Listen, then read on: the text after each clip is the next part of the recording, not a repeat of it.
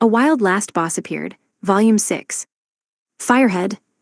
Image summary. An illustration shows characters including a blonde woman with wings, a polar bear wearing jewelry, a knight, a dwarf, a hydra, and two other characters, with the text, "A wild last boss appeared." Image summary. A color illustration shows an anime-style group of people on a ship. Image summary. This character introduction features Lufa's Mafal, once a feared conqueror now on a journey, and the person who played her in an MMO, now possessing her body in the game world. The image also shows the conquering 12 heavenly stars. Image summary. The image shows character designs including Terra, Luna, Minamijijise, Dina, Bennett Nash, Lion King Leon, and Taurus the Ox with descriptions.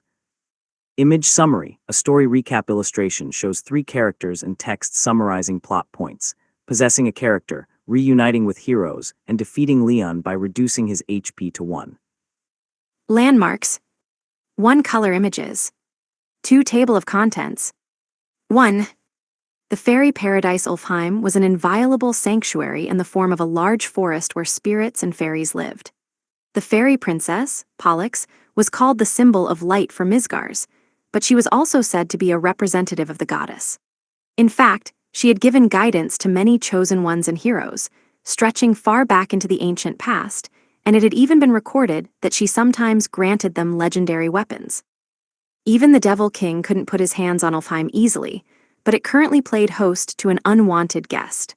The guest was a young man wearing a mantle and white armor who, at first glance, might have seemed like a hero, Terra. The prince of the devil folk had penetrated deep into the forest and was facing off with one half of the twins of the 12 heavenly stars, the fairy princess, Pollux. She was a fairy, but her form basically couldn't be differentiated from a human's. She wore a headband over her honey-colored hair, and she had on a tricolored dress. Yet anyone who saw her could sense a mysterious, otherworldly air about her. Terra, the prince of the devil folk, was a life form comprised of mana, while the leader of the fairies, Pollux, was a life form comprised of divine power. Normally, they could easily be described as natural enemies, but Terra held no animosity for her. In fact, he respected the great leader of light and hadn't come this far to make an enemy of her. He only wanted to learn how to create an avatar and use said power to free a woman from the terrible fate of all devil folk. On the other hand, Pollux's response was, "If you win, I won't mind giving you a hint, though that really just means I have no intention of telling you anything." This was a clear rejection, and she calmly summoned an army against which Terra had no chance. Pollux's skill, Argonautai, could summon heroic spirits from the past, giving them temporary physical bodies. It was an almost godlike ability. Race did not matter. As long as she recognized the individual as a hero, she could then bring them back, even if they were monsters. She summoned humans, vampires, heaven-winged, elves, dwarves, halflings, and beastfolk. On top of all that, she also brought back bug people, merfolk, plant races, snake people, and even members of races that had died out long ago. They all took up their weapons at the same time to protect her. There was no limit on how many people she could call forth. Pollux could continue summoning until she ran out of SB. Pollux had another special ability as well. She was able to use her sleeping true body to endlessly draw magic and divine power from Midgars itself. In short, it was proof that her true body had limitless power, but it was likely that there were very few who could ever deduce her true form. "Give him a taste of pain, just enough that he never comes back, okay?" Pollux handed out her orders, and the heroes set off at once. Terra drew his sword, swiftly sending an attack towards the giant in the lead, but it used its large sword to easily block Terra's slash and push the prince back. 2 heaven-winged knights cut in, forcing Terra to quickly attempt a dodge, though he was still served a shallow cut to the shoulder. GRK. Terra managed to react, avoiding a lethal blow and impressing Pollux. "Oh ho, those are some good reflexes." Her voice still held no hint of wariness towards Terra. She was just praising his desperate struggles as an absolute victor with 100% confidence in her success. It was only a matter of course. There was no reason for her to lose. She'd win even if she went and took a nap. It was like playing chess when her side of the board was filled with queens, knights, and other powerful pieces surrounding the other side, which only had a king. What was there to be cautious of? not to mention the fact that she had several heroes who were stronger than Terra too. In order to turn this situation around, the king would have to be so ridiculously strong it could flip the entire chessboard.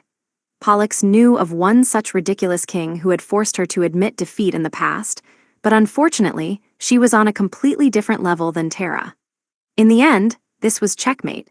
The fight was over before it had started. Just give up and leave already. I don't really make it a hobby to bully the weak.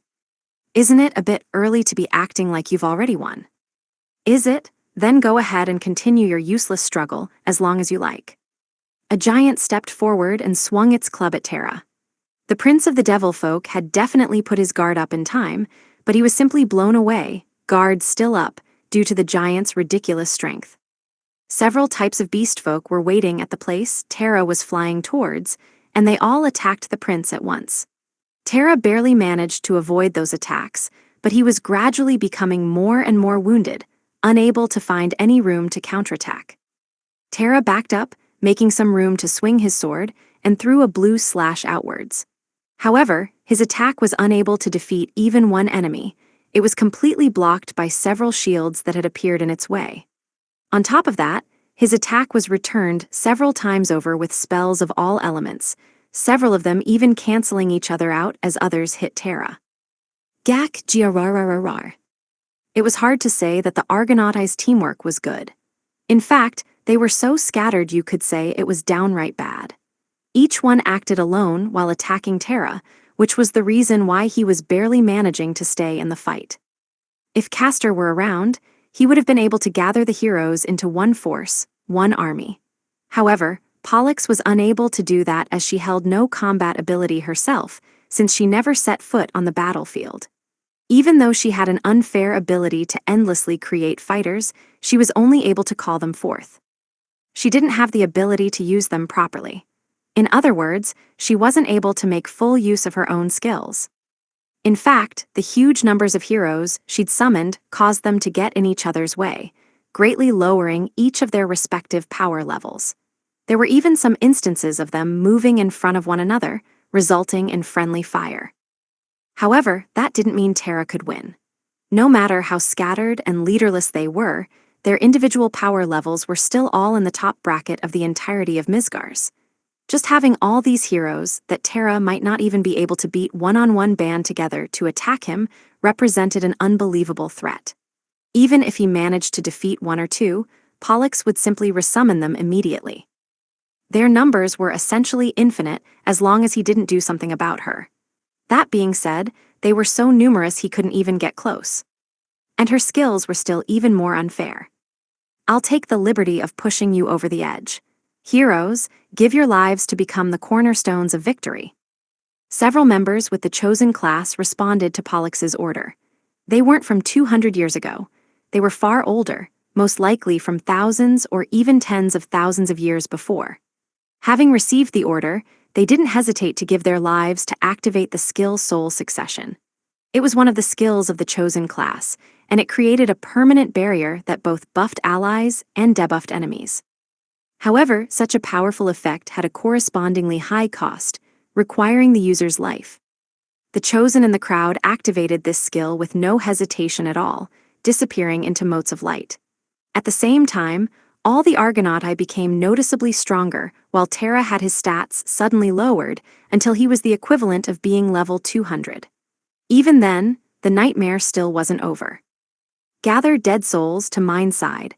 Return to the dance, my precious children. Pollux once again activated her skill, and in doing so, she returned to life the heroes who had literally just given up their lives. This was the most unreasonable part of the Argonauti, their ability to infinitely resurrect. To these heroic spirits, huge costs like that of the user's life were of no consequence. After all, they were already dead, and as long as Pollux was around, they could come back as many times as was required. Even one casting of soul succession was peerlessly powerful.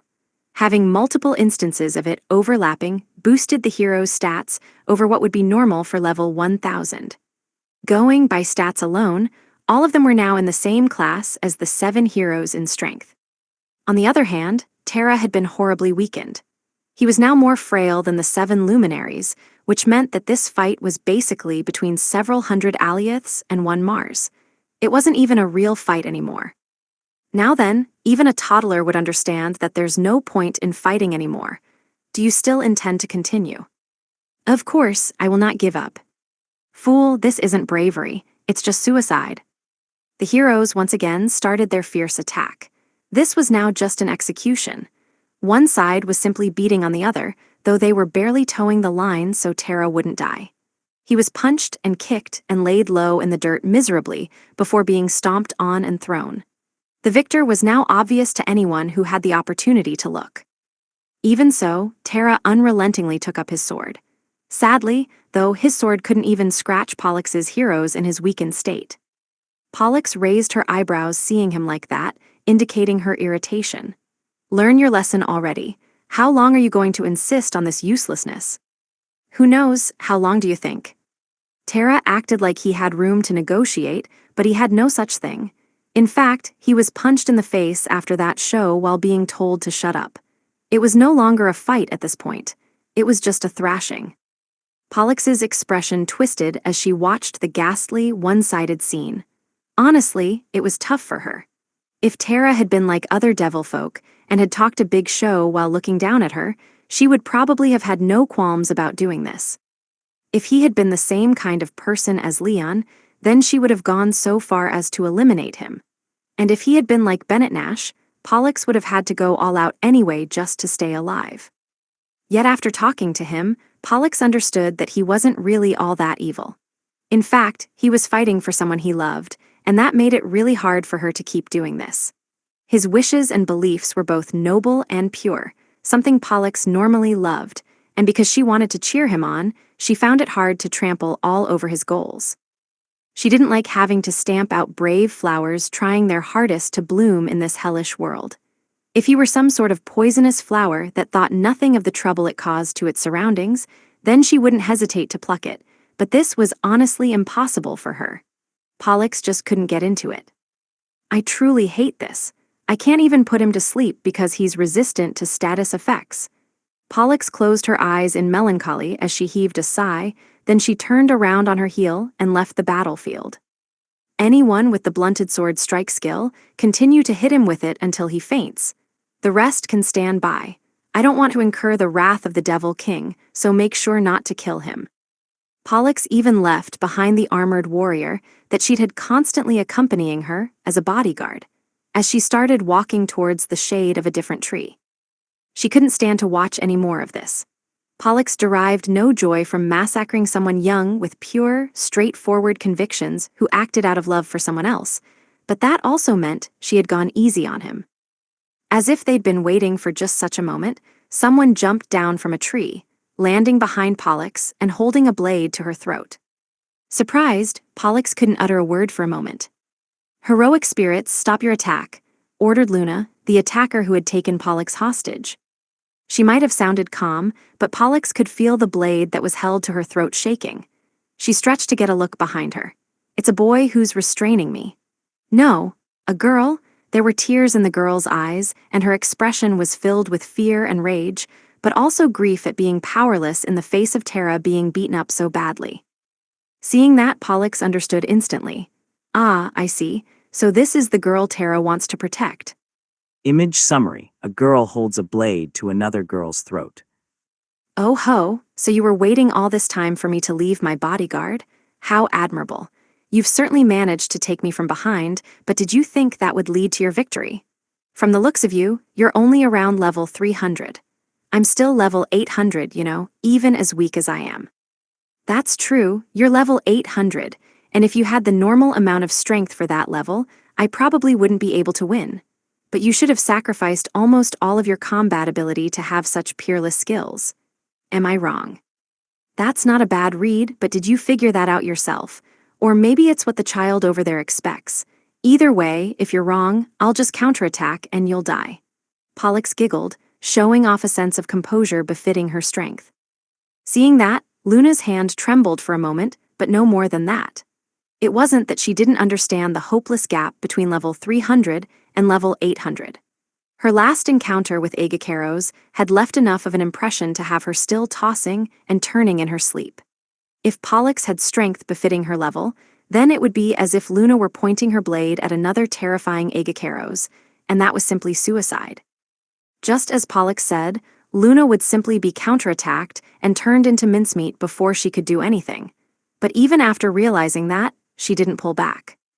This is what Sir Terra thinks, and I believe him more than you. I see. Then what will you do if I refuse to cooperate? That child's plan won't work if I don't help, which means I already know I won't be killed. I could just decide to be obstinate.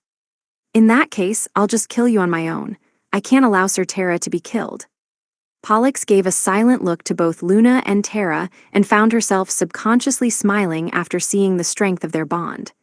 At the same time, she had a thought. What unfortunate children. If only they hadn't been born as devil folk, they wouldn't have to suffer so. At any rate, it looks like this match is settled. Pollux raised both her hands, signaling her surrender. Okay, I surrender. As you already expect, I only have the combat ability of any normal adventurer. Stop attacking Argonautai and heal him. So he won thanks to his persistent tactics, Pollux thought, feeling weirdly happy. With strong people like him around, maybe the devil folk aren't as hopeless as I thought. With that, Pollux's view of the future grew a little brighter. 2. In the fairy princess's estate, located deep in Ulfheim, Terra, Luna, and Pollux sat opposite each other at a table now that the fight was over. Pollux had her fairy servants serve some tea, before turning to the two of them with a serious expression. Now then, I believe learning the method of making an avatar was your goal. Or should I say, you want a body that is not that of a devil folk in order to escape your fate. Yes, exactly. At the moment, we basically do not have our own will, whether we fight Lufa's Mafahel or take another route. The devil folk were bound by fate. Neither Terra nor Luna knew much about it, and Venus, who probably did, was no longer around. Well, even if she were around, she probably wouldn't have said anything about it. The other person who might have known was Terra's father, the Devil King, but Terra no longer trusted him. That was because if what Terra suspected was correct, the Devil King wasn't a devil folk.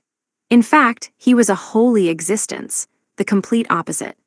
Basically, the Devil King was nothing more than another actor that the goddess had prepared to liven up the stage, and the devil folk were puppets made to be his pawns. To Terra, this wasn't a leap of the imagination.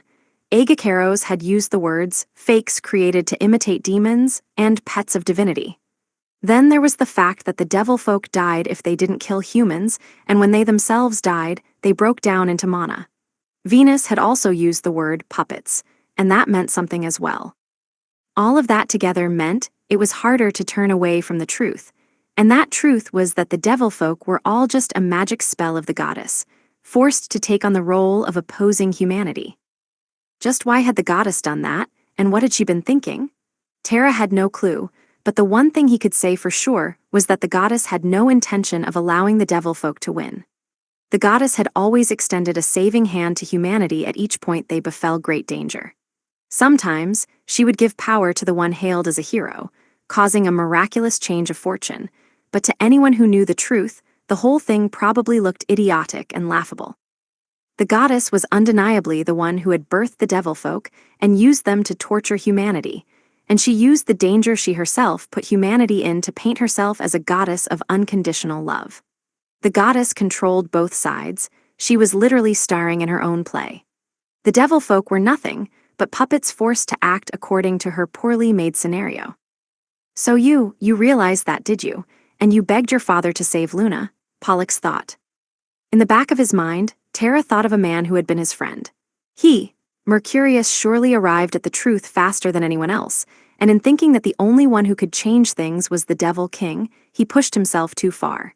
He acted too hastily, and as a result, he headed to Dropnir, almost as if he'd been led there. He was dealt the final blow there after clashing with the heroes' party and the conquering 12 heavenly stars. No, he probably was actually led around by Venus. Other than Mercurius, there had also been Jupiter and Mars. With the way things were now, Terra could tell that Venus had constructed a road to the star of death, Lufas, and led them there.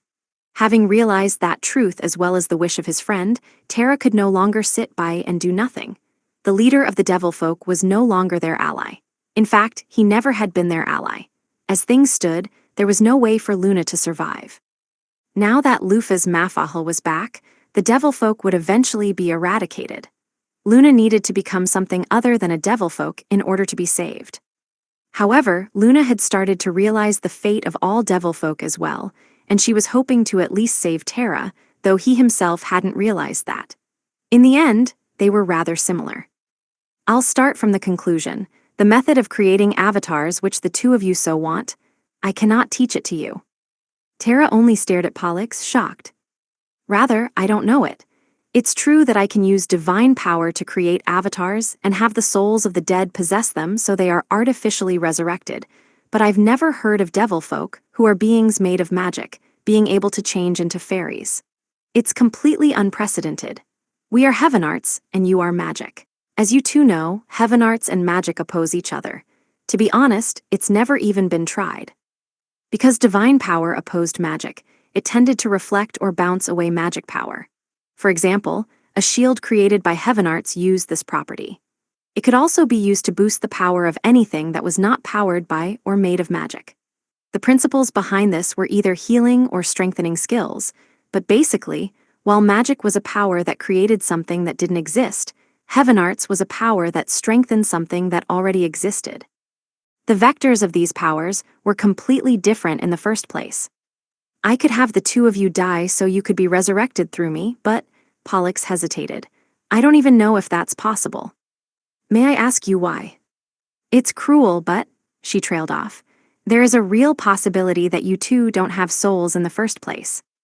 After hearing the words that came out of Pollux's mouth, Luna's shoulders shook.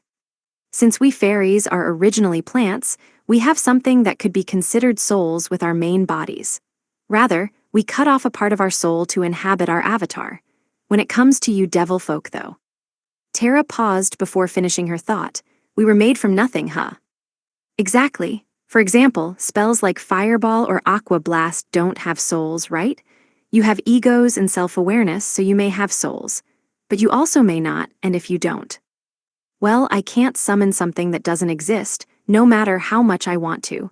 Heaven arts is a power that affects what already exists. Pollux paused for a moment, considering the possibilities.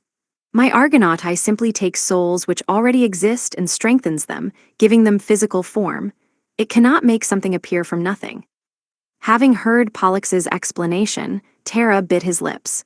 He had come fully prepared to accept the truth, and he'd sworn to his dead friend to save Luna no matter what the truth was. But like this, I can't see any hope. It didn't matter how willing Terra was to save Luna. He couldn't find a path towards that goal. But, Pollux continued, it's never been tried, so that doesn't mean it's definitely impossible. Terra gasped, that means. I'm talking about reincarnating a devil folk as a fairy. Sounds interesting, doesn't it? I can't promise you anything, but I'll look into it on my end as well. Thank you. Pollux smiled gently, and Terra couldn't stop himself from standing up and gripping her hand. Behind him, Luna seemed none too pleased, but as one might have expected, it went unnoticed. The fairy princess will help.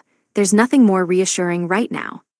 Of course, she was a member of the conquering 12 heavenly stars, so if they were to ever make an enemy of Lufa's Mafahal, their helper would turn into an enemy in the blink of an eye. Right now, however, Terra was purely happy about her kindness. Okay. First, could you let go of my hand? Your cute girlfriend over there is getting jealous, Pollux said, teasing him. Luna hurriedly averted her face. Terra also rushed to make excuses, but he was inexperienced in such things. He could only repeat a series of and that's not it. Seeing this, Pollux burst out into a fit of giggles. These two really aren't bad people, are they? Pollux liked them enough to think, my lord is rather merciless towards devil folk, but maybe I can convince her to let just these two go. No, wait. If everything's going as planned, then she should be more peaceful than ever before. I don't know how much she's come back, but maybe she still has some of that kindness left. At any rate, I don't know of any way to save these two right now. Which means, there's no choice but to risk diving into the memories of my true body. Even if Pollux didn't know, her true body might. However, her thoughts were wiped away in the next instant due to a sudden and intense feeling of pressure, causing her to gasp. Something's trying to get inside me. Something immensely powerful that I can't resist is attempting to control me. Pollux knew who it was, and she'd expected that this would happen eventually. But, to think that it would happen now of all times. Fairy princess. Pollux struggled for a moment, then stuttered, Arrun, take her and go, now, leave Ulfheim. But, hurry before the goddess fully takes control. If I stop being myself, I won't take it easy on you next time. Sorry. Seeing Pollux look so desperate, Terra immediately understood that things were serious. Though he hesitated for a moment, he still grabbed Luna's hand and left in short order. In truth, he didn't want to leave Pollux there, and he felt ashamed of his deplorable actions, but if he had to fight Pollux while she wasn't holding back, he wouldn't be able to protect Luna. As soon as he'd realized that, Terra retreated as fast as he could. While watching Terra's back grow smaller and smaller, Pollux's mouth twisted cynically. To move me? Who carries part of this world's balance on her shoulders? Looks like the goddess is pretty cornered. That's probably proof that things are going just as Miss Lufas planned, but I honestly don't know if I should be happy about that. Still, all this has already been predicted. It's all going according to plan. She paused. The timing is just awful, though. Pollux laughed as she felt her soul forcibly being nudged toward sleep. If the goddess really wants to use this body, then fine, I'll let her. But in exchange, her field of view will narrow. It wasn't widely known, but the goddess was not all-seeing. In fact, it was the opposite. Her point of view was so wide it limited her.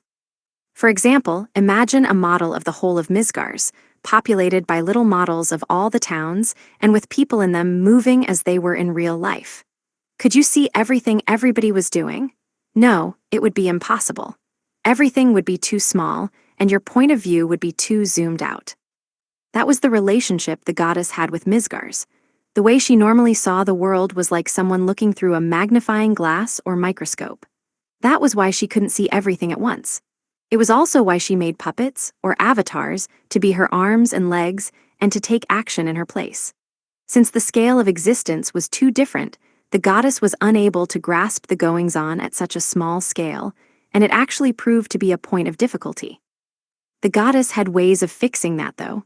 She could possess or log in to her own avatar or puppets and see the world through their eyes. Pollux was not the goddess's avatar, but she was something close to it. Or rather, her true body was close to it. Pollux was already independent of her true body, as a fairy with her own personality, but it was possible for the goddess to force her way in. Of course, Pollux could hold on for a little while if she were to try to resist, but she decided not to do that. Even if she resisted, it wouldn't change the final result, and there was merit to giving in quickly. If she were to allow the goddess to log in, the goddess's point of view would be narrowed to that of a normal person. In other words, while Pollux was being controlled, her master's actions would become a mystery to the goddess. This was kind of a double-edged sword for the goddess. In exchange for gaining the power of Pollux, Lufas would temporarily be allowed to move freely. The rest is up to Miss Lufas. There's no way I'll die, but I might have to be prepared to be down an arm or something next time I wake up. I'll hand you my body, but not my memories. Pollux willed her memories sealed in her soul, making it so the goddess wouldn't be able to peek at a single one of them. There's no way to tell how much of what I know is even true, though. Like how I was ordered to give Castor the key to reach the heavens. Was that the real thing? Because if it was, the Devil King could have saved Terra and Luna long ago. GRK, IODDHHH. Pollux's thoughts were stopped there. Her consciousness was quickly wiped away, and she could feel the horrible sensation of becoming something other than herself. Miss Lufas, bro, there. Then Pollux turned into light and disappeared. 3. Master, was it really all right to leave Leon like that? Yeah, just let him cool off for a while. I'd rendered Leon harmless by binding him with magic chains, so we just left him like that there, in the charred remains of what had once been the demihuman settlement. Photon chains effect rendered a single target incapable of moving for a certain period of time. thus raising the chances of hitting that target to 100% for that duration. However, it seemed like the chains here were different from the game, in that they would last indefinitely until I either dispelled them or the target managed to free itself. Not to mention the fact that most boss-class enemies in the game were immune to the spell anyway. Still, Leon should be able to free himself after recovering for a while, so leaving him there would be fine. At the moment, we were traveling together, Tanaka and Suzuki running parallel. Our next destination was Ulfheim. There was no choice but to leave Leon alone for now. Forcing Leon to return to the fold immediately would just cause trouble, but it was still a waste to kill a possible source of military strength. I could have used force to make him submit, but doing so would have lowered his level from 1,000 to 800, getting rid of the boss monster status he'd just gotten back. Of course, his incredible 1,500,000 HP stat would also drop dramatically. If I remember correctly, Leon's HP in the game after capturing him was 250,000. It was surprisingly high for a tamed level 800 monster, but in the end, it was still clearly inferior to boss stats. It was only natural in terms of game balance, but it still didn't feel good. In some senses, though, this was standard for an RPG. It happened a lot where an enemy had HP in the tens or hundreds of thousands, but as soon as they became an ally, they had only a few thousand HP and paper-thin defenses. Anyway, I thought it'd be a huge waste to kill Leon. I really couldn't justify killing Leon and throwing away potential firepower, especially since we were about to start a fight with the goddess. That was why I had decided to follow my feelings of hesitation and resistance, leaving him as a level 1,000 boss to try to get him to do what I wanted while keeping his stats. I'd only talked to him a little, but he seemed to be a simple man, and if I were to treat him properly, I felt like I'd be able to get him to fight with us in the confrontation with the Devil King. So then, what's the plan now? First, we head to Ulfheim as planned.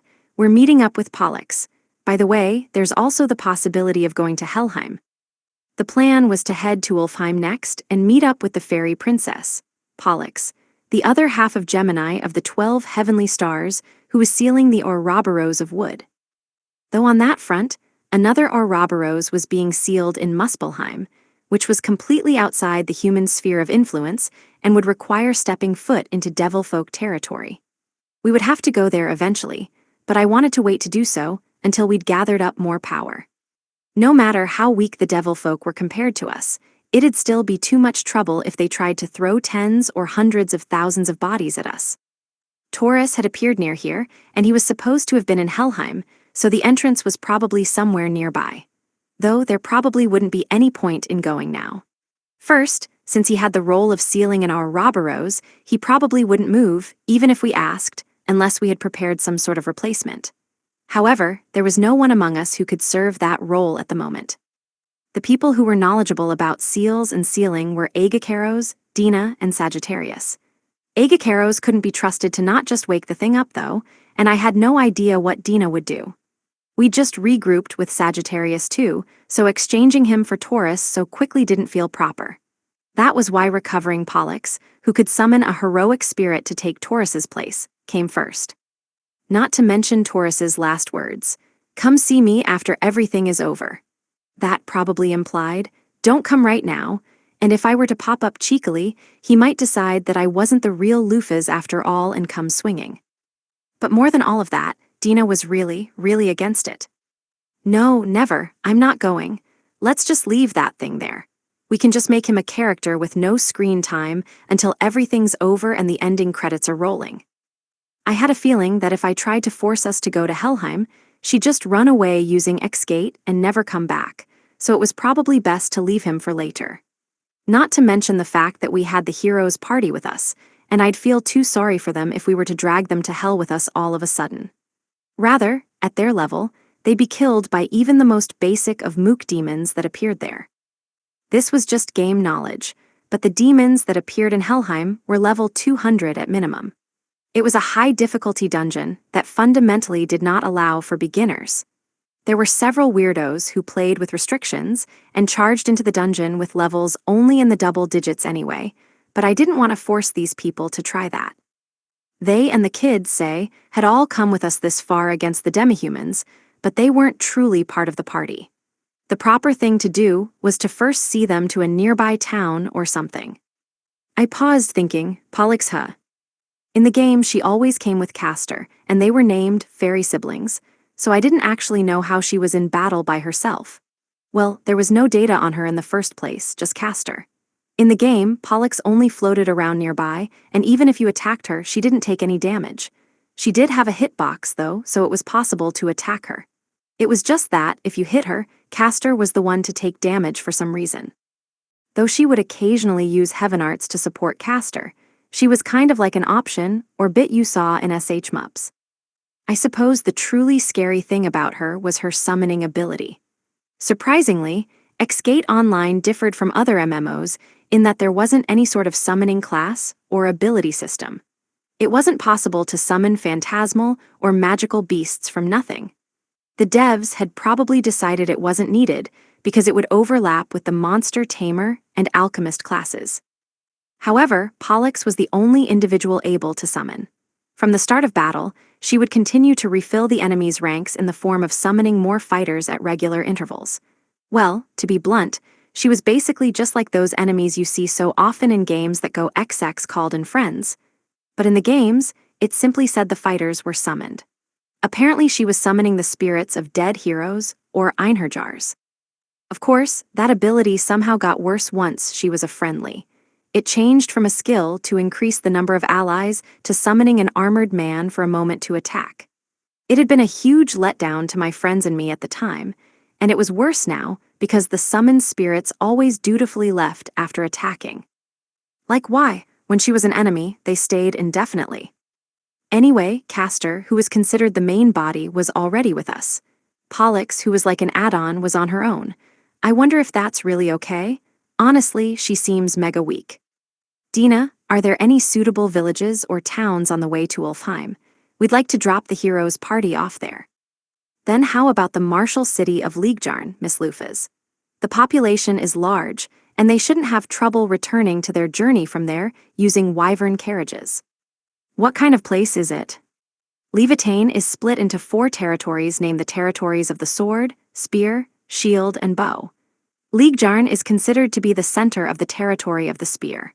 One of the heroes who betrayed you along with Aliath became its first lord, Miss Lufas, and it's been passed down to his descendants ever since. If memory serves, the lordship of the Spear currently belongs to the Spes noble family. If it is your order, Master, I can use Brachium to clean up that filth. Should I? You needn't do that. Are you seriously suggesting I drop off the hero's party in the middle of a scorched field?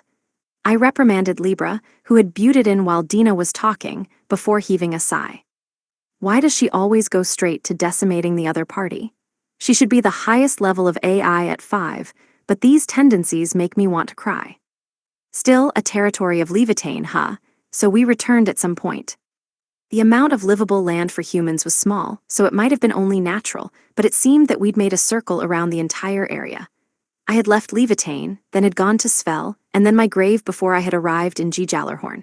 From there, we had stopped by Vanaheim, then Blutgang. After that, there had been Dropnir, then Tiaving, though I'd stopped by Mjolnir before that.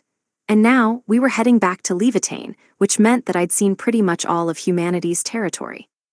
In my opinion, this had happened really fast, but in terms of size, it was just like we'd taken a tour around Japan in a car. Of course, it'd be quick. So, what kind of place is it? Right. First, it is well stocked with facilities and services of all kinds, and the places that stock equipment for warriors and knights are of exceptionally high quality. Libra and Scorpius both responded to Dina's statement with scathing criticism. Did you mean low quality? You meant to say trash, didn't you? Well, that's probably true at our level, but I'm willing to bet it's the limit of what this era is able to achieve. Also, I'm not sure you two should be judging the products before even seeing them. Isn't there an off chance that they're actually quite good? Also, they hold a martial arts tournament once a year, which serves as a way to advertise a person's skills.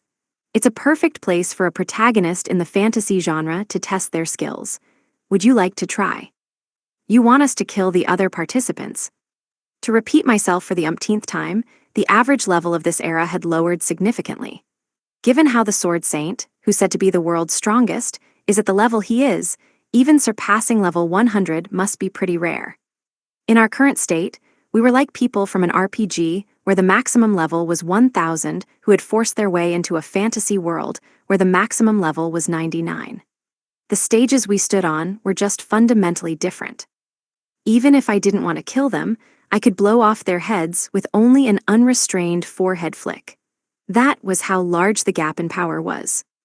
Of course, if I were to fight, I would use the blunted sword strike skill.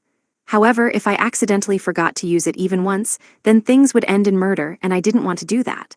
Oh, and this reaction's a little late, but, so the Sword Saint's a tiger.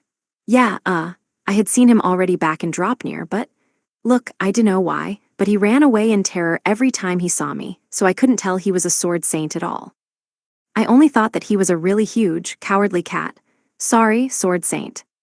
At any rate. What's wrong, Sagittarius? You've been rather quiet. Sagittarius was silent a moment longer, then eventually said, No, it's nothing. I just don't believe I'm qualified to take part in this conversation. Don't worry about the past so much. That part's already over, I said. I moved towards Sagittarius, who was currently making himself as small as he could in the corner. He hadn't even turned into his human form, instead sitting down in his large centaur form. It looks really cramped. If you still can't forgive yourself, simply contribute enough in future battles to make up for it. We expect much from your skills with the bow. Understood. Seriously. Libra could also snipe things from afar, but having two people capable of sniping wasn't a bad thing. Not to mention the fact that his range was even larger than Libra's, and he was 100% accurate. He could even use his skills as a jank teleport ability, so depending on how it was used, he could be incredibly useful. More than anything, Sagittarius had common sense. That alone was enough to make him endlessly valuable. Lady Lufez. Now then, how long do you intend to stay all cramped like that? You can take human form, can't you? In Sagittarius's case, only his bottom half changed since his upper half was already human, but it still should have been better than dealing with his horse bottom half the entire time. As soon as I said that, he showed me a small smile before nodding. Yes, Lady Lufez, just wait Karkinos seemed to have noticed something and hurried to stop Sagittarius, but I didn't understand why. In front of my eyes, Sagittarius's horse half gave off light before he eventually settled into human form. Karkinos, acting fast, covered Virgo's eyes and made her face the other way. Just what's he so? I thought, but the next instant I understood. After all, I was face to face with the lower half of a naked, flashing pervert. I could only stare in shocked silence. Oh, I tried to stop you. Sagittarius's symbol of manhood hung freely between his legs. Luckily, Dina reacted quickly and cast water magic, so it appeared to be mosaicked under a veil of mist, and I couldn't see it directly, but it was still awful. And it was huge. The worst part was that Sagittarius himself didn't seem to mind at all. He was being quite bold about it. He showed absolutely no intention of hiding it whatsoever. Transformation complete. For some reason, Sagittarius looked really smug, as Scorpius's fist buried itself into his face. Gwarg, what are you doing? Are you an idiot? How dare you flaunt that filthy thing in front of Lady Lufez? Put something on right now, or I'll cut it off. What? But I'm always like this. Don't treat your horse and human forms the same. As one might have expected, I was in shock due to the overwhelming situation, but Sagittarius's explanation was strangely understandable. I see, so that's how it is. As soon as he mentioned it, I realized he's right. He really does go full Pooh Bear usually. Even as a centaur, his horse half was unadorned, even though he wore a robe on his upper half.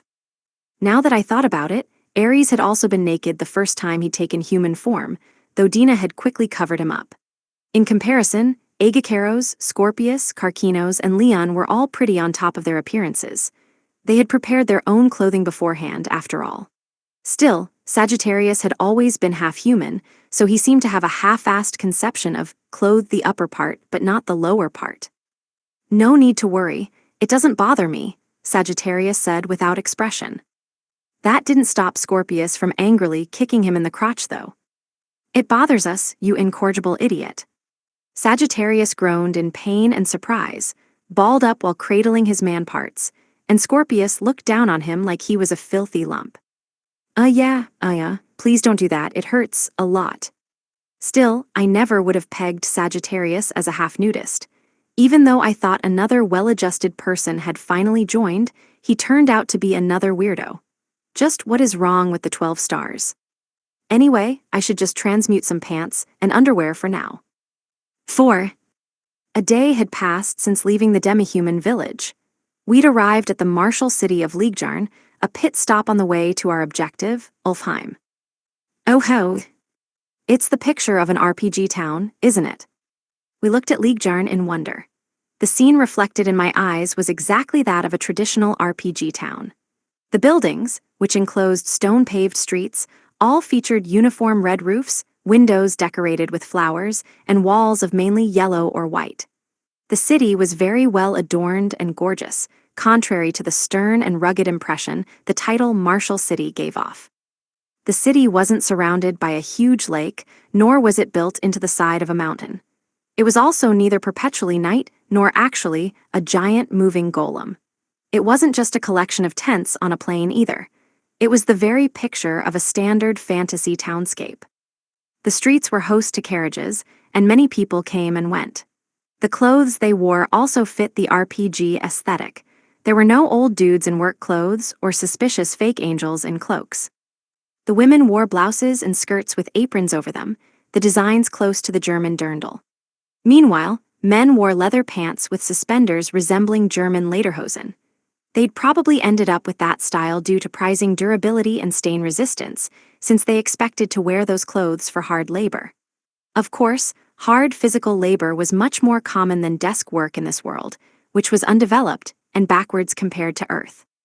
There were also people who clearly were not civilians, though. Mercenaries and adventurers were mixed into the crowd, walking around wearing swords with no one batting an eye. Yeah, this is nice. Totally feels like fantasy. Okay then, this should be far enough. Sure is, thanks Lufas, Gantz replied, cheerful. Even after finding out who I was, he'd never changed a bit when interacting with me. He'd never stopped being just a well-mannered guy. On the other hand, the tiger and elf guy always seemed to be on pins and needles whenever I so much as looked at them. I genuinely felt sorry for them. The hero's party generally reacted to me in one of 3 ways. They were either friendly, scared shitless, or indifferent. Say, Gantz and Jean were in the first category. Cross, the tiger, and the cat were in the second. The gorilla was probably indifferent. She didn't seem particularly friendly or scared. I paused, thinking, wait, that's not correct. Those 3 weren't the only ones scared of me. The 4th entrant into that category, who had just recently joined the hero's party, got off of Suzuki. Golems are amazing, aren't they? I never expected to be passing through the border this quickly. The one who came down had his whole body covered in white, loose-fitting clothing with a turban covering their head and a cloth face covering to top it all off. He looked just as suspicious as I did. Of course, all of us knew why things were like this. It was because the late joiner was none other than the Spider-Man, who used to be one of the demi-human leaders under Leon. I don't know exactly what happened, but apparently the kid, say, had tried to protect Sarjas when Scorpius was going to kill him. That was why he was alive right now. The Spider-Man had felt indebted to the kid, and with his infinitely strong sense of duty, he'd asked to join them. This was probably something only Say could have pulled off with his charisma. I considered him silently, still though. You do not seem like a hero at all. Say's shoulders drooped, and he remained quiet for a moment, but that was only natural. I know. I mean, what is up with his party? From mercenaries to rough-and-tumble adventurers to a tiger, a gorilla, a cat, a dog, and even a spider now. How chaotic can you get? The only regular, reasonable people were Cross and the kids, Say. What would you all be doing now? We'll go sightseeing around town a little, before resuming the journey to Ulfheim. To be honest, the plan had been to get to Ulfheim as fast as possible, but I decided to change the schedule. Let's stroll around for a little while. It was the most RPG-like place I'd seen since coming here, so I felt it was sort of a waste to just leave. I didn't have any pressing, time-sensitive things to do at the moment, so taking it easy for a day didn't sound bad, especially since it would give us time to catch up with each other. It might also serve as a good way for Sagittarius to clear away the dark clouds around him. Libra, find the best in this town. Understood. Honestly, we had plenty of money. Dina had been selling the excessive amount of orc meat I'd gotten early on, as well as the swords and spears and stuff that I'd just randomly made using alchemy, though apparently they were very strong in this day and age, so we were very well off. We always traveled in Tanaka, so there were no fees for using coach services or anything similar. The money kept piling up. Also, say, we have something to give to you, I said, snapping my fingers. When I did so, Agakeros moved to my side as if he'd been waiting for my signal and handed me a wrapped package. To be honest, it wasn't anything that warranted such a big show. It was basically something I just made offhand during the journey, but it still should have been much better than what normally went on the market. I undid the wrapping and revealed a katana. Apparently, Scorpius had broken the katana that Sei had been using, so I figured this would be something like compensation. It was made out of Mizar steel as well as a mana crystal that Ares had picked up somewhere. Thus, it had fairly high attack power as well as better-than-nothing magic support capabilities. On top of that, I put a little of my mana into the crystal, so he'd be able to cast small, lower-level sun element magic without any expenditure. Though it sounds kind of bad, the sword was basically a jack-of-all-trades, master of none. Anyway, it was probably perfect for someone low-level like Sei. It's compensation for the sword Scorpius broke. Think of it as a parting gift. Is it really okay to take this? We have enough money to buy a new weapon ourselves. No need to worry. Our subordinate was the one who broke your sword, so let us take responsibility. I handed the katana to the kid before realizing that I'd never given it a name. A name isn't really necessary, but one would make it cooler. Its name is, well, it's a katana, so a Japanese name would be best. Okay, this one's name is Kuin. The name Kuin represented solar prominences, a phenomenon where the sun's gases erupt, extending out and often forming a ring. The katana's abilities didn't quite match up to its name, but weapon names were best when they were a little overblown. Not to mention that this was a weapon for the hero. It'd be better to have the name be a little flashier in that respect too. Sei extended his hand out fearfully and took the katana. Gantz, seeing his timidness, laughed and said, "You made a huge profit, didn't you?" "Good for you, Sei. I don't know how many millions a Lufa's Mafahal weapon would go for." Well, it still doesn't hold a candle to my Lucifer Blade Excellion Omega. Lucifer Blade Excellion Omega? Wait, isn't that the weapon with a ridiculously overblown name that I made on a lark? Surprisingly, its effect was only plus 150 attack power and nothing else. To think that something like that was actually left in my grave, and Jean actually thinks it's a strong sword. Sorry, Jean. That thing's seriously, ridiculously weak. Anyway, we should be going. I really wanted to leave, so I quickly made to escape. How should I explain this? It was like seeing a grown man getting excited and making a big deal over a sword keychain in a place that sold souvenirs, and I had been the one who'd made that keychain. While listening to the footsteps of my comrades following after me, I considered making something for Jean next. As Lufaz's party disappeared into the distance, Sei heaved a sigh. The reason Sei had gone out of his way to see Lufaz had been to decide the path he should take as well as understand who she was as a person, which he'd accomplished. Though the demi-human incident had happened during that time and had made everything more complicated, everything had been resolved in a decent manner in the end. All Sei had to do was use Megrez's golem to send him a letter. However, Sei was still unable to find the answer he wanted within himself. Lufaz was definitely not a bad person or a danger to the world. For a while, Sei had decided to join forces with her. Her subordinates were different from her, though. Things were fine when Lufaz was controlling those like Scorpius and Agakeros, but when she wasn't around, it was very possible they could turn their fangs on humanity. Yes, in the past, what the people had feared wasn't Lufaz herself. It had been the conquering 12 heavenly stars that she'd gathered on a whim that they had feared held the potential to turn into demons. That was why Sei had to think, and why he was wavering. He wondered what was truly correct. He asked himself if the path he was choosing to take was a mistake. If it truly does prove to be a mistake in the end, for an instant, the image of Lufas casting solar flare came to mind. Say imagined her turning her power on humanity and destroying all of Misgar's. Just having too much power was fearsome in itself. What's wrong, Say? Your face is pale. Don't worry, I'm fine. Say knew the feelings of those past people painfully well. That thought had certainly been scary. Too scary. When Say had first come to this world and heard about the Devil King and Lufas, he'd simply taken it as a common fantasy setup. He'd mistakenly imagined their strength to simply be on par with an RPG's final boss, purely due to his own misconceptions. But he'd been wrong. Lufas wasn't on such a lukewarm setting. If she felt like it, she could destroy the entire world at any time. She had far too much power for any one person, and she even led an organization named the Conquering 12 Heavenly Stars. On the off chance Say's evaluation of Lufas was wrong, then in the worst case, this world could come to an end.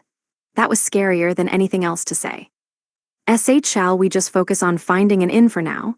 A lot's happened, so I think we should take it easy, at least for today, Cross suggested. You're right, our exhaustion's piled up. We should rest now instead of pushing ourselves, said Say. He felt something was out of place, though. Their travels so far had been supported by a squad of rangers cooperating with them from the shadows. They had duties like procuring food, gathering information, and securing rooms at inns.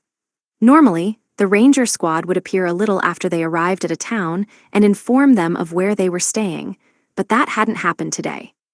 Say paused, contemplating the situation.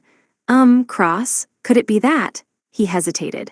Everyone in the ranger squad was left behind in Dropnir. Now that Say had pointed it out, Cross finally noticed the lack of the ranger squad and fell silent. His face paled, and he suddenly looked around, trying to find someone from the ranger squad nearby, but of course, there was nobody. After all, Say and the others had been riding in Suzuki ever since they had met Lufas, which meant they were moving at over 60 kilometers per hour on average. That wasn't a speed which humans could catch up with on foot. Actually, catching up might have been possible for the people of this world if they had had enough levels, but at the very least, the members of the ranger squad weren't capable of that.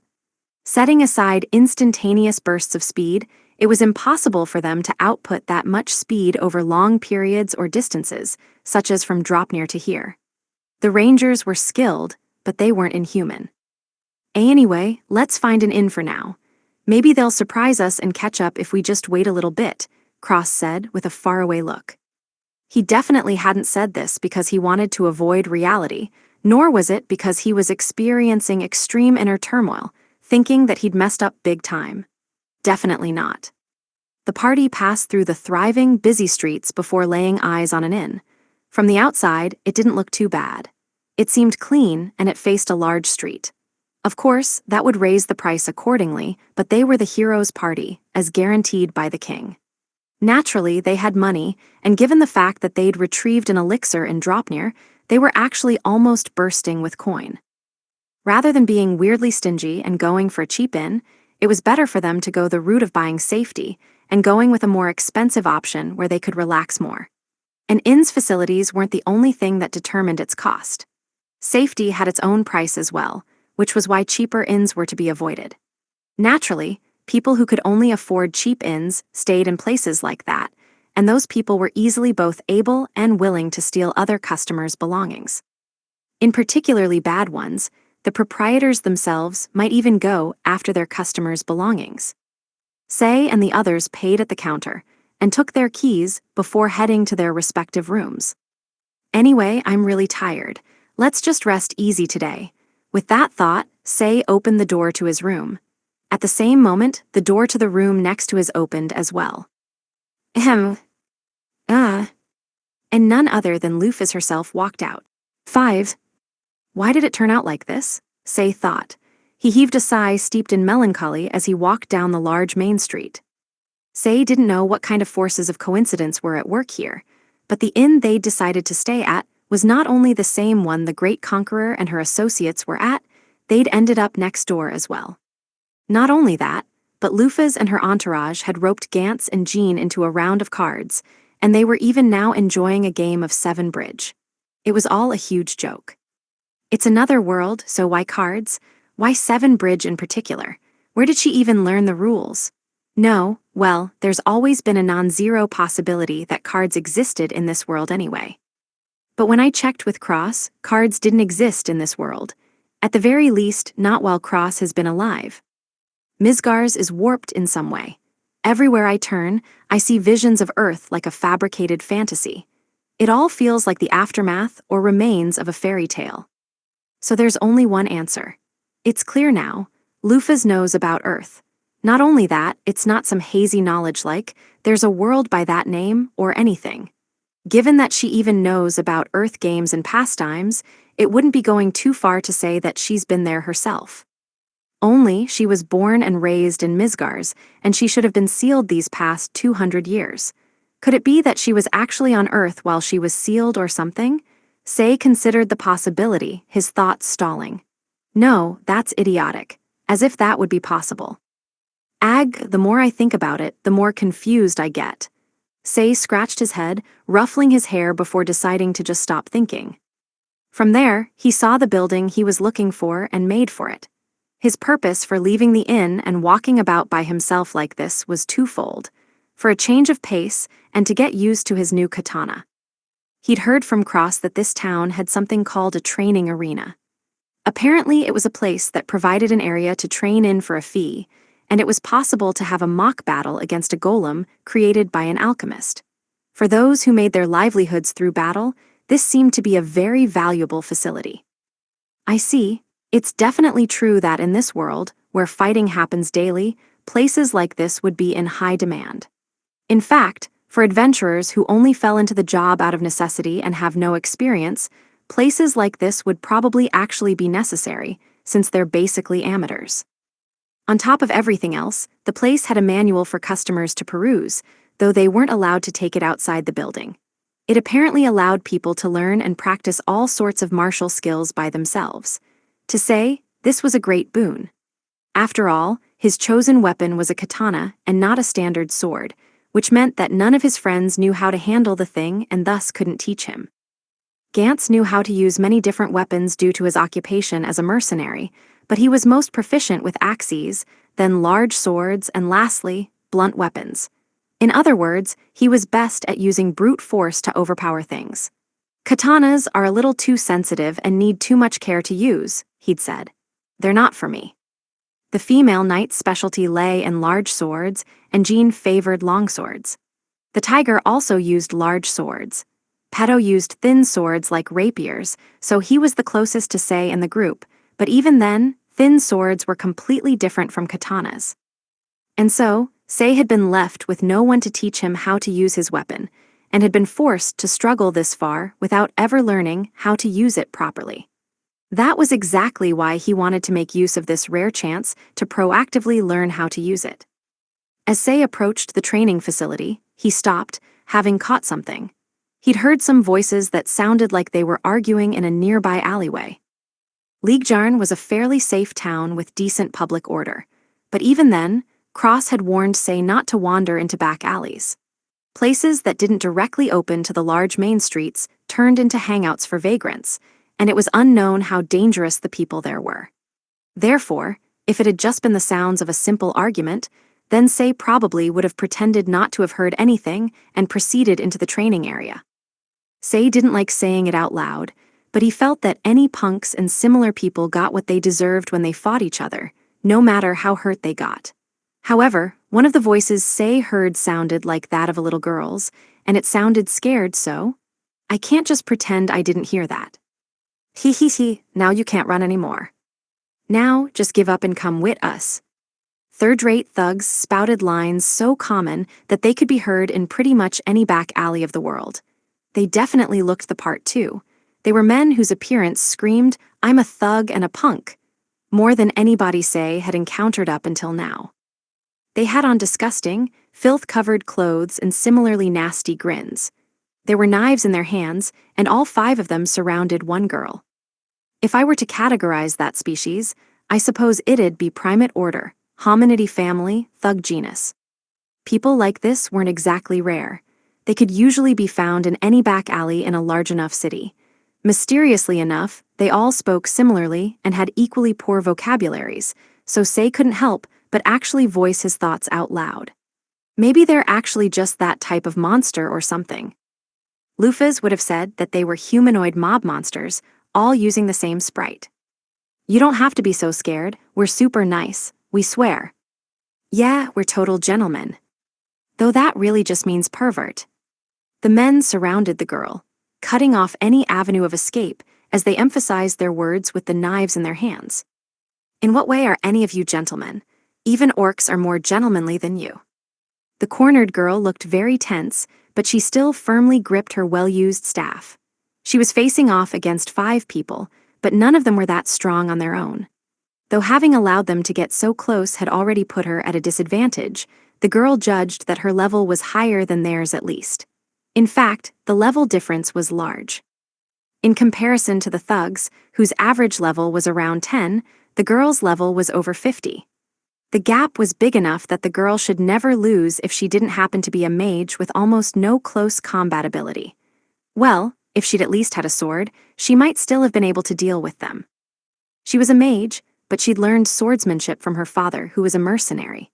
Of course, she was a far cry from an actual swordsman, but even so, she would have been able to defeat these thugs in a fight if she had a proper weapon. Right now, though, the only weapon she had was a staff for self-defense, which was easy to walk around with. If she had been going outside of town, then she'd have prepared a full set of equipment. But at the moment, she only had the rather unreliable staff in her hands.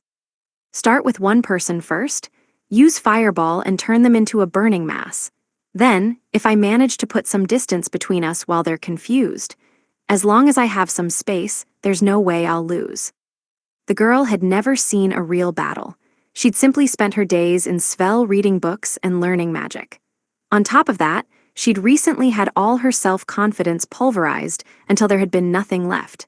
Even so, she told herself that she wasn't weak enough to lose to people like this. However, the moment she tried to use magic, her staff suddenly disappeared.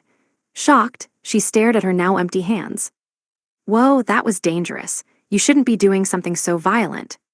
Her staff was now in the hands of a man who stood behind the group of thugs.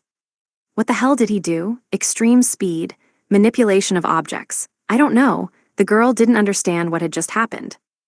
The staff thief was clearly different from the others, who were just thugs.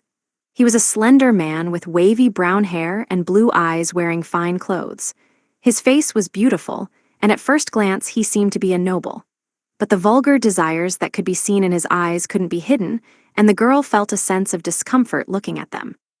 Please don't make too much trouble for me. You plebeians are forcing me to use my precious time and effort. Do you know just how heavy a crime that is? I'd appreciate it if tools acted like tools should and stayed quiet and obedient. The hell are you? The girl's expression turned angry upon hearing this incredibly rude, selfish statement, but the slender man didn't seem to care. He was overflowing with confidence, as if he knew he would never lose in a fight, and he wore a smile that said he looked down on everyone else. That was when another voice interrupted, and the man's expression finally showed a hint of displeasure.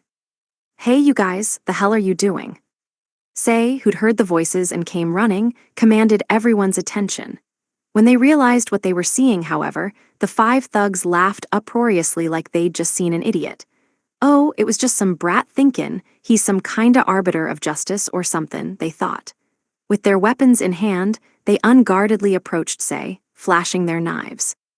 What's up, bro? You playin' at Bane, some kinda lawman? One of them whistled, You're so cool. Don't get shit twisted, we're not villains, we're gentlemen.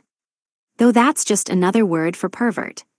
Seeing Say's unreliable-looking frame, the thugs had completely underestimated him.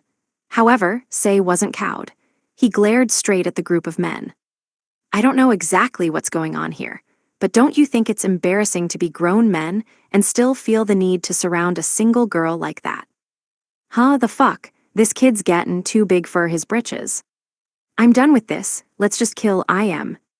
The thugs all reached for Say, but he calmly dodged and instead grabbed one of the thug's arms and threw him. You bastard! Asshole, how dare you do that to Peeler? They must have never expected such a boy to attack them, but the remaining 4 thugs still attacked him at once. Now that Say had gotten through that battle at the Demihumans' village, a fight like this was nothing, and the thugs seemed far too slow. Without even a change in expression, Say used knife hand strikes and elbow strikes to knock the thugs out. In the blink of an eye, all 5 of them were on the ground. The thin man in the back started to clap. "Oh ho, you're good, you really can't judge a book by its cover," he said before proceeding to step on the face of one of the fallen thugs. "On the other hand, you are all so useless. I suppose trash is just trash at the end of the day. You keep," he stomped. "Making me," he stomped again. "Expend effort." And he kept stomping. He stomped on the thug's face many times over without stopping even when their teeth caved in and when they started bleeding. Such useless tools. "Hey, what do you think you're doing? They're your comrades, aren't they?" "Comrades, don't joke. These are just tools. Even you throw away tools you can't use, right? This is the same thing." Image summary. A grayscale image shows an angry man behind 2 wary teenagers. The slender man gave one last stomp before wiping the blood stuck to the bottom of his shoe on their clothes. Then, he turned to Say with a smile on his face. "Now then, to be quite honest, wasting effort on a plebeian like you is just foolish, but I suppose it can't be helped since my tools were so useless. I'll have to put you in a world of hurt myself." Wary of the new, unknown hostile, Say silently put up his guard. Looks like the thin guy wants a fight. Say took a stance, but the next moment he lost sight of the thin man. Then, he felt a shockwave run through his gut, and he staggered. "It hurts. I was attacked. When?" Say had taken damage even though he hadn't been attacked. He was bewildered at such an unbelievable turn of events, but that only lasted an instant. In the end, he'd gone through actual battle, so he'd gained at least some grit. Abandoning rational thought in the middle of a battle was a death sentence, so Say reset his thoughts, putting aside his confusion and immediately starting to look for the slender man. Say couldn't see him, but at his feet he could feel a shadow that wasn't his right beside his own. "Behind me." As Say turned around, he threw out a kick. It must have taken the slender man by surprise, since he managed to jump backwards. He wasn't able to completely evade the kick, though, and Say's foot grazed the man's nose. The slender man touched down safety, but the expression on his face changed when he saw the drops of red he'd left on the ground. The kick which had grazed him had made his nose bleed. He glared, outraged. "You damn commoner, my face." After wiping the blood roughly from his nose, the slender man once again disappeared. Right afterwards, Say felt a shock as if he'd been punched in the face. Then, the shock was followed up by more to his gut, shoulders, and jaw, pain assailing him. "There's no doubt, I'm being attacked somehow. I'm not being punched, but somehow I am. I'm not being kicked, but I still feel it. Is it the Esper class's telekinesis, or is he just that fast?" Say couldn't tell which of those it was, or if it was something completely different. Luckily, however, the man's strength and level weren't far removed from Say's. The hero braced himself, grimacing through the pain and stopping himself from falling over. He also threw a fist out at the slender man, whose figure he caught out of the corner of his eye, but the man only disappeared again. Don't get a big head just because you got lucky and landed one hit. You'll never win against me because I hold the power of an invincible hero. The slender man grinned wide as he reached into a breast pocket. Is he going for a weapon? Say thought, quickly reaching for the katana at his waist. Stop there, Sir Debris. A man's voice rang out from the darkness, breaking the tense atmosphere. The man who appeared was tall, mustachioed, and in his 30s. Say, seeing the newcomer, felt even tenser than before.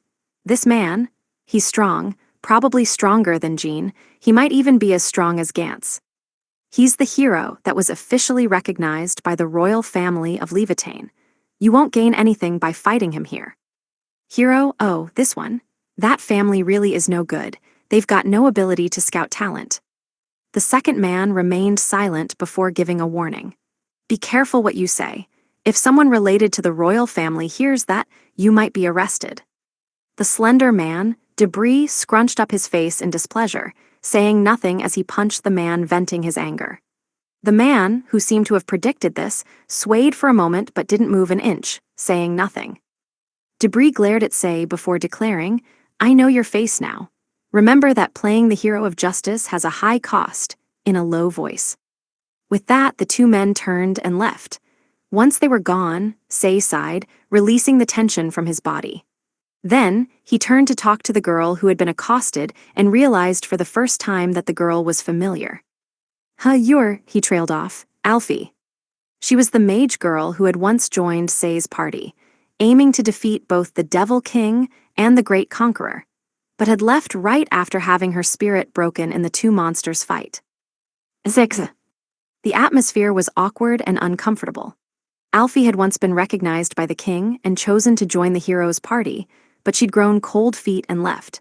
This meant that, from Say's perspective, she was a coward and a deserter. Of course, Say didn't actually think that.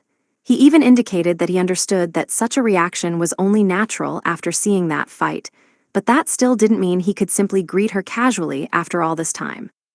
Alfie herself also felt some guilt towards Say. She felt that running after declaring they would fight together was shameful. Even then, she was scared. Just thinking about fighting those monsters left her unable to stop trembling. I mean, it's only natural, right? She thought. They're walking disasters. It's like telling someone to fight an incoming avalanche or a tsunami or even a falling meteor. Of course, it's impossible. It's way out of the realm of what living things can accomplish. However, Lufas and the Devil King had accomplished just that. They could blow away avalanches with one blow. They could split tsunamis and even crush meteors. That was just how monstrous they were. That was why Alfie had run. She hadn't wanted to die trying to fight a battle she couldn't win. She had once thought that she would fight with her life on the line, that for the future of the world, she could put down her own life as collateral. However, she had been shown that her resolve to do so was weak and contingent on there being some sliver of hope to win. She had realized the painful truth that she wasn't strong enough to go after a fight she had no chance of winning. Her reasons screamed that she should be running instead of fighting the Great Conqueror or Devil King. Just like natural disasters, there was nothing to be done about them, so she felt that she should at least be lowering the casualties as much as possible. That was the answer she'd come to. But the boy who had been weak at the time had continued his journey, and now Alfie was shown the speed of his growth. He was still immature, but he was so much stronger compared to the past that they were almost completely different people. Then what about me? She thought. I just ran, and now I was saved. Alfie felt that she was incorrigibly embarrassing as well as wretched. Say had realized that their conversation would stay at a standstill if he didn't do anything, so after another moment of silence, he resolved himself and forced himself to say something. Alfie flinched in surprise when he spoke, her shoulders trembling as she quietly watched Say. There was fear in her eyes. She was afraid he would blame her for running. She was scared she'd be yelled at for being a coward. It's been a while. You look good. Anyway, yeah, what a coincidence, huh? Say said, choosing a harmless opening that had no chance of hurting her. Why, yes, you're right. I never expected to see you here, Alfie replied awkwardly, relieved. For now, let's get out of here. This place isn't safe. Why, yeah. Their conversation wasn't flowing well, but they both knew what needed to be done at the moment. First, they had to get out of this back alley. If they didn't, they couldn't be sure how many random thugs and punks would come out of the woodwork. The thug life form tended to pop up almost infinitely in places with bad public order. Say and Alfie both ran back to the main street before proceeding to look for a place where they could talk at their leisure. They settled for a nearby eatery. It was a fairly fancy place with a crab sign that read King Crab Eatery 4. Welcome to the Liegjarn branch of King Crab. They were greeted by an employee wearing a red vest who seated them near a window. Is it just me, or do these people wear the exact same clothes as Karkinos from Lufas's party? Say wondered. The two ordered what they wanted, and now that they could finally relax, they started to talk again. So may I ask you something? Why were you being chased by people like them? Well, yeah, it'd be better to tell you, I think, since knowing would make you less likely to get yourself involved in something stupid than not knowing. The men who chased Alfie down obviously aren't normal. They probably belong to a wealthy person, a noble, one who's really arrogant to boot. Such things weren't exactly rare. Even on Earth, the world had basically been entirely in the hands of the noble class during the Middle Ages, and as history proved, many of them tended to be oppressive and tyrannical. Japan had been no different. You could have gotten yourself cut down in the street just by bumping into a samurai. The problem is why people like that are chasing Alfie. I just ended up seeing something I shouldn't have. Basically, they're trying to stop me from talking. Something you shouldn't have. You know that there's an annual martial tournament held in the city, right? Yeah, I heard from Cross. While they were talking, a waiter brought the tea that Alfie had ordered and placed a cup of freshly squeezed fruit juice in front of Sei before quickly leaving. So about that tournament. The prize this year is the honor of becoming the hero of the territory of the spear. Hero. Yes, they probably think that if their hero manages to take down either the Devil King or the Great Conqueror, they'll then have more influence over the royal family. Alfie paused, even though they'll never be able to win. While listening to Alfie, Sei imagined a hero in armor resolutely battling against Lufas or the Devil King. In his imagination, Lufas had an evil-looking smile, and behind her waited the 12 heavenly stars in their full monstrous forms. Sei quietly considered the scene. No, yeah, it's impossible, wouldn't even take a second. With that thought, Sei took a sip of his juice. But that's where the problem starts. Apparently the Lord, the head of the Spess family, wants to make his heir the hero. And that was the guy just then. Yes, Debris Spess, he's the eldest son of the Spess family. Alfie sipped her tea, her eyebrows scrunched unhappily. He's just the worst. He's poisoning his opponents so he can win. Poison. Yeah, well, it isn't strong enough to kill them though. He uses a relatively weak poison to make them really sleepy and give them stomachaches so intense they feel like they're dying. So of course, they aren't able to fight properly. As soon as Sei heard the word poison, his mind immediately went to Lufas's follower Scorpius. He didn't really have a good impression of her. And it gets even worse. If he ever takes a liking to a woman, he just kidnaps them under the guise of treatment once he renders them immobile. One of my friends was participating in the tournament, and he took her. I see, so you saw that, and now you're being chased. Exactly. I want to save her as soon as possible, but I'm alone. He has some sort of weird power, too. I'm at a disadvantage. Weird power? Yeah, it's gotta be that thing. Sei considered the unknown skill the man had used. He could move in an instant, putting out attacks that Sei couldn't remember being dealt, as well as taking Alfie's staff. As long as the skill was unknown, Sei didn't believe they could win. Alfie tried to continue but couldn't quite get the words out of her mouth. In truth, she wanted to ask Sei to help her, but she'd already abandoned him and run from the party once, so she couldn't bring herself to do it. Still though, she wanted to save her friend. She thought she should ask him for help despite it being a shameless thing to do and something she had no right to ask for, but in the end, she couldn't force herself to ask. He's willing to talk to me like this, so am I hoping somewhere in my heart that he'll help me? He might help if I ask, but wouldn't that be because of my shameless and wretched manipulations? I'm so shameless. Self-loathing rose within Alfie, and she bit her lip. Alfie decided to leave before she could allow herself to be coddled, and rose out of her seat. I feel a bit better after talking, thank you. I abandoned him, I was scared and ran. The past will never change. Even then, I want him to save me as soon as I'm in danger. How could I ask something so self-serving? I can't. I shouldn't, so I can't keep him involved. He has his own mission. He doesn't need to get mixed up in dumb fights between regular people like this. I'll pay the bill, please relax here as long as you like. The food hasn't come yet though. Alfie didn't reply immediately, her eyes wavering. Oh yeah, I ordered an apple pie out of habit. It's my thanks for saving me, you can have it. Getting treated by a girl is just uncool, so please spare me.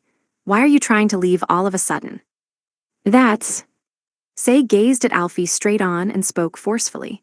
There's no way I can pretend I'm not involved after hearing all this. I'll help. Alfie may have been hoping to hear those words, but she also feared them. Despicably, she wished for someone to save her, but she was so honest and straightforward that the truer she was to herself, the more distinctly she felt her own vulgarity and cowardice. Alfie hadn't spent much time with Sei, so she didn't know his nature as a person. Yet even then she had an inkling, given that he'd answered a summons from another world. He was just too nice. Okay, let me get my friends first. W8. Say's move to gather people to help was absolutely correct. They were up against a noble, and it was only natural for nobles to have many people working under them. Trying to fight with just the two of them was reckless. However, Alfie regarded Say and his party members as people she'd abandoned once, so gathering them all to help her was like lying on a bed of nails. It would be way past just uncomfortable. However, Say wasn't so dense as to not have noticed this. He knew what Alfie was worried about. Don't worry, I'll just get the people who weren't around for that fight. That should make it a bit easier for you, right? Alfie paused, considering the offer. If that's what you're doing then. Okay, just wait a little bit then. I'll go get them now. With that, Say left his seat, casually leaving the payment for their food on the table. I'm not sure what it's like in this world, but at least in Japan, it's embarrassing for a man to let a woman pay. 10 minutes later, a group of people stood in front of Alfie, who definitely had not been around for the fight that had broken her will. You're such a goody two-shoes, Say, but it's true that noble brat makes me angry, so I'll help you. First, there was the adventurer Jean. He hadn't been with the party on their first aborted attempt, being someone the king had brought in later, so he had no idea who Alfie was. From her perspective, he just seemed kind of like a punk, though she felt that he basically wasn't a problem. Using authority for evil is inexcusable. I will give him a taste of my sword. Next, there was the cat beastfolk pedo. Alfie had to desperately control her desire to pet and cuddle him as she saw him try to stretch his tiny body to look as big as possible. What the hell? He's so cute, she thought. I want to floof him. Cats are the kind of dangerous animal that can charm people just by existing. I do not understand human towns too well, but if you desire my help, then I will respond in the name of righteousness. Do not worry. No weak human soldier can win against me. The third member was clearly dangerous. His form, which was completely hidden underneath his mantle and hood, was obviously suspicious. Not only that, but every once in a while something like a bug's leg poked out from the gaps in the covering. His words also clearly indicated he wasn't human, which made Alfie worried as to just who Say had brought with him. I understand what's happening. Let's do our best together. The fourth member was a heaven-winged girl with pure white wings. She looked lovely, but the whiteness of her wings was strange. Aren't pure white wings a sign of royalty? Is this really all right? Alfie wondered, wanting to believe that the girl just happened to have been born with the color and was wholly unrelated to her misgivings. Barked. And then there was the dog currently standing next to Say, wagging its tail. No, wait a second. Will the dog even help? However, everyone who had been introduced so far was at least barely acceptable in Alfie's eyes. Honestly, they do not seem like they belong to a hero's party. This was her honest impression, but they fit the bill. They checked the box of not having been there for the fight, as she was meeting them for the first time. Alfie wouldn't feel uncomfortable with them at all. There was just one exception. Yo, Alfie, your daddy came to help. Alfie couldn't find the words to reply, staying silent. The last member was Gantz. He was a master mercenary with a shaved head and amazing muscles. Of course, Alfie was aware of his fame and strength. She also knew he'd be reliable. Of course he'll be reliable. He's my daddy. Alfie glared at Say, trembling with rage. Why in the world did he bring my dad, of all people? 7. The many entrants of the martial tournament were bursting with excitement that day. Their gazes were all concentrated on a circular ring. In that ring, two sword-bearing entrants clashed, sparks flying everywhere. However, the fight itself was one-sided. One of the fighters, a beautiful, brown-haired male warrior wearing heavy armor, was attacking the other contestant. Eventually, the other contestant fell to his knees. Damn you, he muttered begrudgingly. You cheating coward. Oh, whatever could you be talking about? I wish you wouldn't blame me for your own lack of skill. How dare you? You're the one who poisoned me, you bastard. Did I really? I don't know anything about that. A subordinate who loves me too much may have done it on their own, but that doesn't have anything to do with me, does it? The contestants' conversation was lost in the tumult of the audience, unable to be heard by anyone else. To the audience, it only looked like the loser was howling something. Well, even if what you said was true, a child could still tell who would be more fitting as a hero between you, an inelegant oaf, and a noble like me. Look at the audience. None of them want you to win either. They only came to watch my glorious victory and see you crawling on the ground, defeated. Yohoo! The fallen warrior clenched his fist and punched, but it didn't connect. He'd found himself unable to muster his full strength, only striking with about half his might, ever since he'd drunk what had been served in the waiting room. Debris laughed scornfully at the warrior as he swung his sword. The swipe removed everything from the warrior's elbow down, causing him to scream in intense pain. However, there were no cries of outrage. This was a serious match with real weapons, after all, so while winning without killing the opponent was preferable, killing them was by no means illegal. Deaths were only considered an accidental outcome of the sport. Galeg, I give. Even though the warrior attempted to forfeit, Debris didn't allow him to finish his sentence. Instead, he skewered the warrior's throat. Of course, attacking an opponent that had forfeited was against the rules. However, that was only the case if the judge heard the contestant forfeit. This time, the judge heard no such thing, remaining silent even after the warrior's exchange. Sure, the words had probably reached his ears. The sound had probably passed through his eardrums and into his brain. The judge had decided he'd heard no such thing, though, and acted as if the warrior had refused to submit out of stubbornness and died. Catching Debris breaching the rules would simply incur the wrath of the Spess family, meaning nothing but loss and hardship for the judge. That's it, this match goes to contestant Debris. With the judge's call, Debris raised both his hands into the air in victory to appeal to the audience, which sent them into an excited frenzy. It had all happened as planned. Before the match, Debris would arrange it so his opponent was poisoned or drugged, then he'd buy out the judge so his victory was almost guaranteed. If he didn't like his opponent, he could just ignore their declaration of forfeit and kill them, and any women who had the potential to become a toy could be taken away by him in the name of medical treatment. The audience surely thought he was just being a gentleman. Oh yeah, Debris thought, suddenly reminded of something. That reminds me. That toy I got before was pretty fun. If I remember right, she was a knight. Her face was pretty good, so it was worth punching. Oh, right. Now that I think about it, she called out the name of some guy while I was playing with her. I wonder how he'll react if I show him what she's like now. To Debris, commoners were only good for being looked down upon, but they did have a single redeeming feature. It was fun to make them into toys. However, toys always broke eventually after too much use. It's probably about time to throw that woman away. She stopped reacting recently. This was exactly why I appointed that woman's friend, the mage girl Alfie, to be my new toy. But even though she was bestowed with such an honor, she ran away. How rude can someone get? On top of that, I was interrupted by that guy say. His head's gotten too big just because he was appointed by the king. I really don't like him. Mere commoners shouldn't oppose me or stand up against me. They're all just my toys. They have no other reason to exist. Yeah, that's exactly why I've decided to break them. I'll break everything that Hero holds dear. I guess that be his friends. Right about now, Debris' lackeys were heading to the inn the people who'd come into town with Say were staying at in order to attack them. There were several beautiful women with him too, Debris thought. Maybe I should make some of them my new toys. He hadn't noticed. Not yet.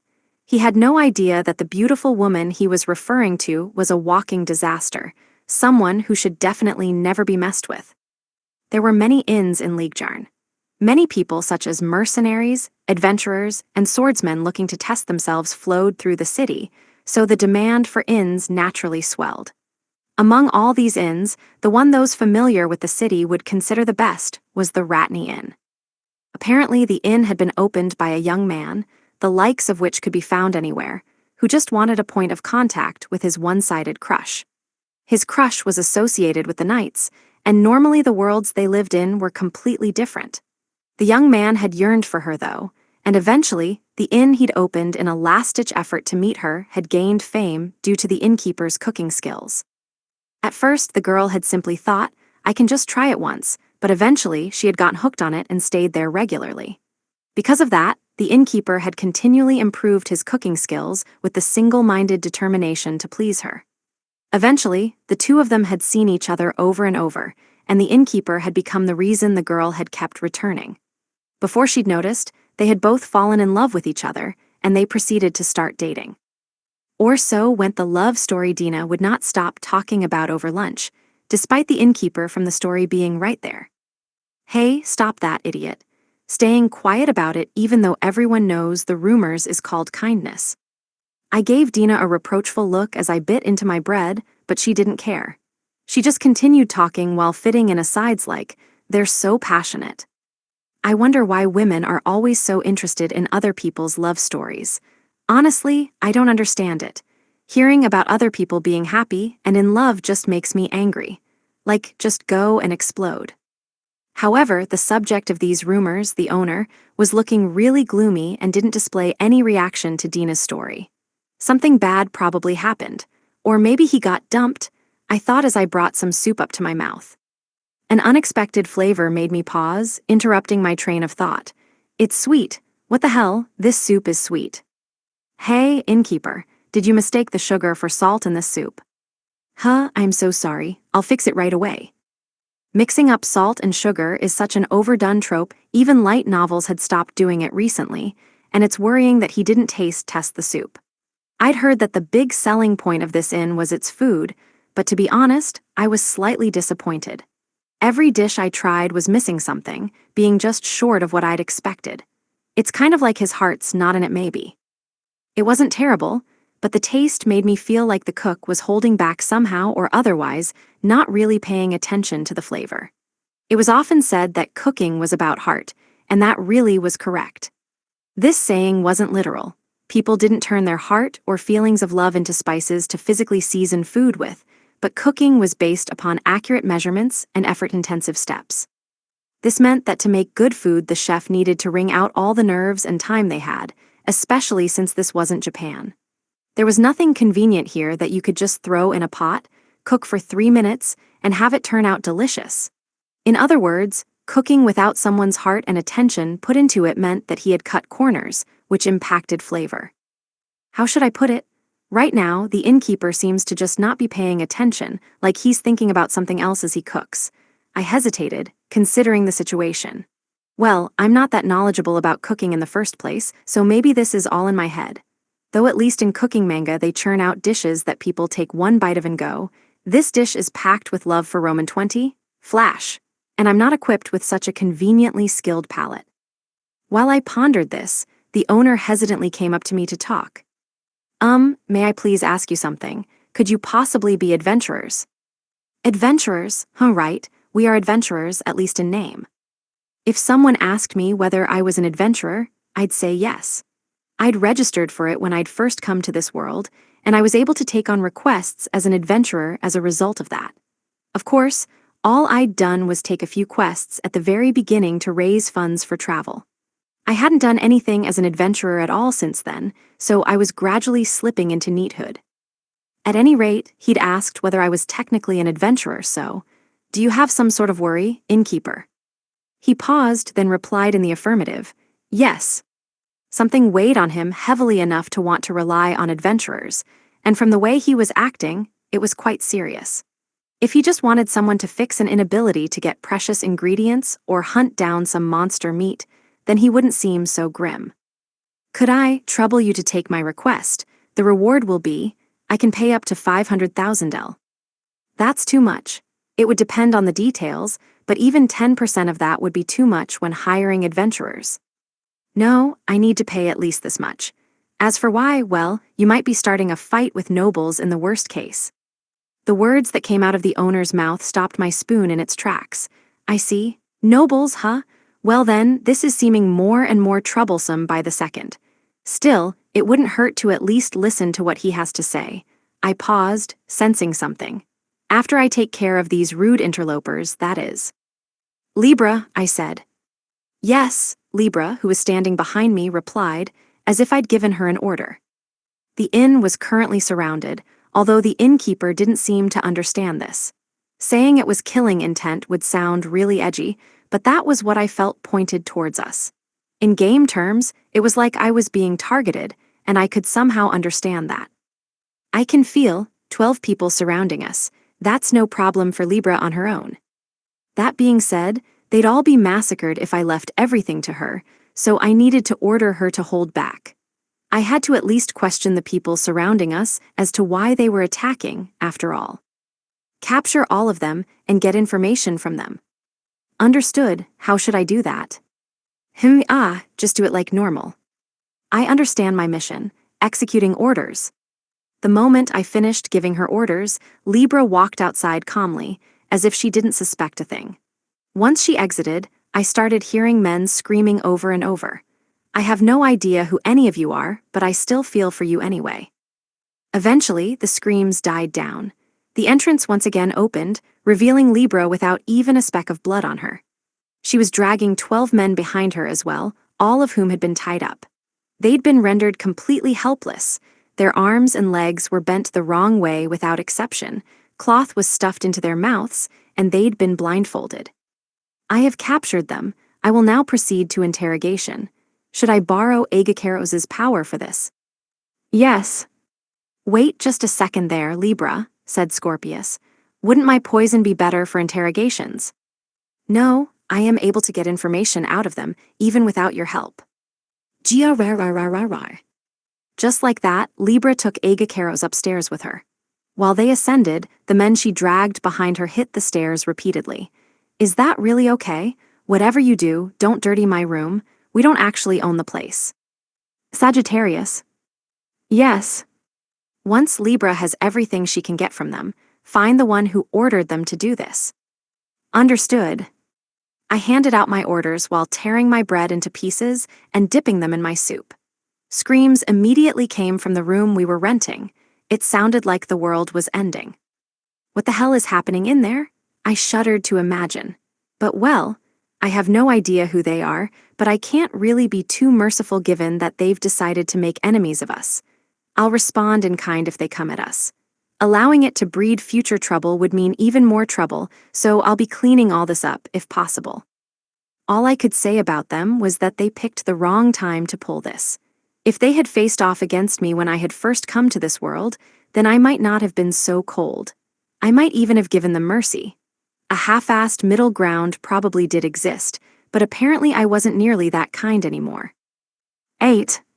Say was hiding in and investigating a waiting room behind the scenes of the tournament, which was still going on showily. The waiting room had been prepared by the Spess family, who ran the tournament. If Alfie's words were to be believed, then Debris had kidnapped several contestants. However, that didn't mean they could just come crashing in fists first. If they did, then the other side would just come up with some excuse, and Say and the others would be the ones branded as criminals. Moreover, their opponents were the nobles who governed the entire Spear territory. They couldn't be careless in their approach. Say and the others had the status of heroes chosen by the king. Careless moves might affect the king and cause people to lose trust in him. If that happened, then Debris, who was filled with ambition, might be able to use the incident as leverage. Things would have been easier if a monster like Lufa's, who had no social fetters and could destroy not only a noble family but humanity as a whole by her lonesome, had been doing this, as she could just waltz in through the front. However, that wasn't an available option, so instead, they needed to gather proof first in order to gain just cause. They were already past the stage of simply suspecting that the Spess family was engaging in criminal activity, since Say had seen Alfie being cornered. Debris had hired thugs, and he had even been seen abusing them when they had turned out to be useless. Setting aside feelings, Debris had yet to ever exceed simply being somewhat suspicious from an outsider's point of view, so the first order of business was securing proof. But, did you find anything? Gantz asked. Say shook his head. No, nothing on my end. After searching the waiting rooms of the contestants thought to have been taken, they found nothing that even resembled evidence. It seemed everything had been thoroughly cleaned. They could have captured Debris if they'd at least found evidence that the drinks had been poisoned, which may have then been used to snowball into other things, but nothing was ever that easy. Oh yeah, Alfie, how did you figure out the contestants were being poisoned? Say asked. I'm not doubting you, but maybe the poison is more obvious to people who know about it or something. Alfie was quiet for a moment, but eventually said, I know because I actually drank some. What? I'm telling you, I drank some, Alfie answered, averting her gaze. So Rail was waiting in her room before the match. Oh, Rail is my friend's name. Anyway, I was called to her waiting room, and I drank some tea she offered me. Like I said, the poison itself only makes you sleepy and unable to muster your strength, so I was able to move again after a while. But Rail had already lost her match. I panicked and hurried to try to find her, and that's when I found debris in the process of taking her somewhere, and I got chased to force my silence. I see. Apparently Alfie's pretty careless.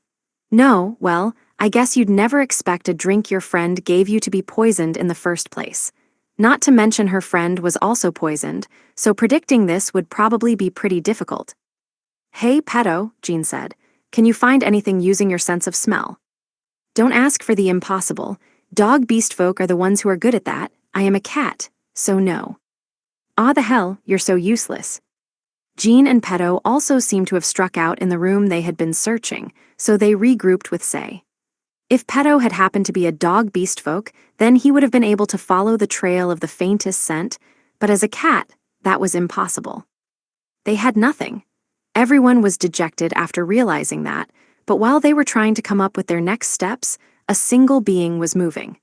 The dog that had been at Say's feet the entire time suddenly ran off down the hallway as if he'd suddenly realized something.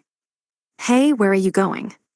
Say hurried to follow, and soon enough, he rounded a corner and found the dog howling at a wall in a slightly higher-pitched voice than normal.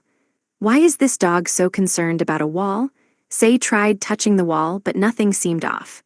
It was just a wall. Gantz and the others caught up at that point, and Jean immediately understood what was going on. Move aside, Say. I'm pretty sure I know what this is, Jean said as he knocked on the wall, looking for a difference in the sound it made. As an adventurer, he'd gone into ruins many times, so the difference in sounds was something only he could know as someone with experience. Ruins often had hidden doors like this, and being able to find and open them was a necessary skill for first-rate adventurers. After searching for a while, Jean finally found a small hole at the bottom of the wall, a hole so small no one would ever notice it unless they knew it was there. Jackpot! Jean took what seemed to be a wire out of his pocket and shoved it into the hole. Then, he fiddled with it for a bit. Something clicked, and Jean returned the thing to his pocket. With that done, he touched the wall, moving it to the side. In doing so, the wall slowly slid away and revealed a hidden passage. That's pretty impressive. I do happen to be a famous adventurer. Something like this is easy to figure out. The group entered the passage with Jean in front and Gantz as the rear guard. The victims, as well as several of Debris' lackeys, were most likely at the end of this passage, wherever it led. They descended some stairs and approached a corner when Jean stopped. He signaled for Say and the others to be quiet before carefully peeking around the corner. As expected, there were several guards posted ahead, and they had weapons. Charging in full force was an option, of course, but if they ended up having issues putting the lackeys down and reinforcements came, then they'd be in trouble. Say and his group were by no means weak. They had Gantz, who was hailed as the strongest mercenary, and Sarjas, an ex-demi-human leader. Given members like them, the group was actually pretty strong. But even then, if they were faced with 100 or 200 people, they'd be brought down by sheer numbers. Moreover, they were in enemy territory. There was no telling what kind of traps the enemy had in place. Leave it to me, Sarjas piped up in a confident tone before swiftly jumping out of the shadows and running along the wall. He was so quick about it, the soldiers had no chance to react. Just like that, Sarjas moved to the ceiling, and no sooner had he dropped on top of them than several soldiers similarly fell to the floor. What the? An attack. The soldiers panicked and hurried to ready themselves, but Sarjas had already disappeared from view. The next moment, Sarjas launched himself at them from the side, taking one of the soldiers with him and slamming the poor man against a wall before continuing on. He moved exactly like a hunter. His victims couldn't even make sense of what was happening. They were simply picked off one after the other. It only took a few scant seconds before all the soldiers were unconscious, and once Sarjas had finished his hunt, he returned to Say and the others. Okay, let's go, he said. Having seen Sarjas's strength, Say and Jean raised their voices in shock and admiration. Why yeah, Say said, shocked. Dang, spider dude, Jean said after a moment of awed silence. Sarjas was frightening as an enemy, but also truly reliable as a friend. In fact, they were now starting to wonder how they had managed to win, though it was a bit late for that. Well, we didn't exactly win through sheer skill and strength. After some progress, Say smelled something off-putting, and he scrunched his face in disgust. This smell. Is there blood ahead? Peto also seemed wary of the smell, saying, I have a bad feeling about this. Let's be careful, after a moment of silence. The party started to move slower and more carefully. Eventually, they came upon a scene that made them want to vomit. It was women. There were broken women everywhere. They'd been disposed of. One woman, who was hanging from the ceiling by her bindings, was strong enough to groan. There was another one who'd been pinned to the wall and had darts sticking out of her. A woman who was slumped on the floor let out a wordless groan as well, and there was another one in the back of the room with a face so burned it was impossible to tell what she had looked like before. Virgo had to cover her mouth after seeing this sight, and everyone else had similar disgusted reactions. This is awful. What the hell is this? So this is what nobles do for fun. How dare they call themselves noble? Say resisted the urge to vomit, but Jean didn't bother to hide his disgust and spat. Gant said nothing, but his expression clearly displayed his rage, and Peto's fist was also shaking. Rael, where's Rael? Alfie lost her cool after seeing the room, and she started shouting as she looked for her friend. But Rael was nowhere to be seen. No matter how much Alfie looked, she couldn't find her friend. Well, not exactly. Alfie just hadn't noticed her. For a long moment, Alfie's shouting was only met by silence. Then, the woman slumped over in the back spoke up. That voice, Alfie? Her face was so burned there was no trace of its former features. Alfie rushed over and picked her up. Rael. Oh, what a horrible thing to do to a person. Her features, which had once surely been beautiful, were now stained a dark red. Even her hair had almost all been burned away. Tears built up in Alfie's eyes, and she hugged her changed friend tightly. Why? A voice came from behind Say, answering Alfie's question. Ah, please don't misunderstand. I wasn't the one who did that. That idiot woman did that to herself. Everyone in the room turned around and saw a nobleman along with his followers. Debris Spess was grinning smugly. That idiot went and burned her own face, even though I deigned to play with her, since she was somewhat pretty. Thanks to that, it's just no fun with her anymore. I wonder if she wanted to make some sort of show of fidelity, even though she's just some night girl. I just don't understand it. Well, she's not even worth fucking anymore, so I can just throw her away, but then I'd only feel annoyed and dissatisfied. And I'm not a fan of simply accepting things. I get even. It was hard to imagine Debris spouting anything more selfish than that, and Jean was already seething in anger. You bastard! He shouted, going straight for Debris. As a man, I can't forgive him, Jean thought. He felt the need to punch Debris until his smug face was just as deformed as Rael's. No, even more so. But the next instant, Jean felt a sharp pain in his gut and fell to his knees. Gog, og. I'd appreciate it if you didn't approach me with such familiarity, you lowly, filthy adventurer. I am much, much more valuable than you are. Learn your place. Jean was confused. What happened to me? What did he do? Jean had actually been attacked, and it wasn't only him who was confused. No one else understood what had just happened either. Even Sarjas, who had the highest stats among the entire party, was the same, and he couldn't hide his surprise. I can hardly believe this. You can't possibly think you can fight me? Please, don't get so full of yourselves. I'm different from all of you. I am a chosen existence. You plebeians aren't even allowed to touch me, Debris said. He held up a finger with a ring on it in front of his face, as if he was showing it off. Don't kid yourself, we'll never forgive you. Alfie thrust her palm outwards, unleashing a bullet of fire, but the flames never reached their intended target. Instead, they hit one of Debris's followers, who were waiting behind him. Debris was already behind Alfie with a clenched fist. What a naughty girl, to think you'd fire magic at me. What would you do if it had hit? Debris spoke as he punched. Sarjas managed to intervene, stopping the blow and immediately transitioning into a counterattack. However, Debris had disappeared once again. No, he didn't disappear, Sarjas realized. The robes disguising him had been cut, and he felt pain as if he'd been slashed by a bladed weapon. Sargis's body was tough enough that the wound wasn't very large, but that wasn't the problem. Debris had slashed Sarjas at a speed so fast that the demihuman couldn't even register it. That was the problem. What the hell is with that toughness of yours? Why won't my blade work against you? Sarjas was quiet, analyzing what had just happened. You use a mighty strange skill there. It's not speed. It's more like you're accomplishing all your moves in an instant before anyone can even register it. Oh ho, so you can tell. Debris laughed, seemingly impressed after hearing Sargis's deduction. Then, he showed off his ring once again. You are correct.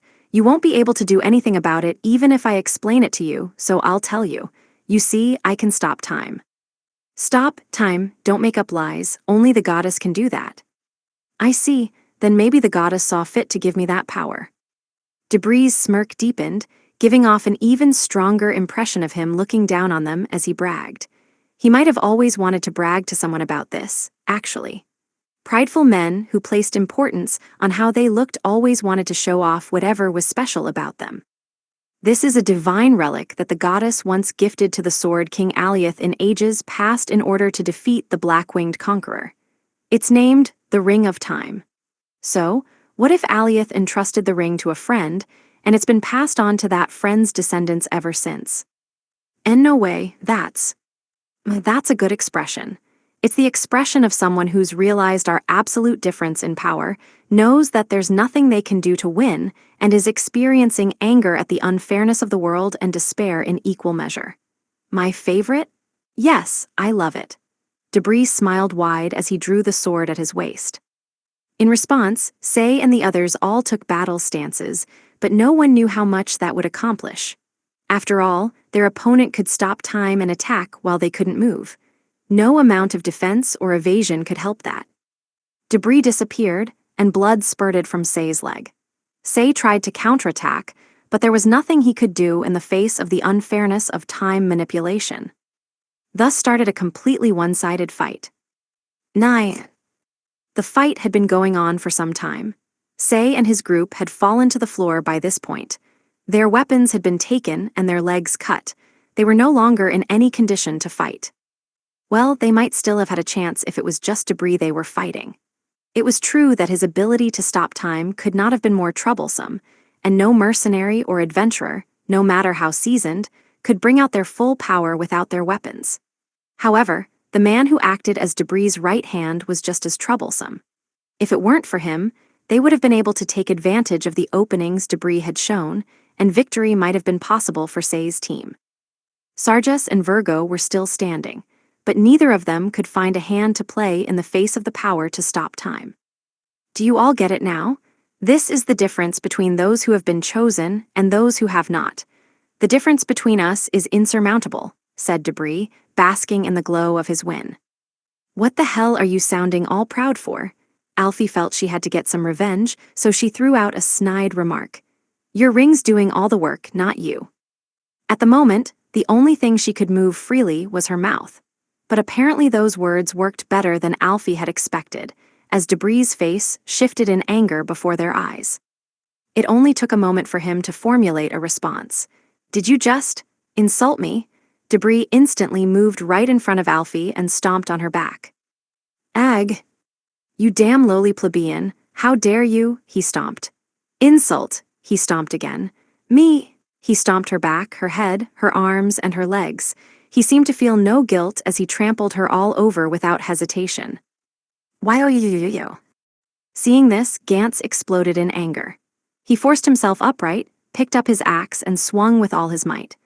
That caught Debris by surprise, but he quickly disappeared, evading the axe. However, Virgo immediately managed to figure out where Debris would end up with her sharp senses, so she flew, making a swipe with her sword as she did so. Ape! Her sword flashed and gleamed, passing by in front of Debris' face. Panicked, Debris stopped time and took some distance, but that only caused Virgo to lose sight of him for a moment. She immediately found him again and changed direction. She wasn't actually following him through stop time, she really had lost sight of him. However, their speeds in real time were so different that she simply managed to shift and attack before Debris could even start moving. After fighting for a while, she understood. The ring was certainly a threat, but Debris himself wasn't. Then I'll just push through all at once. However, Debris' right-hand man stopped Virgo in her tracks. That's that, don't you care what happens to this boy? Virgo stopped in tracks, alarmed. The man was sitting right next to Sei, holding a knife to the hero's throat threateningly. If someone else moved, Sei's throat would be slit. This prohibited Sarjas and Virgo from fighting even though they could still move. Just like that, Debris had gained free reign and total safety.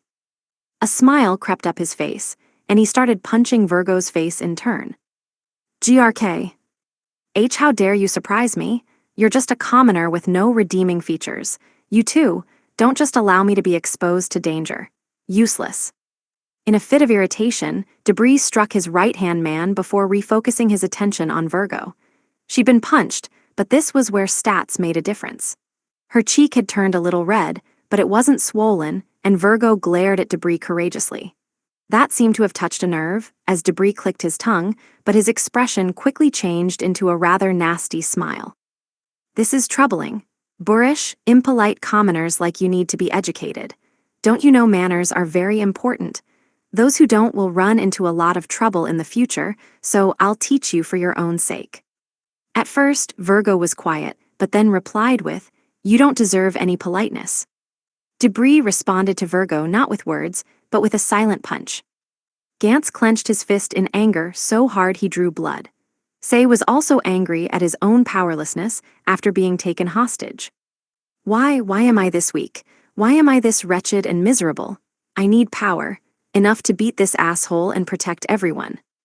Debris continued to stomp on Alfie while raising his hand to Virgo, but the girls still refused to change their attitudes, and soon his patience reached the end of its rope. You both need to learn your place, Debris said, putting his hands on the clothes that Virgo wore and tearing it off all at once. Her white skin as well as the underwear she wore underneath it all were exposed. However, despite her feelings of embarrassment, Virgo still glared at Debris head-on. Hey, what do you think you're doing? What? Debris paused. Isn't it obvious? I'm educating them. This will be an honor.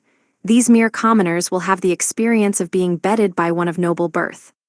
The corners of Debris' mouth warped into a grin as he tilted Virgo's chin up. Nobody could stop him. Sei was being held hostage, so no one could move.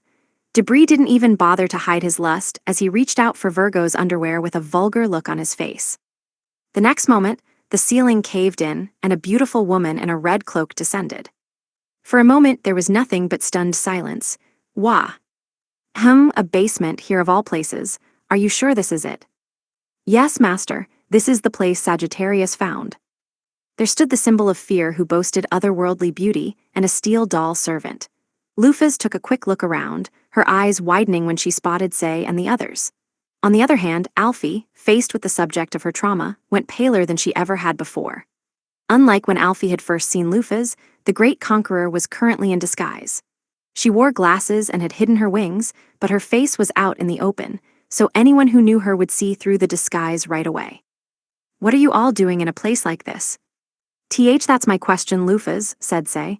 Why are you here? There was a request from the owner of the inn. We don't really care about the reward, but he seemed very concerned and it was affecting his cooking. That seemed like a waste, so we came to solve the problem. Sei was shocked at the answer he got, and he started to wonder what the hell all his effort and pain was for. Even though they'd done their best to follow the trail of villainous deeds, Lufas had just done the same thing so easily, and only because she'd wanted to eat good food. At some point, Libra had separated from Lufas, and now she was back holding the girl with the burned face. Master, this is who we are looking for. Her features matched the description. Lufas contemplated in silence for a moment. Seeing the woman's burned face, Lufas narrowed her eyes coldly. Then, she took notice of the wounds Sei's group had incurred, looking even more unhappy, especially when she took note of Alfie's state. But all of that was just a drop in the bucket compared to what was next. When she saw Virgo with her underwear exposed, the aura around Lufas changed, and at that moment, all expression disappeared from her face. Image summary. This manga panel shows an angry woman with glasses in the foreground. Behind her are three smaller panels showing a laughing woman, an angel, and a frightened boy holding a knife. Say, or rather everyone who was present and knew Lufas, instantly felt that they would be killed. The change in her was so striking that even Libra, who should have felt no emotions, almost took on a wary stance against her master. Lufas stared icily at Debris, pausing for a moment before saying, "We suppose we should ask, just in case. We are without a doubt correct in assuming that one there did all this." Debris' expression changed after hearing Lufas's line that seemed to be making fun of him. However, his smug smile quickly reasserted itself, and he spoke pompously. "Huh, who the hell are you? You've got quite the big attitude for someone who just dropped in out of nowhere. Ignorance is scary, isn't it? You don't seem to know who I am." Indeed, no idea. On the other hand, Say had been utterly paralyzed with fear and was unable to even speak anymore, but in his heart he was screaming. "Stop that, just stop provoking her. Apologize right now and beg for forgiveness. If you don't, you'll be killed."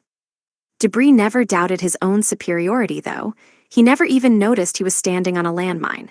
No, a nuclear bomb. No, a star that was moments from supernova. Well, whatever. Rejoice, for I appoint you as my toy. Your attitude aside, your looks are superior. You are worthy of being played with by me. It took a moment for Libra to respond. "Master, let us kill it." "Wait a moment, Libra. We still have not received an answer. It would not do to have a case of mistaken identity here. We must get to the bottom of things." Lufas persisted in doing nothing, even hiding her anger as she asked her question once again. "So, are you the one who did all this?" "Yeah, I am. I had to educate them a little since they defied me. That woman, though, she burned her own face for some reason. Apparently she didn't want to be bedded by me. I suppose that bitch just wanted to act like she was fully grown." "One more question.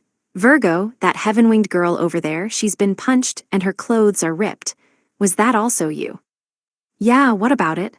She scared me, though it was only a little bit. It's her just deserts." This is amazing. You are like the definition of scum. We could find you in a dictionary. Not to mention, you're third-rate scum at that," Lufas said, giving her honest impression of him. This Debris guy, he's like a shining example for scumbag nobles everywhere. The fact that he's this far gone is actually kind of impressive in a way. By Lufas's standards, this was actually a kind of compliment, but Debris clearly seemed angered by her words, and he drew his sword. "Looks like you need some education too." He stopped time. By feeding mana into the ring, Debris could stop time, rendering everyone but Debris himself into unmoving, unspeaking sculptures. This ring, which was said to have been given to the hero Alioth in order to defeat the black-winged conqueror, was matchless. As long as time was stopped, no one could defeat him, no matter how masterful they were at their craft. Debris considered his plan of action. Maybe I'll start off by peeling off the clothes of this girl who just showed up. I'm looking forward to seeing that confident face break down in shame. With such vulgar plans running through his mind, Debris reached out to Lufas, but his hand was caught, and the flow of time returned to normal. "Oh ho, Colora surprised. To think you would achieve this speed at your level, or is there some sort of trick to it?" "Was huh? Ah, we understand. It's this ring. It seems to be some sort of powerful item." Lufas, who'd breached the world of stopped time like it was nothing, spoke as if she hadn't realized time had even been stopped. In fact, she hadn't realized such a thing. To her, stopped time was simply what happened when she got serious. It was just a trifling phenomenon that happened because the world wasn't able to keep up with her, so it just stopped. That was why Debris' time stop was nothing more than high-speed movement to Lufas. It was something that was only natural to any monsters who inhabited that world. To her, stopping time wasn't even a skill or ability, it was just movement. Lufas stripped Debris of the ring and observed it closely. Divine relic Chronos, impressive. So when it activates, it lowers the speed of the entire world by 10,000 for several seconds. In effect, it stops time. Lufas paused, examining the ring closer. "But this is defective, isn't it?" "Gee, give it back." Now, wait a second. First, we must take care of what we came here for." Lufas smiled calmly as she clenched her fist. Then, she punched Debris straight in the face as hard as she could with her steel-like arm, only she'd attached the blunted sword strike skill to the attack. Debris' nose was crushed, and he was about to be blown backwards, blood flying everywhere, but Lufas grabbed him by the neck and stopped that from happening. "Whoops, don't you dare faint on us now, brat. Your punishment is only starting." Lufas smiled like a ferocious beast facing its prey, and she activated her pressure. In an instant, everyone in the vicinity was assaulted with a heavy feeling, like the heavens had just fallen on top of them. She wasn't even stopping the world's time. She had simply suppressed everyone with her sheer presence. It was the talent of a king. The world itself shook in fear at the existence named Lufas, and the feeling of intimidation came with actual physical pressure, which had even cracked the floor. But for all that, it basically didn't affect Sei and those with him at all. She had displayed some strange skill with her abilities. It was as if the aftershocks of her power were sewn to the floor. Ape! This was when Debris finally realized he was the ignorant one. He had finally figured out that he'd picked a fight with an unbelievable monster. But Debris only thought, it's happening again. I'm being looked down on again. I'm being laughed at again. And no, I don't want to be looked down on anymore. I don't want to go back to those times again. Debris Spass had been abandoned in front of a church as a filthy orphan. During his childhood, he didn't even know the faces of his parents. His body was weak, and he wasn't gifted with talent in magic, so every day he was subjected to ridicule. Debris the incompetent. Debris the halfwit, those were his nicknames. He was never once complimented, and he was always looked at like he was trash. However, his life made a sudden turn one day. It turned out that he was actually the child of nobility. He'd been kidnapped as a child, and the culprit had been cornered and forced to abandon him in front of a church. After hearing that, he was so overjoyed he couldn't stop himself from bouncing up and down. That's right. I'm really from a noble family, he thought. I'm different from those commoners. However, his happiness was brief, for what awaited him in his life as a noble were looks of contempt for the time he'd spent as an orphan. So, he pretended he was strong in order to not be looked down upon. I won't go back to being an orphan.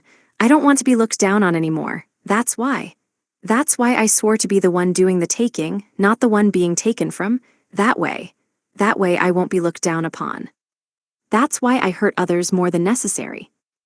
Who cares? Lufas's fist smashed into Debris' face once more. Gasbog. Why are you suddenly trying to spill your life story when we didn't even ask? This cannot possibly be true, but did you think that what you did would be erased just by having a tragic past? We could not care less about your past. To Lufas, Debris' past mattered less than dog shit left by the side of the street. He was an orphan, he was looked down on, who cares? This bastard laid his hands on Virgo and made an enemy of me. That's all that matters. Also, I just plain don't like what he's done. Does having a sad backstory make it okay to oppress people? Don't make me laugh. Being noble comes with a degree of obligation, of duty. Nobles aren't there to oppress people. They're there to protect and govern them. It's true that we once committed evil deeds and took many lives. We even decimated people who opposed us and burned them to the ground. We won't deny that, but any person who takes away their people's happiness for sport is no longer a noble. They're just bastards with authority. Emotion drained from Lufas with surprising speed, leaving only the cold-heartedness of the black-winged conqueror.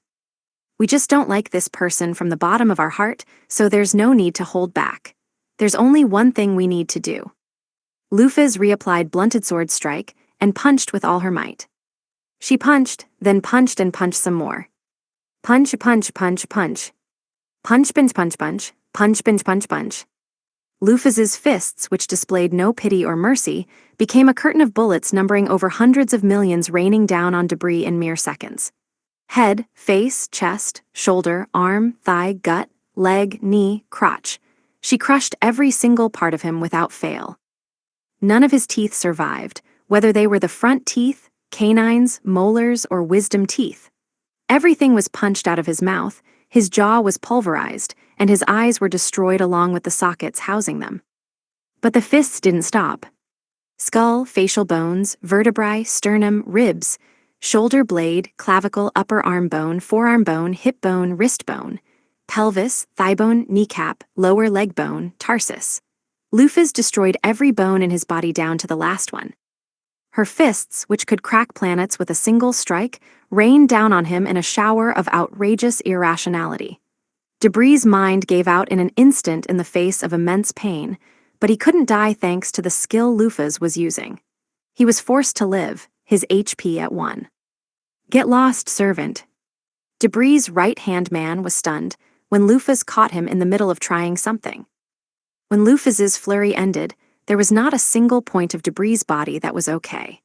At that point, he was only barely holding on to human form, or rather, he was made to hold on to human form thanks to the effects of a skill. The lump of meat that was Debris couldn't even let out a cry of pain, but one last full-on strike sent him flying grandly, and even that was denied by Lufas once again, who grabbed him by the neck and dragged him back. While Blunted Sword Strike was active, no one would be killed by Lufas's attacks. However, it wasn't such a powerful skill as to protect against anything other than that. If Lufas hadn't caught Debris just now, he would have been sent flying with the force of all the millions of blows he'd taken in the span of a second, traveling an equivalent distance. Not even Lufas knew how far he'd be sent flying, but there was no doubt he'd end up in space and die. Lufas tossed Debris to the side, but though the person herself had planned to do it lightly, it still contained inhuman force behind it. Debris was sent burrowing into a wall, creating a tunnel several meters deep before stopping. The movement had been like tossing some trash on the floor into a garbage can. It had been that carefree, but the result was completely outrageous. Seeing that, Debris' right-hand man went completely pale, realizing that he had zero chance of winning. After completely destroying the human named Debris, Lufas added a single note. Don't worry, we held back. He can spend what little time he has left regretting his life. Say and the others had gone uniformly pale as they looked up at Lufas silently. Just where was this holding back you were talking about? Say thought. 10. In front of me was a man sitting with his legs folded under him in seiza. Rather, he was made to do so. He was the weak old man who served Debris, the noble who'd spouted nonsense in my face just now. His face, which was drooping and facing the ground, was beaten up and swollen. A stain spread out from his crotch, and there was an accompanying puddle at his feet. It was filthy. I stared at the man in silence for a moment. I feel a little guilty about all this. Apparently he was, in fact, a powerless civilian. Just in case, I'd heard what he had to say, and it turned out he was just someone who had been forced to obey due to social standing. Therefore, I went really easy on him when I caught him, but he still ended up like this in the end. All I had done was lightly slap him around a bit though. Well, anyway, he had been helping the villain, and there were surely plenty of girls who hadn't managed to get away thanks to him, so I decided to simply file it under just deserts. By the way, I had only healed Debris enough so that he wouldn't die, so he was now on the floor just barely breathing. Of course, there was no telling what he'd do if I fully healed him, so I simply made sure he wouldn't die. He still hadn't changed from being some unexplainable object that just barely resembled a human. Of course, I had also taken the ring and had no plans on giving it back. It'd be like giving an ogre a club or an idiot a blade. There was no way giving it back to him would lead to something good. Also, I made sure to heal all the victims, leaving no scars or other traces behind. I also called Dina over to erase the incident from their memories. There wasn't a single memory of this incident that they would benefit from having, after all. Something similar had happened before, but now that I thought back on it, those orcs could have even been considered gentlemanly. In other words, Debris was worse than an orc. I repaired Virgo's clothes too, of course. Do you swear to make amends to the victims? I asked. I swear, said Debris' right-hand man. Good, but never show yourself to them. Their memories might return. Keep to helping them from the shadows. Understood. The man who had been employed as Debris' right hand seemed to at least feel some guilt for the many crimes he'd assisted with, so I had him promise to live to make amends.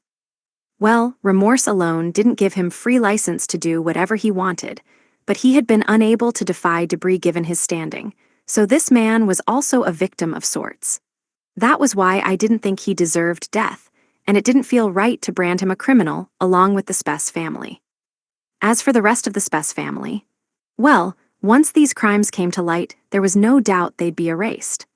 I assumed the details would reach the royal family through either Gantz or the elf guy, so I figured that they would be stripped of their noble title eventually. Here, can you stand? Why yes, I am fine.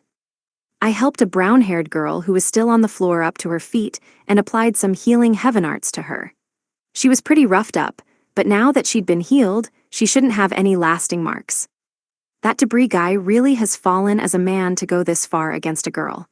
Look at how badly she's shaking and how afraid she is. Should I give him another 100 or so punches? I quietly considered the option. Well, whatever. He'll get what he deserves later. Any more than this will literally just be kicking a dead body. Sorry for butting in. Our business here is done. The rest is up to you. Like that, I left the rest up to the hero's party, and I made a quick escape. Of course, I took the girl Rail with me, as she was the subject of my quest. Her burns had been completely healed. Heaven arts are seriously useful. Miss Lufas, what kind of object is this ring? Libra asked on the way back. She was probably concerned as to why I had called it defective. It wasn't really a secret, so I explained. The ring's effect is just as I said, but reducing the world's speed by 10,000 would stop the user as well. In order to combat that, the user has to be given enough speed to overcome it. This means it forces the user's time to speed up until it exceeds 10,000 so the user is able to move in a stopped world. Indeed, it would be no problem for someone like us, who reached this point on our own, but that wasn't the case for him. Even then, the ring itself would take the burden of the increased time while he had it, so it wasn't a problem. However, now that he doesn't have the ring, do you get it? The effect of the ring debuffed the entire world in addition to buffing the user. In numbers, it would be 10,000 both ways. It dropped the speed of the entire world to 0, stopping time. It was unbelievable, but it debuffed the concept of time itself. As it stood though, that would stop the user too, so it also gave them enough speed to rip past such a barrier by accelerating the person themselves. Indeed, it was like cheating. If there wasn't such a huge demerit, I would have wanted it for my 12 stars too. However, once the user lost the ring, all the extra time came rushing back to them, returning to its original owner. It was an incredibly flawed object. Of course, it wasn't so kind as to just give back 5 seconds or something, because the world had been stopped for that long. It was worse than that. It was said that a human's walking speed was around 5 kilometers per hour. That noble was a resident of this world, so his physical abilities were higher than the people of Earth, but even then, it most likely wouldn't exceed 30 kilometers per hour.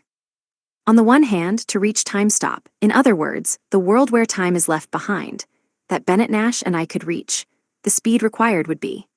Well, I'd never actually measured it, but given all-out running or flying with compressed internal time, I'd be willing to bet you would need to be able to make a lap around Midgars within a second in real time. Therefore, I'd say that the speed of Bennett Nash or myself during battle would be over Mach 100,000. The numbers are so high it sounds like a joke, but let's just set that aside. This was where the problem started.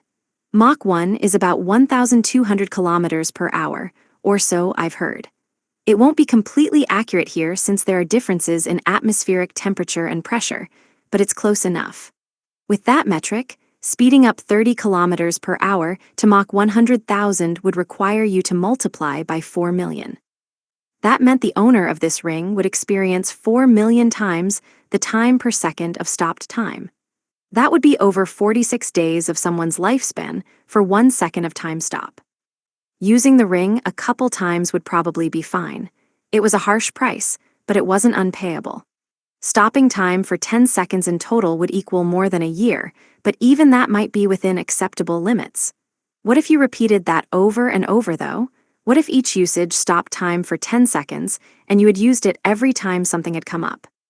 Stopping time for 1 minute would use up over 7 years of your lifespan, which meant that if your total stopped time went over 10 minutes, over 70 years would be gone. From the looks of things, that spoiled brat relied on the ring pretty heavily. I didn't know how many times he'd used it, but I expected he was an old geezer right about now. Wait, is that being too generous? Anyway, this ring was like trading in your future for a win now. The only ones who could use this with no demerit would be me, the Devil King, and Bennett Nash. What should I do with it? It might be fun to use it as materials for a golem. As I was now, making a golem stronger than Libra wouldn't be impossible. At any rate, there was no doubt the ring was defective, but that didn't mean it was useless. Let's just keep it for now. After that, we made it back to the inn. The owner thanked us so profusely that it actually got a little annoying. This just showed how much he must have cared for that woman named Rael. Of course, we never told him the full details of what had happened. We just told him that she had been put to sleep after she'd been taken. Well, it was true that a hand had never been laid on her, so that wasn't a lie.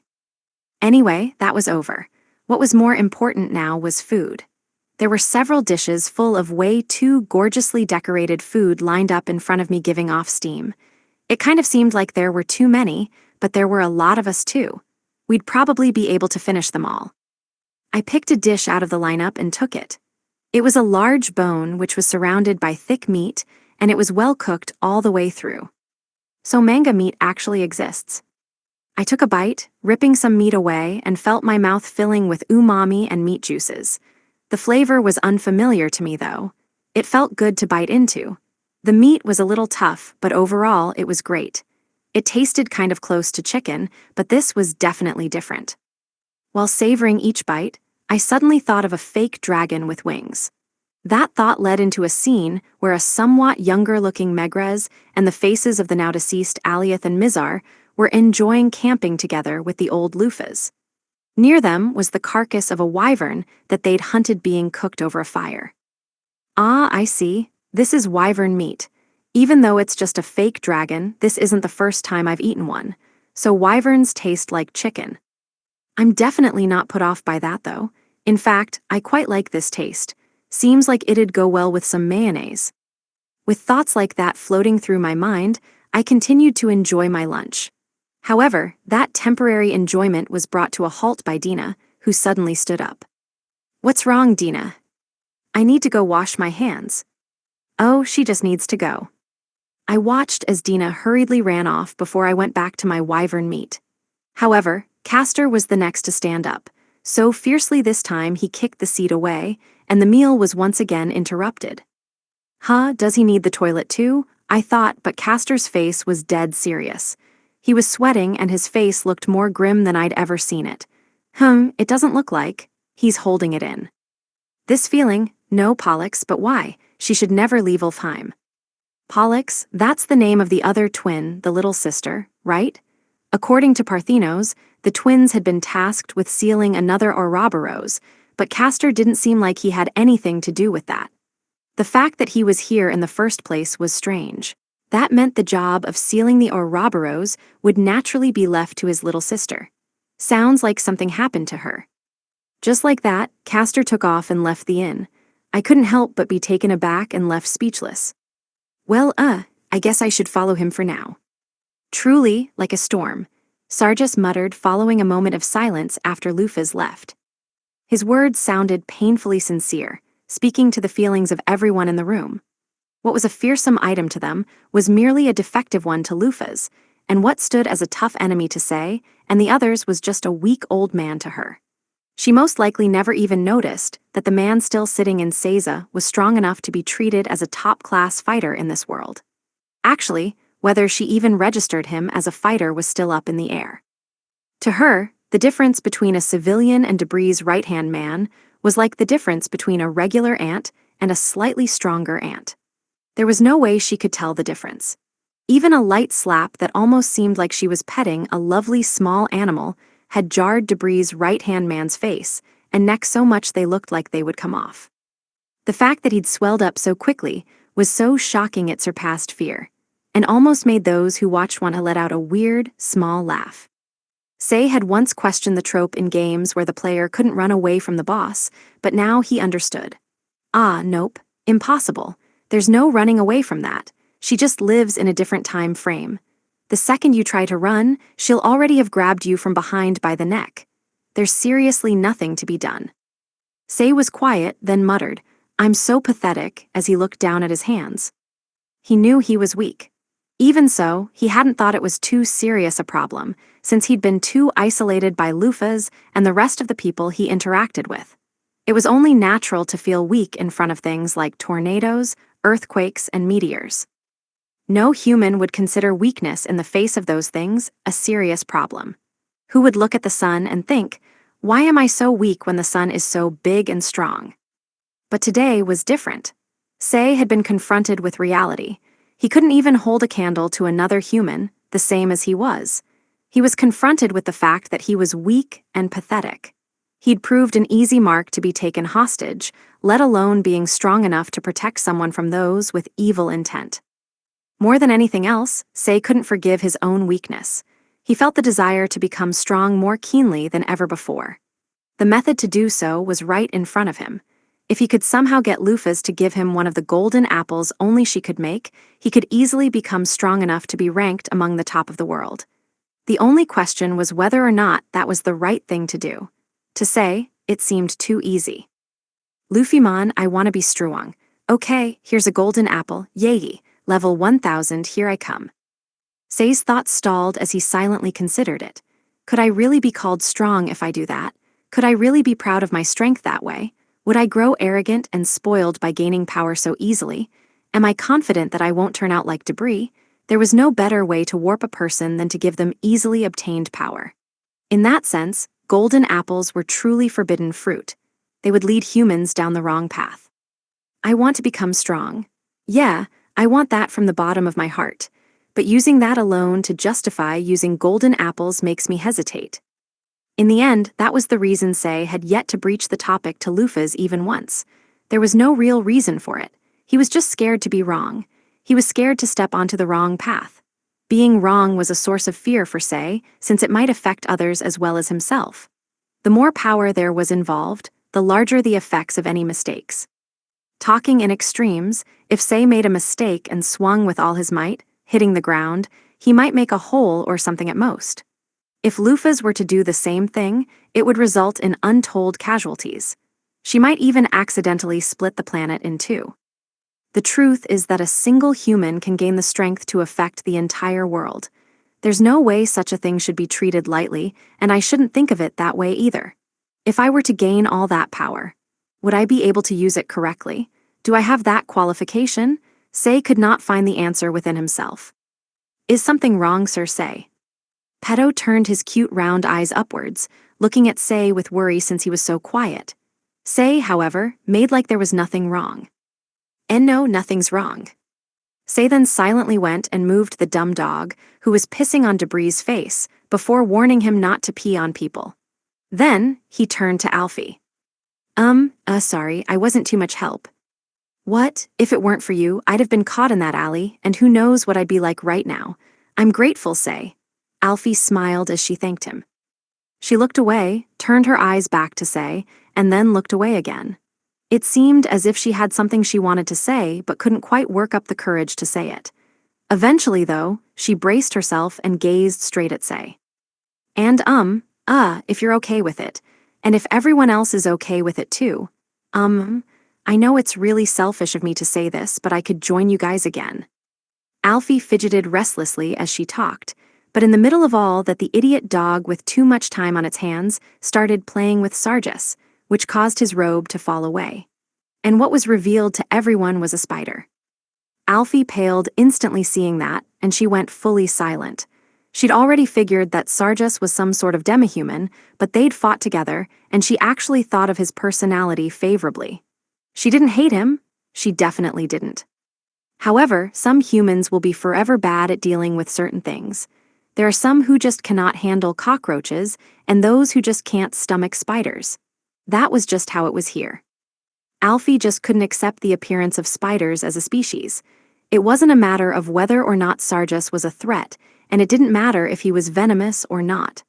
Unfortunately, she struck out right from the start at his appearance. Just by looking at him, Alfie got goosebumps, and she couldn't stop sweating. For a long while, Alfie was silent. Sorry, forget what I just said. Just like that, a recently raised flag was instantly crushed. 11. Gasp. In the sky some ways away from Ulfheim, a male and female pair of devilfolk were desperately flying. Well, technically, they weren't both flying. It would be more accurate to say that the man, Terra, was flying by himself while holding Luna. There was a large gap in levels between Terra and Luna, and it was much faster for Terra to carry her than for Luna to fly herself. Of course, it needn't be said that doing so meant Terra would be slowed, and they were being chased by a terrifying pursuer. It was 170 meters in length, and it weighed 180,000 tons. It was clad in jet black scales, and every time its gigantic wings flapped, they whipped up a storm.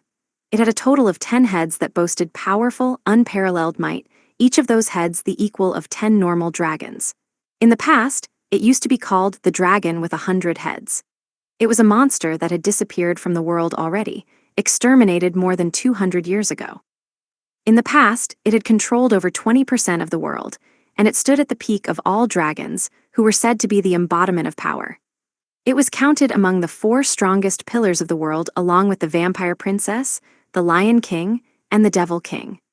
Before Lufa's Mafahal had come along and killed it, it had plumbed the depths of tyranny as it pleased because it was considered invincible. Its name was the Dragon King Ladon. The monster had disappeared from the living world long ago, but now it was back and roaring mightily.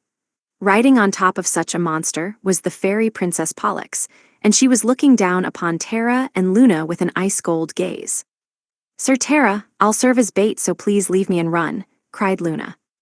"No," Terra replied, "you will not even be able to be bait. But just be quiet and hold on tight." Pollux's rampage had been completely unexpected by Terra. As for why things had turned out like this, he had figured it out thanks to what Pollux had shouted to him last. The goddess had made some sort of play, and Pollux was now being controlled. Because if that wasn't the case, she wouldn't have been able to make use of the Dragon King, even if she was the fairy princess. It was true that, with her ability, summoning and thus reviving the Dragon King wouldn't be impossible. However, the ability was to summon heroes. The Dragon King was a destroyer who was diametrically opposed to those who would be considered heroes, so he did not fit within the ability's conditions. At the very least, it was unthinkable that Pollux thought of Ladon as a hero. Also, even if she did manage to summon him, she wouldn't be able to make use of him. If the legends were correct, then the Dragon King Ladon was even more tyrannical than the Lion King Leon. Ladon just didn't have the kind of personality of someone who would listen to others, but right now, Pollux was using the Dragon King. It followed her as if it didn't have any ego at all. As for a being that could make that happen, well, there was only one in all of Midgars. Yes, only the goddess of creation, Elevenus, was capable of such a feat, and her objective was most likely to defeat Lufa's Mafahal. In order to accomplish that, she'd make use of the strongest piece available to her at the moment. Poor, pitiful children of the devil. Be calm. Stop your resistance to the inevitable. I do not intend to kill you. I simply desire another card to use against Orm. If you will subject yourselves to me, I will guarantee your safety. Well, that's great, but unfortunately, I don't think I'd work as a hostage to my father. No, you are quite wrong about that. Someone who wasn't Pollux was borrowing her mouth to talk. The person sounded soft, and just hearing that voice felt comforting and relaxing, even though there was no reason for it. However, Terra was convinced. He knew that if he were to give in to these feelings of relief and relaxation, all that awaited them was destruction. Her words made him truly feel at ease. Just like a mother's lullaby, it stripped him of all wariness. That was scarier than anything else. Also, if they were to get caught here, Terra wouldn't be able to face Pollux, who'd struggled so much. Struggle? Yes, she's still fighting in there. If she wasn't, we would already have disappeared, especially Luna. If the devil folk were a spell cast by the goddess, then it should have been easy for her to dispel them as well. But given how that hadn't happened yet, as well as the fact that she wanted a card to play against his father, Terra figured that at the moment, the goddess was in an incomplete state, where she was unable to bring her omnipotence and omniscience to bear. She's just hijacking Pollux's consciousness, possessing her. That's why we're still alive. No, possessing isn't quite accurate. I'd guess that Pollux isn't even being possessed right now. It seems to me like the goddess is moving a piece on a board. Pollux is acting like a puppet who's being controlled, while the controller uses her as a mouthpiece. If Lufas had been here, she'd probably point out that it was like moving a character in a TRPG. Capture them, Pollux ordered. The countless dragons behind her accelerated at once. They were the army of dragons that Lufas had eliminated in the past. However, they had now gained temporary bodies and had descended upon the present. Each one of them was a monster possessing extraordinary strength. Terra would have been able to take on about 5 of them at once, but any more than that was a tough thing to ask for, especially since he was protecting Luna. Terra desperately avoided the crowd of dragons that attacked them, pulling off amazing acrobatic flight maneuvers in order to shake them off. Meanwhile, he tightly hugged the existence he had to protect in his arms close to his chest so as to not drop her as she tried to make herself as small as possible. If Terra had been alone here, he would have drawn his sword to bat them away or counterattack, and in doing so he might have been able to get away. Of course, the possibility of that happening was a mere 1%, but it was indeed possible. However, the current situation Terra found himself in was impossibly disadvantageous. Not even that small possibility existed. So you wish to be captured along with the girl, I see. You are truly orthodox and just my type. But that is something that should be done by the hero, not by someone like you. The words were spoken by someone with a far higher vantage point, and they sounded unreasonable in the extreme. However, she had the right to say those things because she had power. The Dragon King's 10 heads writhed as they opened their large mouths in Terra's direction. Each of those mouths unleashed a powerful fire so destructive that every one of them could destroy a city on their own. I can hold back to some degree, but don't die, will you? The giant stream of flames hit Terra's back. We're going in the right direction, yes. Yes, my little sister is coming. Several minutes had passed since Castor had flown off. We were now far outside the city, looking at an unfamiliar sky. Apparently, Castor had sensed that his other half, the fairy princess, had left her spot for some reason and was coming towards us. It was probably some sort of twin synchronization thing, and it didn't seem like Castor was wrong.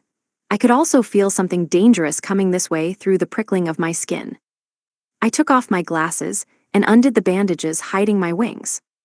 I had Virgo wait in the inn. She most likely wouldn't be able to keep up with the battle that was about to happen, and having someone at least somewhat skilled behind us in town would allow us to worry less as we fought. I had left Dina behind too, as she hadn't come back from the restroom yet. Of course, things would be best if it never turned into a fight. The absolute best outcome would be a silly one, where she'd just come to speak with me for some reason, and I just happened to be too cautious. So for the moment, I simply assumed that I was being too cautious. She was a member of the 12 heavenly stars, after all. It was weirder to assume there would be a fight. But I wonder. Something inside me was sure that this would not turn out so peacefully. I didn't know which organ between my brain and my heart housed my mind and which housed my soul, but both of those were screaming at me to get ready for a fight. It most likely originated from Lufas's instinct, something mysterious and immeasurable she'd gained through throwing herself into battle. Instinct alone might have been unreliable, but for some reason I was able to put my full trust in my instincts right now. It wasn't just me either. Aries, Libra, Agacaros, Scorpius, Carcinos, Sagittarius, and Castor were already prepared for battle, each one of them seemingly ready for anything. As things stood, we would be intercepting Pollux with everyone, but I didn't think that was too much. Something inside me was sounding the alarm with all its might, shouting that the coming fight would surely be even more dangerous than the ones with Bennett Nash and Leon. Heaven Arts, Heliopause, and Heliosphere. I circulated divine power all around Liegjarn, covering it in a protective physical barrier. Heliopause was a barrier that completely shut out any physical damage below a certain threshold and was mainly useful against opponents and abilities that dealt fixed damage. However, its limit was player level plus priest level, 10, which meant my Heliopause wouldn't do anything against values over 10,500. It might be a mediocre value, but it wouldn't be useless. In the game, there was a monster that would use a skill called Swallow 10,000 Needles repeatedly from many directions to deal a fixed 10,000 damage with each use, and in cases like those, this skill was perfect. Depending on the target's HP, it would also defend against Mesarthim if the damage was low enough. Given all that, the overall impression of this spell was, well, it was better than nothing. However, in this case, it would serve to protect against any adverse effects of our fight. It would easily break if we were to attack it directly, but in that case, Karkinos would just have to do his job. I already explained Heliosphere's effects, but just in case, it's a spell to defend against magic. By deploying it inside the barrier erected by Heliopause, it could also work to block stray spells. As an aside, absolute physical defense did exist in Xgate Online, and I could use it. However, that effect didn't exist in any skills or heaven arts that I could use on all of my friends. Also, enemies usually had piercing skills in order to counter absolute defense skills, so they were surprisingly useless. I'd been so happy when I'd first gotten one, thinking, now I'm invincible, but in the next fight I'd been easily pierced by an enemy. I'll never forget that. Sagittarius, I called out. Yes. He instantly let an arrow fly with no hesitation. I grabbed the arrow of light, which had no physical form, and immediately activated my skill. Enchant Ray. Enchant Ray was a buff that enhanced an ally's attack and defense abilities. Then, Sagittarius added in his unique skill. Its name was Estrella. Its effect was to take a skill, spell, or heaven art that only targeted a single target, and make it apply to all enemies. Of course, it would lower in power compared to its original state, but it was pretty nice if you thought of the savings you got over having to cast or use something again for the entire party. Well, a certain nationally famous RPG had the feature to turn anything multi-target by pressing the L button, so compared to that, it didn't sound too powerful. It was still very convenient, though. Also, there was the option to use an absolute physical defense skill and then change the target to all of Liegjarn. But as was mentioned before, absolute physical defense was as easily countered as it was powerful, so I didn't opt for that. I grabbed the arrow and threw it. When I did so, the arrow split, each one stabbing into all of the 12 heavenly stars here and raising their abilities. Skill Tegmine. Karkinos activated his skill, raising his defenses even further. Now then, this should have us ready for now. I crossed my arms, waiting for what was to come. That was when an unexpected male-female devilfolk pair came to us. If I remember right, he should be the Devil King's son who I saw once in Bloodgang. I believe his name is Terra. He was carrying a girl in his arms, and they were running desperately from something. They were covered in wounds all over. It looked quite painful. Are they the reason for the alarms that are sounding off inside me? I considered this for a moment. No, they aren't. I do feel that they are a tiny bit threatening, but they aren't what I'm wary of. He is. The Devil King's son, I believe. Should I erase them? Asked Agakeros. Having seen them, I stopped Agakeros, who was about to attack. For now, I decided to observe the situation. No, wait, something doesn't seem right. After I stopped Agakeros, Terra fell in front of me, and the girl in his arms also fell to the ground. However, she wasn't seriously hurt. It was clear that Terra must have protected her with his life. Sir Terra, Sir Terra. The girl cried as she shook Terra, but there was no response. I stepped forward, placing myself in front of her. When I did, the girl, I believe her name is Luna, stood in front of Terra, trying to protect him. How noble, even though she knows she has no chance. I tried glaring at her, eliciting a flinch and some trembling from the girl. Even then, she showed no signs of moving. After a pause, she stuttered, "Please, I don't care what happens to me. Just let Sir Terra go." Oh, how convenient for you. We have no reason or obligation to do that for you, though. I'll do anything you want, please. She just offered to do anything. Leaving jokes like that aside, what should I do? Oh, it looks like I'll have to decide what to do with them later. Seems like the threat I was waiting for is here. The subject of my internal alarm flew at surprising speed until it got in front of me. It appeared in an instant, as if it had warped, and it looked like a giant dragon. The monster possessed 10 heads, and for some reason it seemed familiar to me. In a flash, my mind reminded me of its name, which I considered quietly. The Dragon King Ladon, if I remember right, it should be a final boss from an event in the game. It dropped a lot of valuable alchemical mats on defeat, and I remember using the drops to make Amritas. Then, there was the girl with honey-colored hair who was standing on top of it. I'm pretty sure that she's the fairy princess Pollux. Pollux and I locked eyes, and the fairy princess smiled softly. I see, so you're the black-winged conqueror. I've known of you for a while now, but this is the first time we're speaking like this, isn't it? I considered her words silently before asking, "You are not Pollux, are you?"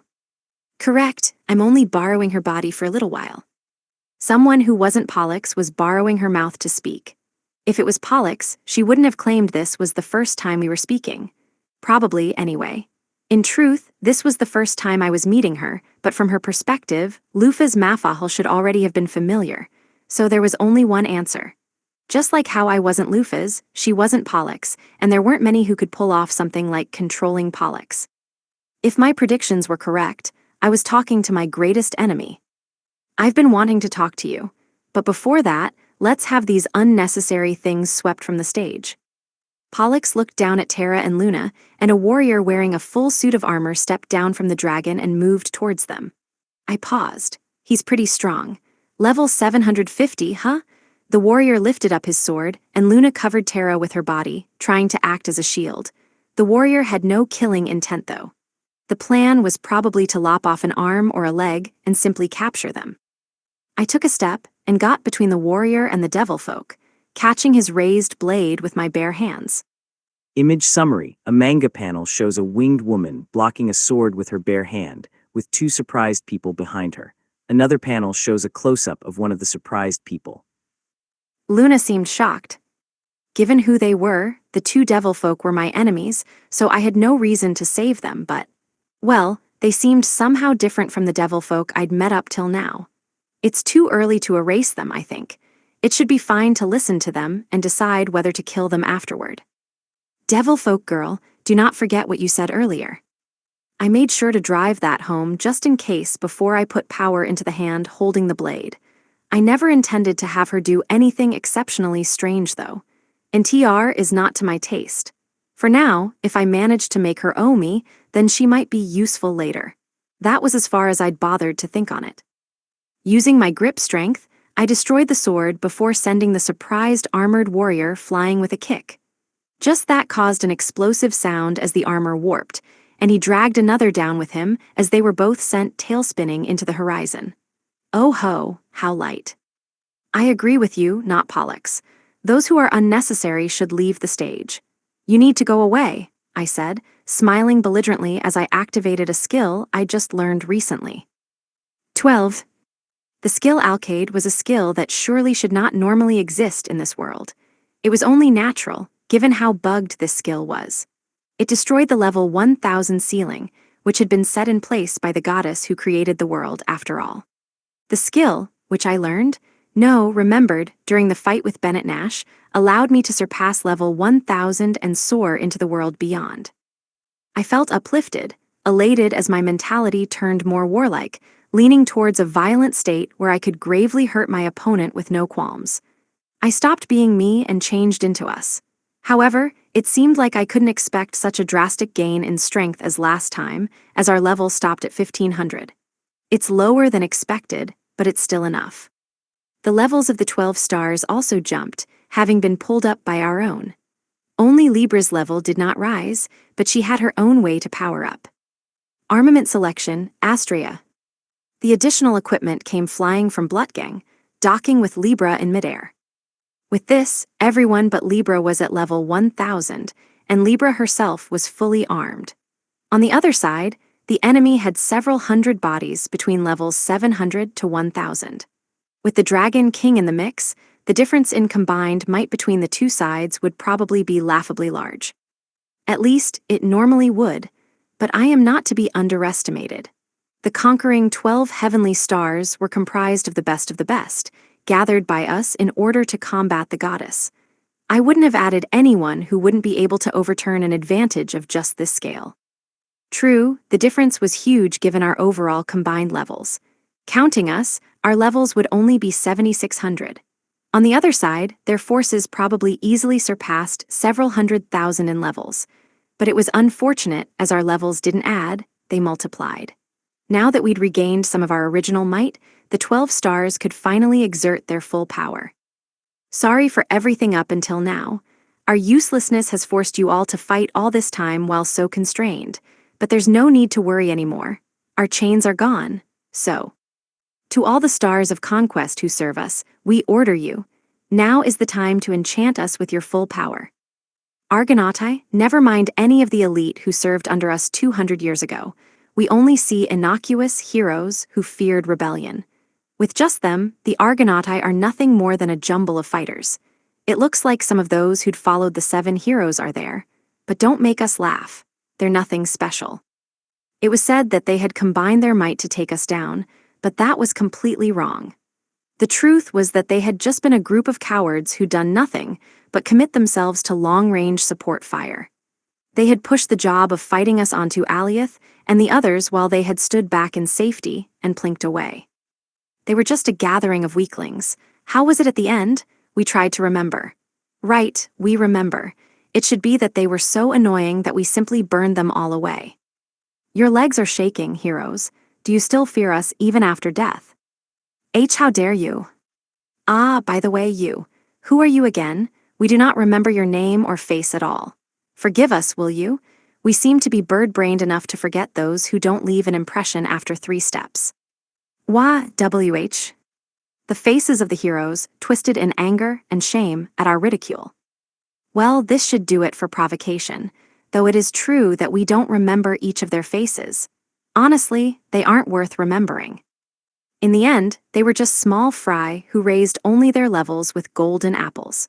Do a bunch of people who lost to us 200 years ago really think they can get together like they have a grudge and win as long as they form a united front? Nothing changes by having them come back from the afterlife. Returning monsters being weak is a huge trope, so they should just leave already. Skill XQLS. Of course, we were the same in the department of being able to do things we hadn't been able to before. We were in possession of several skills that could only be obtained with special combinations, and one of them was the skill XQLS. Its power was as you could see. The condition to learn it was to have both the Monster Tamer and Alchemist classes at a combined level of 200 or more, and its effect was to fuse skills. Take, for example, a skill that stunned the enemy on a crit and a skill that would always crit on a hit activating at the same time. The end result would be to always stun the enemy. Normally, this skill had to be activated by both the Tamer and the Tamer's monster, but this world had no such restriction. In the game, this skill only worked with certain combinations of skills, but that didn't matter anymore. Fusion of any 2 skills we could think to combine was possible. We don't care about any rules the goddess makes, and we have no need to follow them. We make our own rules. You can burn the image of the 12 heavenly stars full might into your eyes. We paused. Won't you, Elevenus? As soon as Lufas had given her orders, the 12 stars made their move. Their bodies were filled to the brim with power, and their master's voice was like a tailwind. The possibility of defeat never entered into their minds. There was nothing but total belief in their victory. After all, they had the unbeatable black-winged king behind them, and they had been commanded to enchant her. What member of the 12 stars wouldn't answer such an order? What kind of servants would they be if they didn't? In front of a force more than 10 times their number, Ares and the others showed not even the slightest hint of fear as they used the skills that best suited them. Let's go, Libra Scorpius, Sagittarius called out. Don't order me around, Scorpius said. I'll follow your lead, answered Libra. The heroic spirits who opposed them probably saw the moment the constellations of the Archer, the Scales, and the Scorpion shined behind Sagittarius, Libra, and Scorpius, as well as the moment the constellations combined. Fly. First, Sagittarius let fly an arrow which Libra grabbed onto, teleporting her to the center of the enemy formation.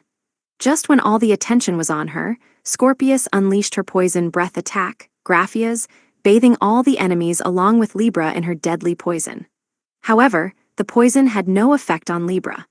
Obviously it wouldn't, since she wasn't a living being in the first place. The poisoned heroic spirits were then trapped in a field of light that had been deployed in an instant before being hit by the Scales' skill. It was a bright flash that would not allow any weaklings to escape destruction. Its name was Brachium. It was a lavish usage of the skill, activating such a destructive ability first on a large scale. In the face of that attack, which boasted the highest firepower out of anything the 12 heavenly stars was able to bring to bear, all the rank and file soldiers with less than 99,999 HP were one-sidedly erased. Absolute defense skills meant nothing, and absolute evasion skills were totally ignored. The light of decimation was a blow of selection by the one who had guarded the goddess's sanctuary. It had a higher priority than all the skills it pierced through, and as a skill, it was of the highest rank. Its damage hit the cap of 99,999, and even blunting the damage was impossible. Just this one attack reduced the numbers of the Argonauti until less than 20% of them were left, but they had no time to be relieved that the attack was over. Aegacaros. Let's go, Ares. Next, Ares and Aegacaros stood, covering each other's backs and overlapping their constellations of the goat and the ram. Ares had rainbow-colored flames erupting from every part of his body. Those flames were then gathered by a black, pulsating wave from Aegacaros, turning the flames black before spreading them throughout the surrounding area. The combined effect gave all those affected continuing ticks of percentile damage, which was cursed to prevent healing. In other words, the flames not only ignored defenses and damaged all enemies no matter who they were, but they also prevented healing that damage.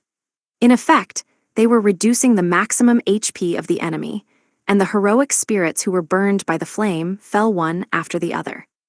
What are you all doing? There are less than 10 of them. Attack them, crush them with numbers. The heroic spirits weren't sitting still either. The dragons who were resurrected and still desired the title of strongest unleashed their breath attacks, and a level 1000 swordmaster let loose a slash that split the earth.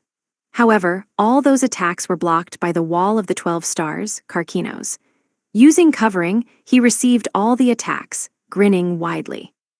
Welcome to hell. Are you ready, Sagittarius? Leave it to me.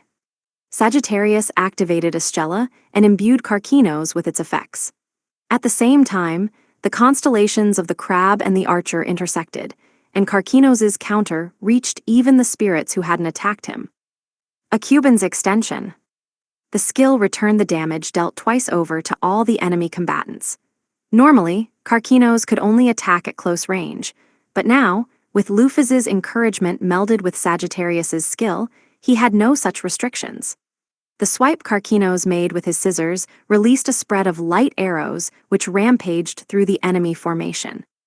This absurd counter shaved away even more at the heroic spirit's numbers, but the nightmare still wasn't over. The party had just started. Make sure you keep up with me, Karkinos, yelled Scorpius. Okay, why?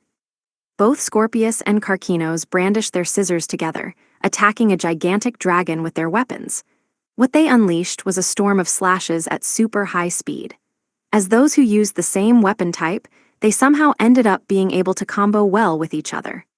The dragon, which should have been equipped with tough scales, was instantly reduced to ribbons, becoming a miserable pile of meat.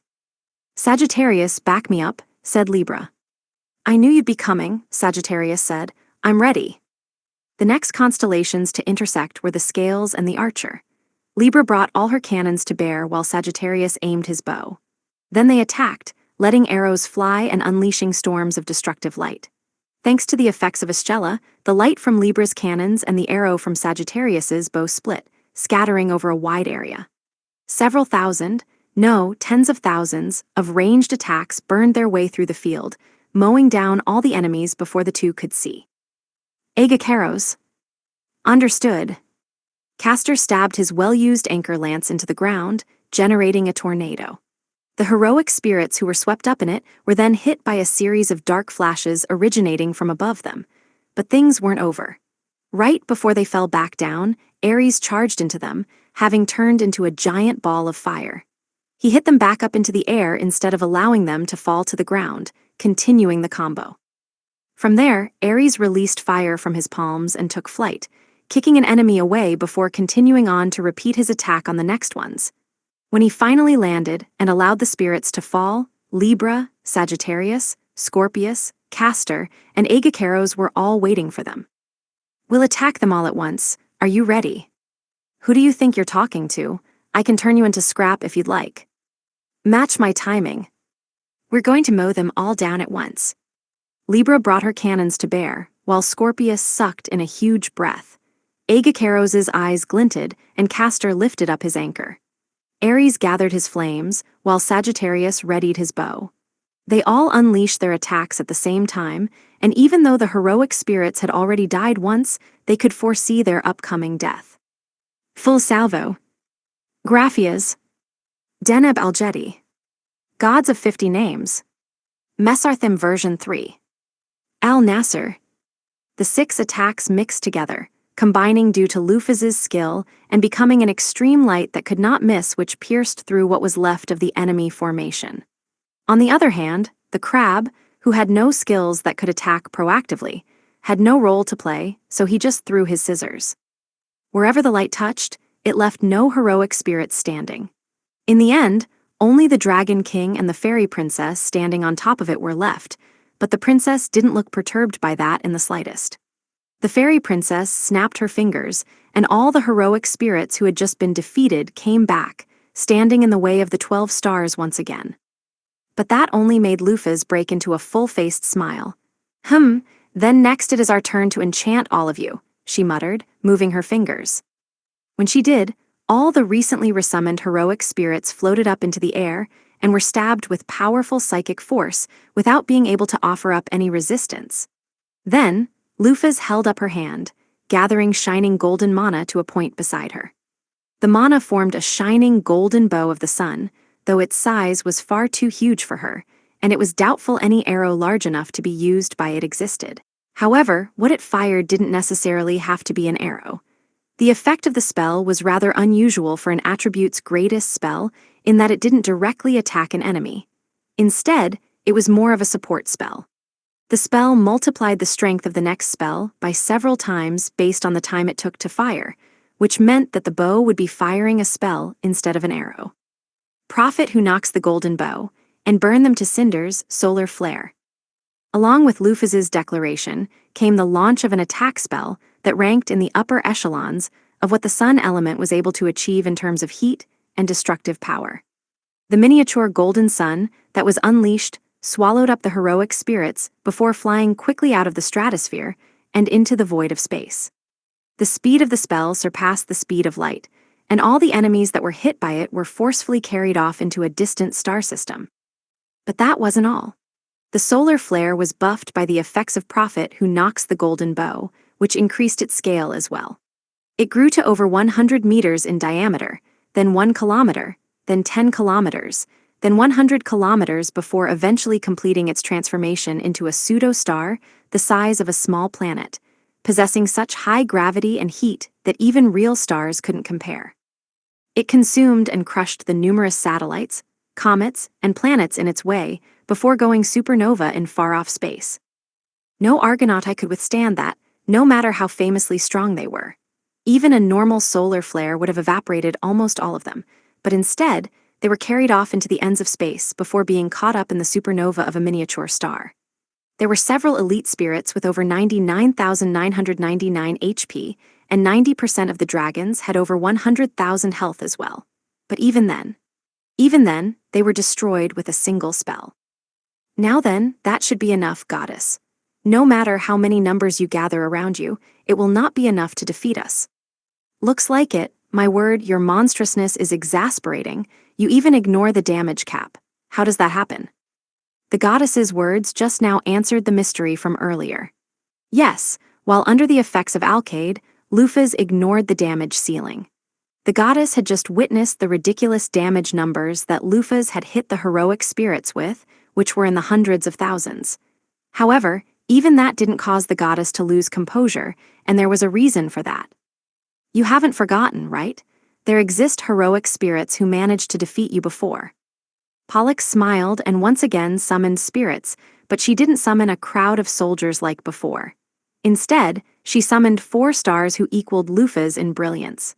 They stood on the same level as the vampire princess, and 200 years ago, they had put a stop to the great conqueror's ambitions. They were the strongest heroes in history. The first to appear was a peerless warrior in armor. He was the Sword King Aliath, who had polished his skills with the sword to such a degree that he even surpassed Lufuz in that respect. Next was a polar bear beastfolk who was covered in white fur, Dubby. The third was Mizgar's best alchemist, who wore a full suit of armor, Mizar. The last to appear was the Adventure King Fekta, whose small stature belied his combat ability. They had once been hailed as part of the Seven Heroes. Now, they had returned to the living world with their weapons pointed at Lufas. 13. All of you. At the moment, we were experiencing some amount of surprise along with a strong sense of nostalgia.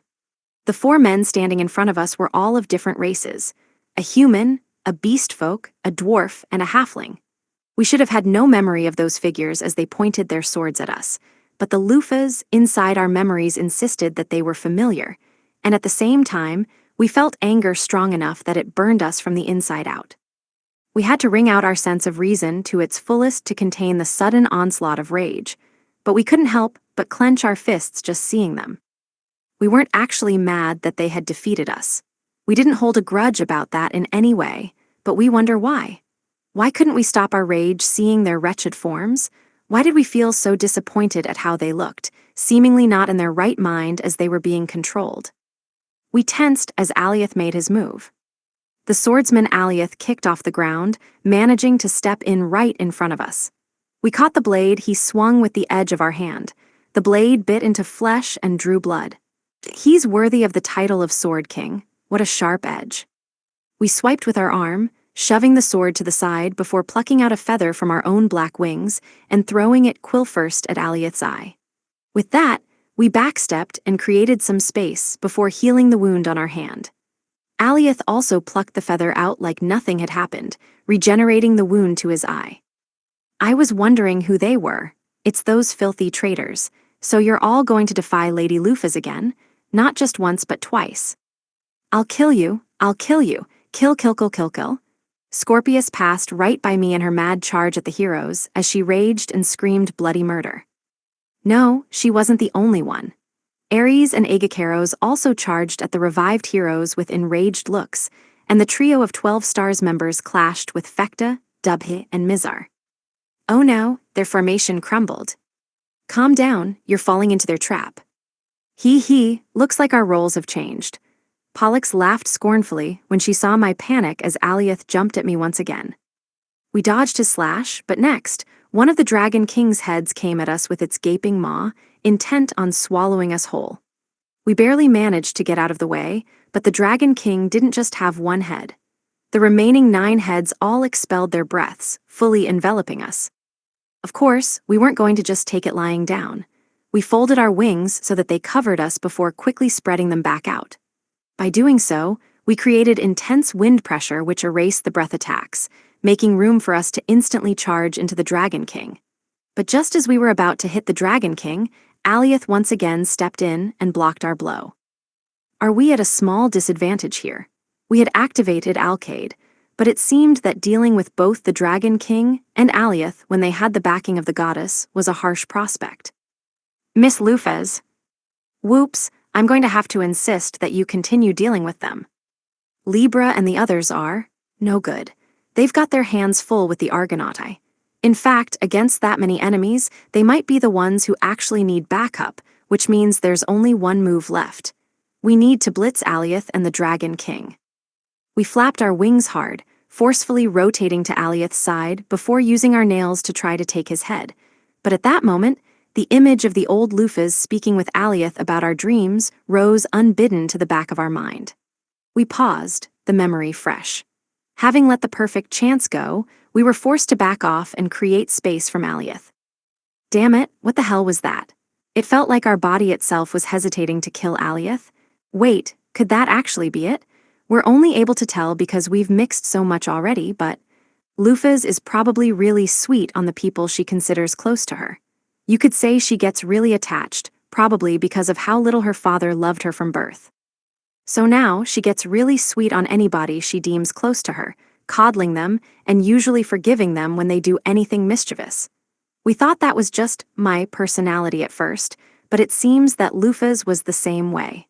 So no matter what, we'll end up hesitating for a moment when attacking him. But at this level, even an instant's hesitation could spell death. It'll create a huge opening. In game terms, hesitating for a moment in a battle like this would basically be like handing an entire turn over to the enemy. Isn't this really bad? It's just like back then, isn't it? Even though you could win easily if you just fought with your full might, you don't seem to be able to. You could call it your one and only weakness. We reacted to Pollux's words with a smile of slight self-mockery, saying, "Looks like it," after a moment's silence. Well, who could have expected that we'd have a silly weakness like that? Not knowing ourselves turned out to be a huge handicap, didn't it? Thanks to that, our weakness has come to light in a dire situation like this. We didn't know.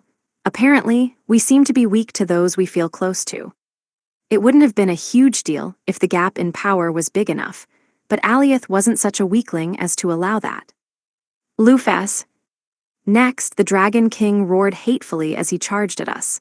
He still has that much hatred left for us, even though he doesn't have an ego? How annoying.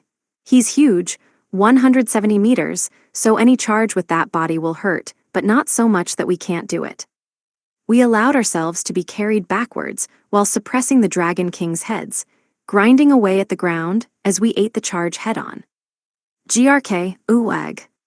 Then, with just the grip strength of a single hand, we grabbed one of the Dragon King's horns and used brute force to throw him up into the air.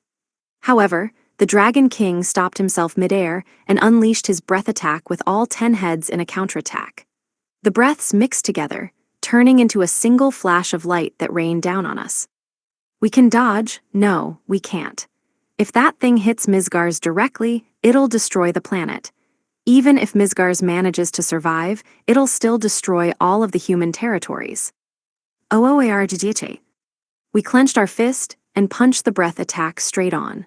We succeeded in bouncing the breath attack back, but the Dragon King dodged it, and the mass of energy that was all 7 elements combined disappeared into the depths of the sky. We'd somehow managed to reflect the attack, but its power was still incredible. Our hand was burned and bleeding. We could simply heal it though, and now wasn't the time to be bothered by pain. Still, to think it would wound our fist, which was fine even after punching a meteorite to destruction, that may have put some small cracks in our confidence. Ugh. But it seemed that we had no time to think on it. Next, Alioth closed the distance and swung his sword in an orthodox descending slash. We dodged, opening up an X-gate to summon our beloved whip sword from Mafahal Tower.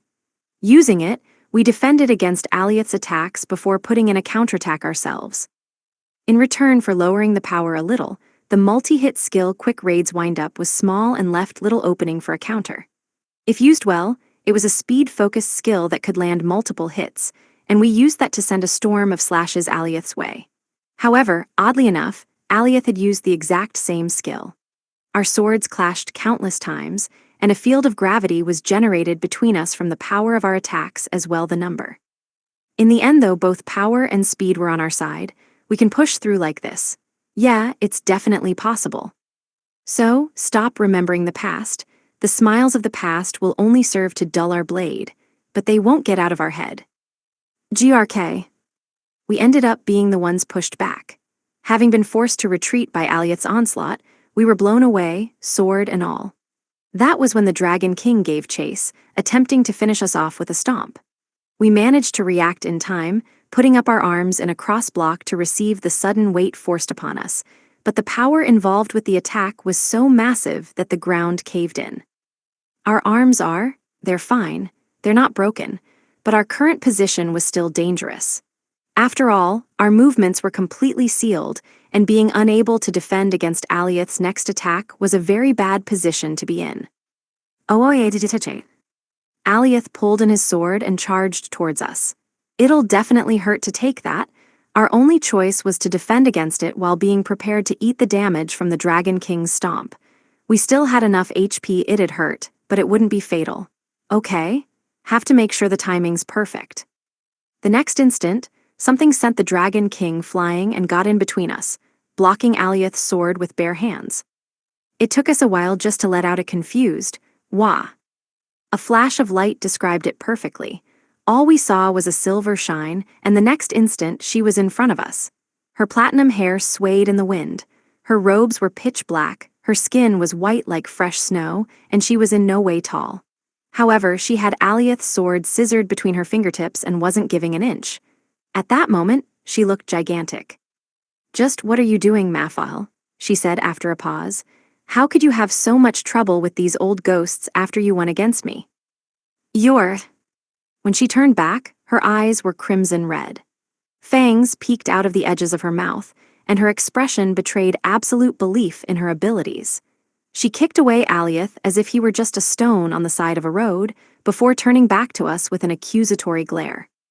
I told you, if you were to ever lose to someone else, I'd come back from the dead and punch you flying. The only one allowed to kill you is me, the vampire Princess Bennett Nash. Don't forget that. The noble vampire princess, who was strong enough to ward away even the goddess's temptation, stood in front of us, absolutely unchanged from how we remembered her. Ares was in the middle of a tough fight. His stats had never been that high in the first place. Even though he'd been boosted to level 1000, the same as his opponent, he was facing off against the beast King Dubhe, who had once been hailed as one of the 7 heroes as well as Lufus's equal. The beast who had lost his reason showed the whites of his eyes and drooled as he brutally and ferociously attacked Ares. The combo completely relied on his brute power as a beast. However, the attacks themselves weren't all brute power. He was still half-person, so he had the skill to accompany it, but that didn't mean Ares was going to just retreat. He was very forgiving, but he would still never forgive the 7 heroes. They had betrayed his master when she'd trusted them, after all. He would never forget that. Haleg. Ares and Dubhe's limbs clashed at high speeds, each contact creating sparks. Punches, backfists, elbow strikes, knee strikes, roundhouses. A super high-speed fight was unfolding between the two of them, and the damage was piling up. Ares used Mesarthim. Dubhe was definitely being damaged just by being close, burns visible all over his body, but Dubhe continued to swipe with his claws as if he simply hadn't noticed, and Ares was gradually gaining more wounds. Ares crouched to try to dodge Dubhe's raging blows with his steel-like arms, smoothly transitioning into a sweeping kick. Once Dubhe's stance had crumbled, Ares kicked him upwards before chasing after him. After Ares had gotten past Dubhe, he turned around. Using his leg like a whip, he let loose an axe kick wreathed in fire. However, Dubhe disappeared the instant he made contact before reappearing a moment later behind Ares, sending him flying. Gog! Ares crashed into the ground, burrowing a hole into the earth. He quickly regained his senses and resorted to digging through the ground as if he were swimming until he got behind Dubhe, who just landed. Just like that, Ares grabbed Dubhe's head from behind, slamming it into the ground before the Beast King could react. However, Dubhe's sheer physical strength was to be feared, and he forced himself upright before falling backwards just like that on top of Ares. Having been crushed into the ground, blood leaked from Ares's mouth. But it was Ares's turn next. He pinioned Dubhe's arms behind his back as he slammed countless kicks into the Beast King from his position. It was Dubhe's turn now to have blood leak from his mouth, but the Beast King quickly retaliated, doing something similar to a shoulder throw and sending Ares flying. Though the sheep tried to get back up quickly, Dubhe was quicker, already stomping on Ares, which produced a dull sound. Dubhe repeated the stomp twice, 3 times, then 4. Dubhe stomped with enough power to cave in the ground, and Ares's resistance soon weakened. Then, Dubhe made for a 5th stomp to finish Ares off. Ares could do nothing but gaze blankly as Dubhe's leg descended on him, but the next moment, Dubhe was wiped away from his line of sight. Rather, he was punched away. There was a moment of silent confusion. Before Ares stood a large man's very muscular back. His hair was a dark red, like crimson, and he was fully covered in a black bodysuit. His arms were as big as logs with veins visible on the surface, and he made no effort to hide his rampant animal nature, which surpassed even Dubhe's. Yo, you're not putting up much of a fight here, are you, Ares? The name of the man who stood in front of Ares, scornfully laughing, was Leon the Lion of the conquering 12 heavenly stars. 14. When Bennett Nash opened her eyes, the first thing she saw was the familiar ceiling of her room, as she was in her coffin. A coffin's comfortableness shouldn't be underestimated. It was lined with a down futon made by the country's best alchemists and was Bennett Nash's favorite bed, since it was so nice. That wasn't the problem, though. The problem was that Bennett Nash had woken up just like normal. Right, I should never have woken up again. I should never have been able to get up and stand again, because I fought Lufas with all my might, lost, and died. Oh, you're awake, princess. A vampire who had been serving her for over several hundred years reacted immediately when he saw Bennett Nash wake up, raising a cheer. He had been turned into a vampire far back in the past, in the age of true-blooded ancestors, so he was a living witness of the ancient past who had sworn eternal servitude to the bloodline. His wrinkled face warped as he smiled in true heartfelt happiness at seeing his lord and master wake up. 10 more vampires burst into the room after hearing the servant's cry. They were survivors of the battle 200 years ago, and each one of them was capable of destroying entire countries on their own. Their group was called the 10-Blooded, and it was obvious that they had taken inspiration from Lufus's 12 heavenly stars. Bennett Nash saw their overjoyed faces, but all that was on her mind was confusion. After a moment of confused silence, she asked, "Why am I alive?"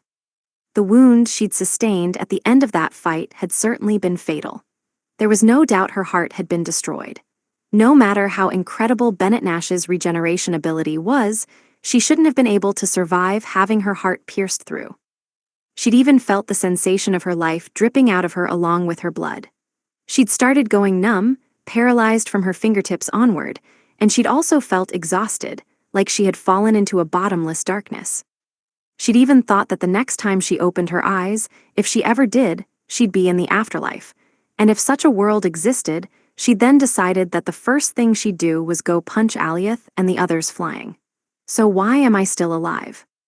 It was an Amrita. They heal all wounds and even resurrect the dead. They're the ultimate medicine. Lady Lufas used it on you before you died, princess. What? But she never. Bennett Nash started, but then she thought back to the moment. No, wait a second.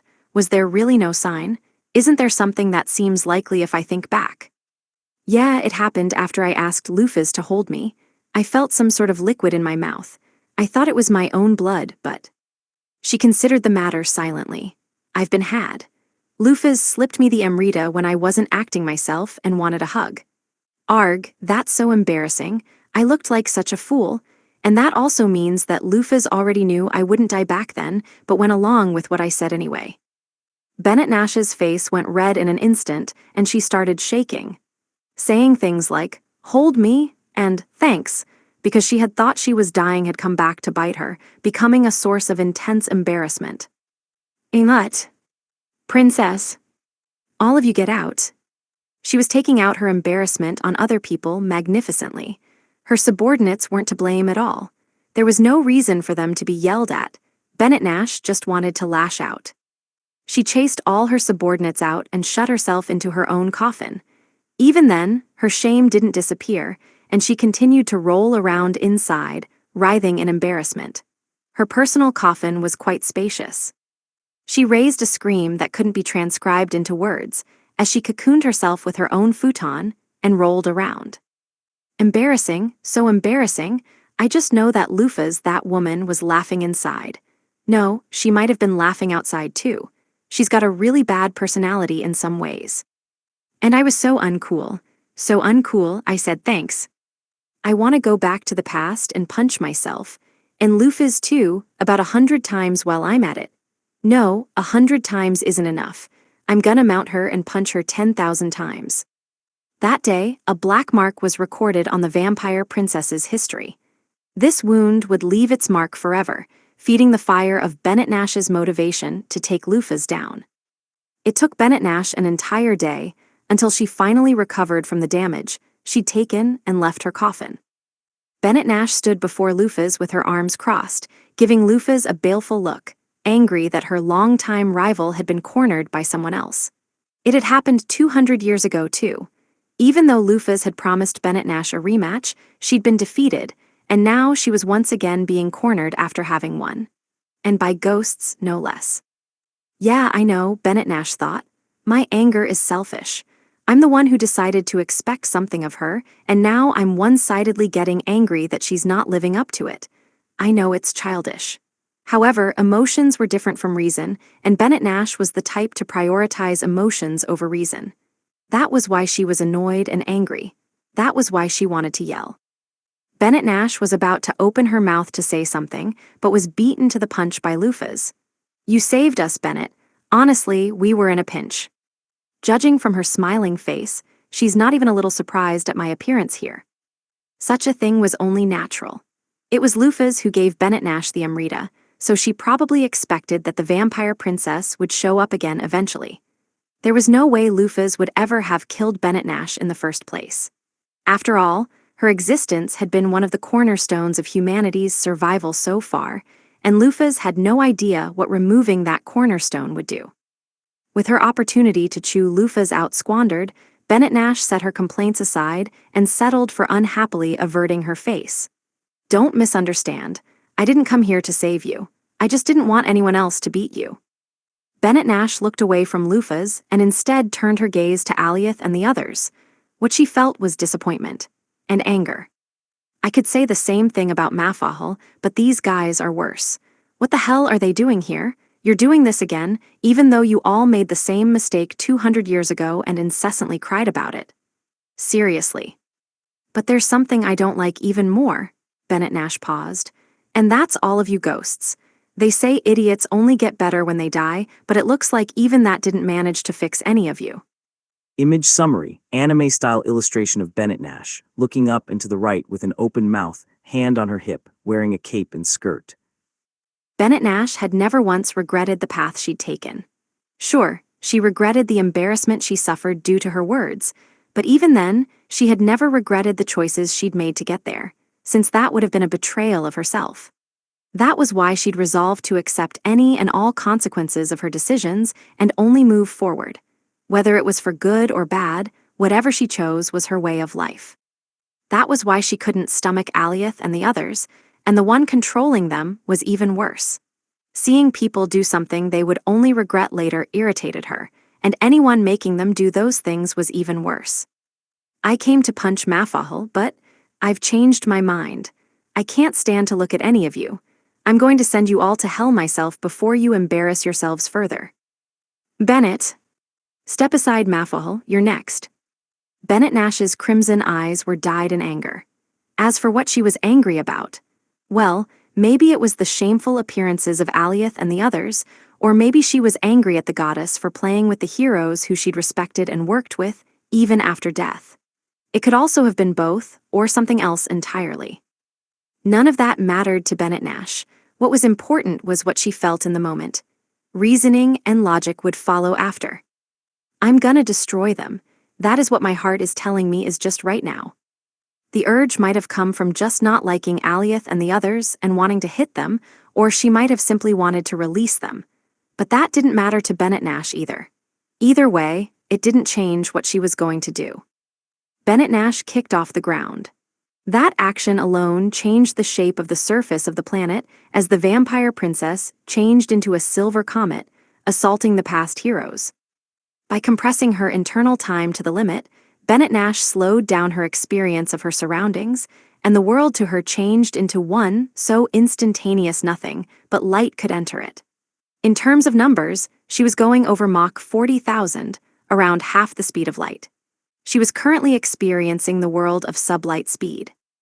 It was where Bennett Nash lived, and now that her internal experience of time matched her speed, any second a normal person experienced allowed her to make a year's worth of movement. However, her opponents were the 7 heroes. Alioth was just barely able to enter this world, and he swung his sword. Wrong. They clashed. Bennett Nash's claws lopped off one of Alioth's arms, and she continued on like that, charging at the Beast King next. Dubhi, who'd been sent flying by Leon and was now on his knees, reacted to the killing intent let off by Bennett Nash, turning towards her to intercept. Dubhi howled, swinging down his stout arms with all his bestial physical power. Bennett Nash chose to meet that straight on, using both her arms to receive Dubhi's blow. Both combatants' power caused the ground to cave in, and they stopped moving. They participated in a contest of strength for a while, after which Dubhi lost to Bennett Nash in power and was lifted upwards. "You're wrong too." Her claws flashed silver. A red flower bloomed, and Dubhi's arm flew through the air. Mizar, who was battling Agacaros, was next. He created several tough walls and put them in Bennett Nash's way to try to defend himself, but Bennett Nash simply broke through the steel walls and cut his leg. Fekta tried to use speed to confuse her, but the vampire princess easily caught up to him and split his guts open. You and you too. The silver comet ran around everywhere. Her movements left even time far behind, and Alioth and his companions' attacks couldn't graze her. Well, even if they did, they probably wouldn't do much damage. If they wanted to defeat her, they had to deal enough damage to outpace her aberrant regeneration ability. 100 slashes were unleashed by the Sword King in a fraction of a second. Fierce punches were thrown out by the Beast King at such a speed his fists seemed to split and double. The rain of blades created by the Blacksmith King threatened to blot out the sky. The storm of arrows shot by the Adventure King were faster than sound. But all of that only ever managed to hit Bennett Nash's afterimages. It was comical. Slow, tepid, dull, what the hell, you're all boring. Since when have you all been so cowardly? The vampire princess roared. Alioth and the others weren't weak. In fact, their stats were actually higher than when they had been alive, now that they had the backing of the goddess.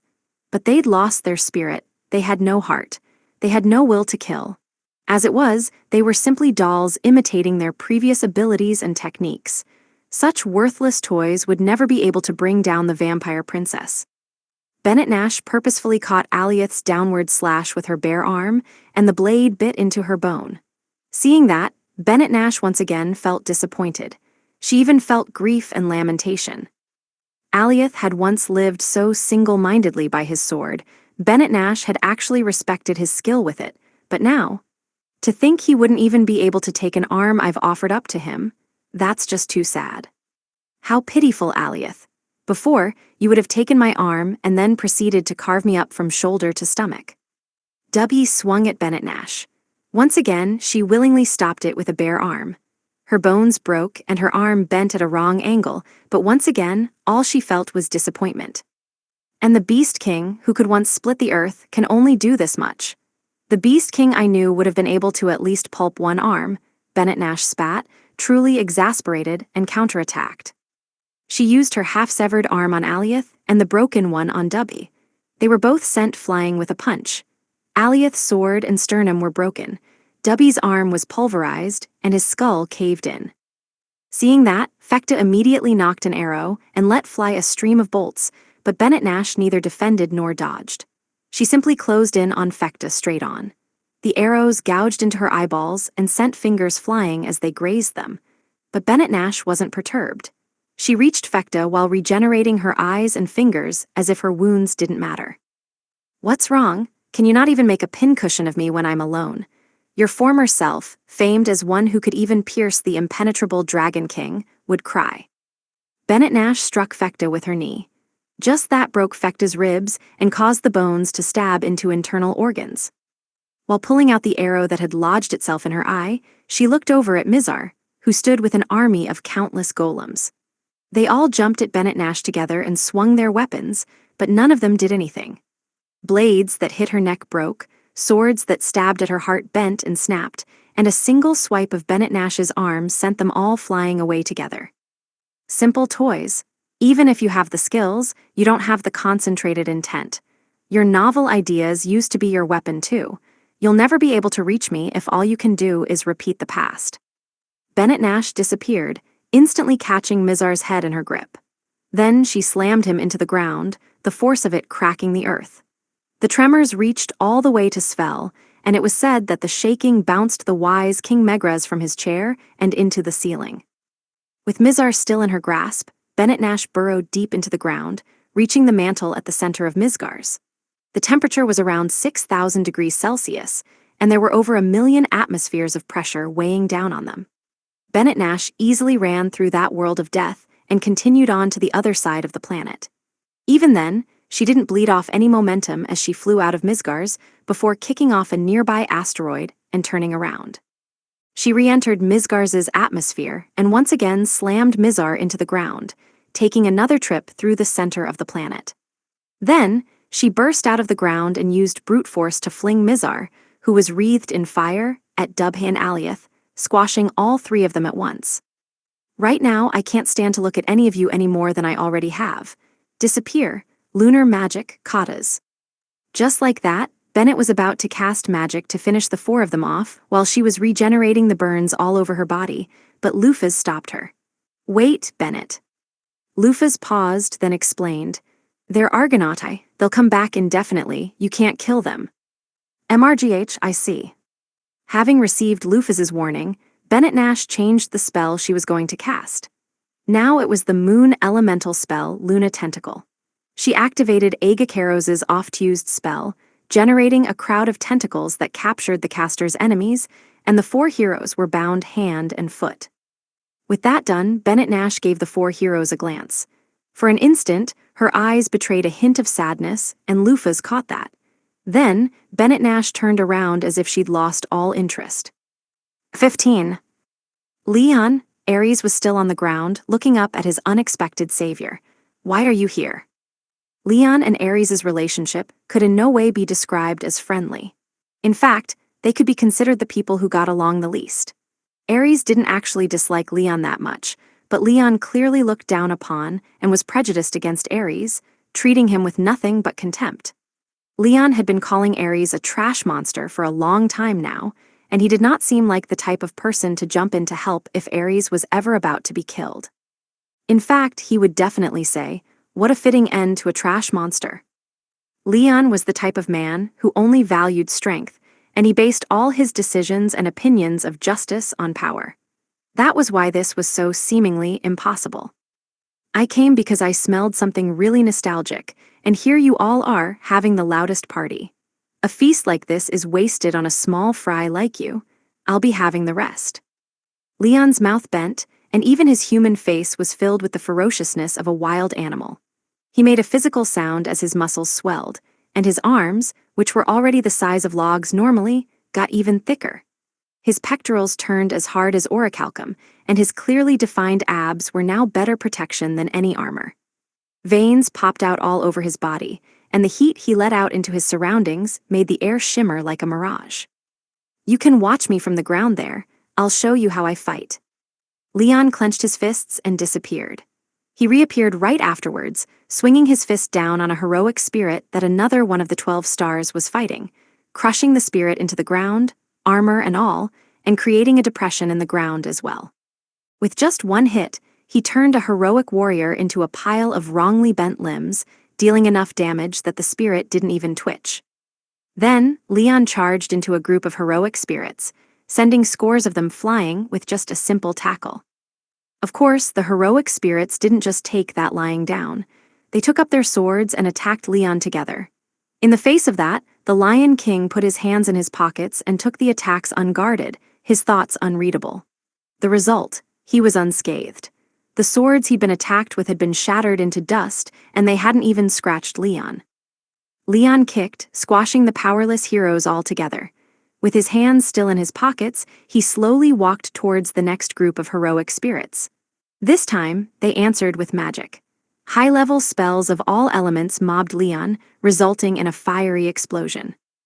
If someone were watching Misgars from space at that moment, they would still have been able to see the shine of the magic and explosions from that distance. That was how far the effects spread. However, Leon simply continued on through the storm of magic, reaching the heroic spirits as if nothing had happened. You scum, you're not even worthy appetizers. Unfortunately, the heroic mage who had been standing in front had their head grabbed, and Leon swung the mage's body around as a weapon. Next followed a scene of sheer violence as a person was used to hit other people. Each blow broke another mage, and blood and meat scattered everywhere as the heroic spirits were massacred.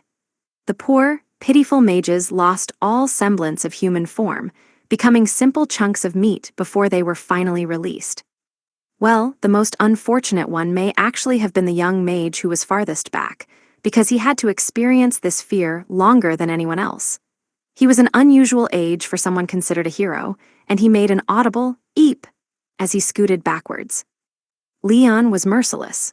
The next instant, an arm thicker than the young man's waist made direct contact with his head, and everything above his neck disappeared in a spray of blood. Blood splashed on Leon as he turned his bloodshot eyes on his next group of prey. Seeing him like that, Lufus couldn't help but think, who's the real enemy now? Oh, Leon roared, and the countless heroic spirits in front of him were torn to pieces and sent flying, tossed around as if their strings had been cut. The Lion King's roar was not just for intimidation. It was just a scream, but even that was accompanied by destructive energies. It gouged out the earth and parted the sky as it rampaged through the enemy formation. The eardrums of the heroic spirits tore, and their bodies warped as they were crushed by an invisible, irresistible power. You're all dead. Leon once again disappeared. He was so fast that even other members of the 12 heavenly stars would probably have trouble finding him.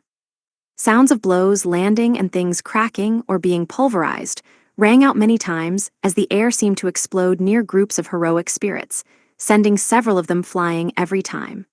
Of course, this didn't just happen once or twice. The air exploded anywhere a member of the Argonautai stood, and seasoned heroes were pulverized and scattered one after the other. They couldn't dodge in time, and any guard they put up was just destroyed along with their temporary bodies, all of which was being done with nothing but pure physical strength. With overwhelming strength, one didn't need special abilities.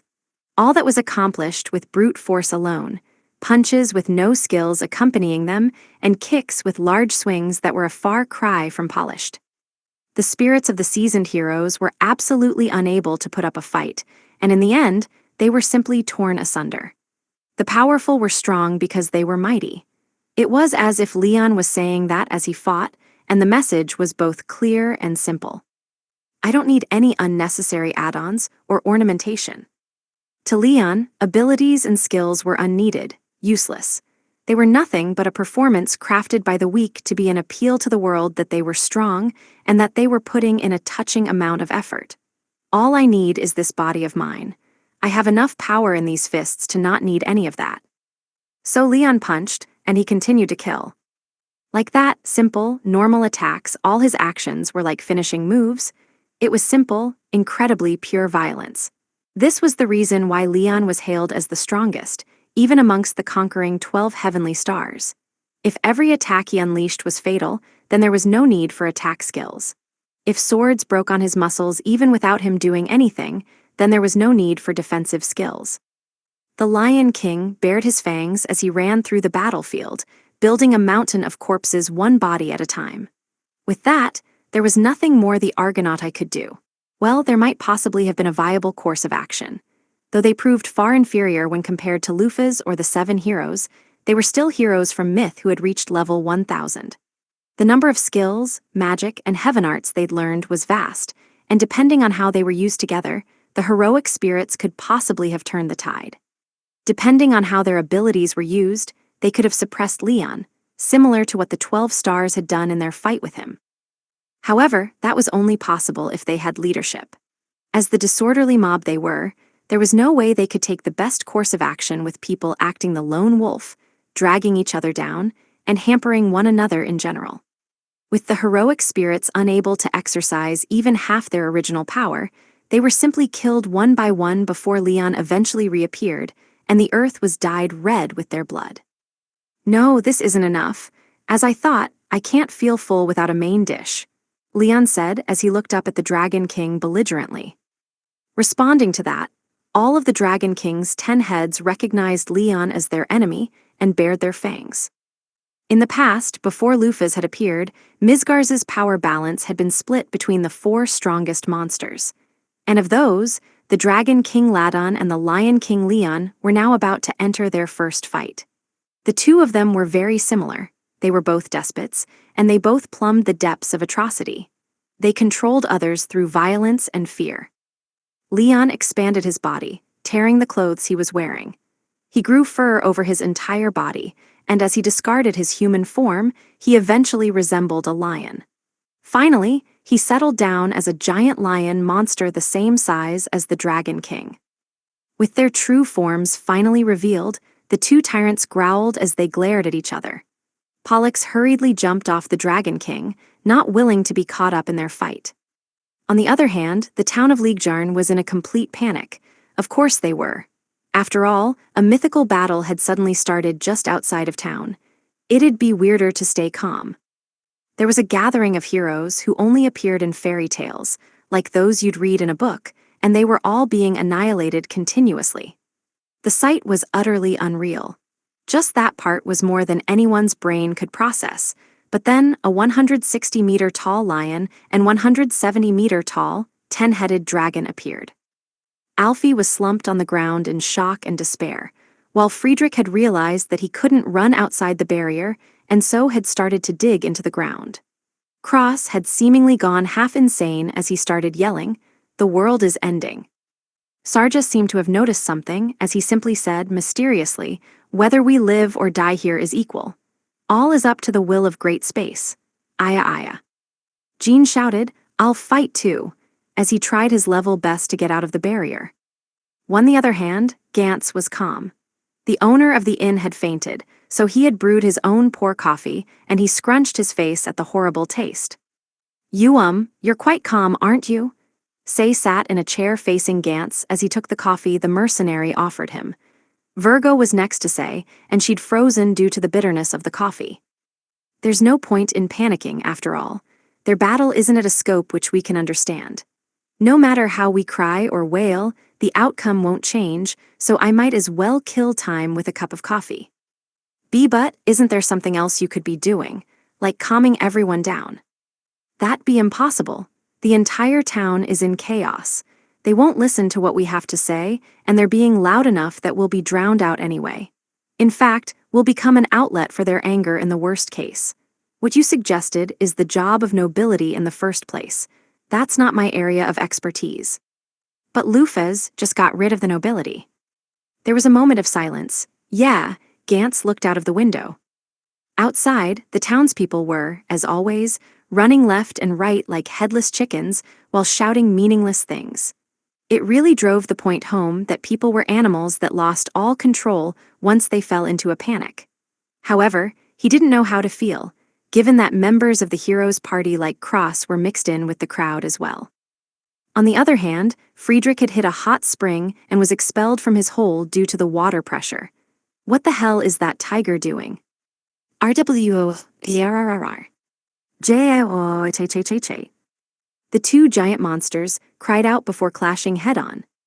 Image summary: a manga panel shows a hydra facing off against a lion-like monster, while a group of people watch the battle. In order to compare their abilities, their first moves would probably be the moves they had the most confidence in. Leon and Ladon's clash made the barrier around Liegjarn Creek and groan as a sonic boom whipped through the area. Everything other than Liegjarn was turned into a wasteland in an instant, and the two monsters who had done this continued their contest of strength without paying any heed to the damage. Retreating wasn't an option. It was a fight to determine who was more powerful. However, it was Ladon who had the upper hand. His 10 heads moved together, biting into Leon's body. Leon's tough hide and muscles were pierced through by even more fearsome fangs, and each head bit off a chunk of him, chewing the pieces they came away with. But Leon simply copied that, opening his mouth and chomping at Ladon's body. The Dragon King's scales, which were lauded as harder than anything in the world, crumpled under the force of Leon's jaws as the Lion King ripped off a piece of Ladon's body and swallowed it.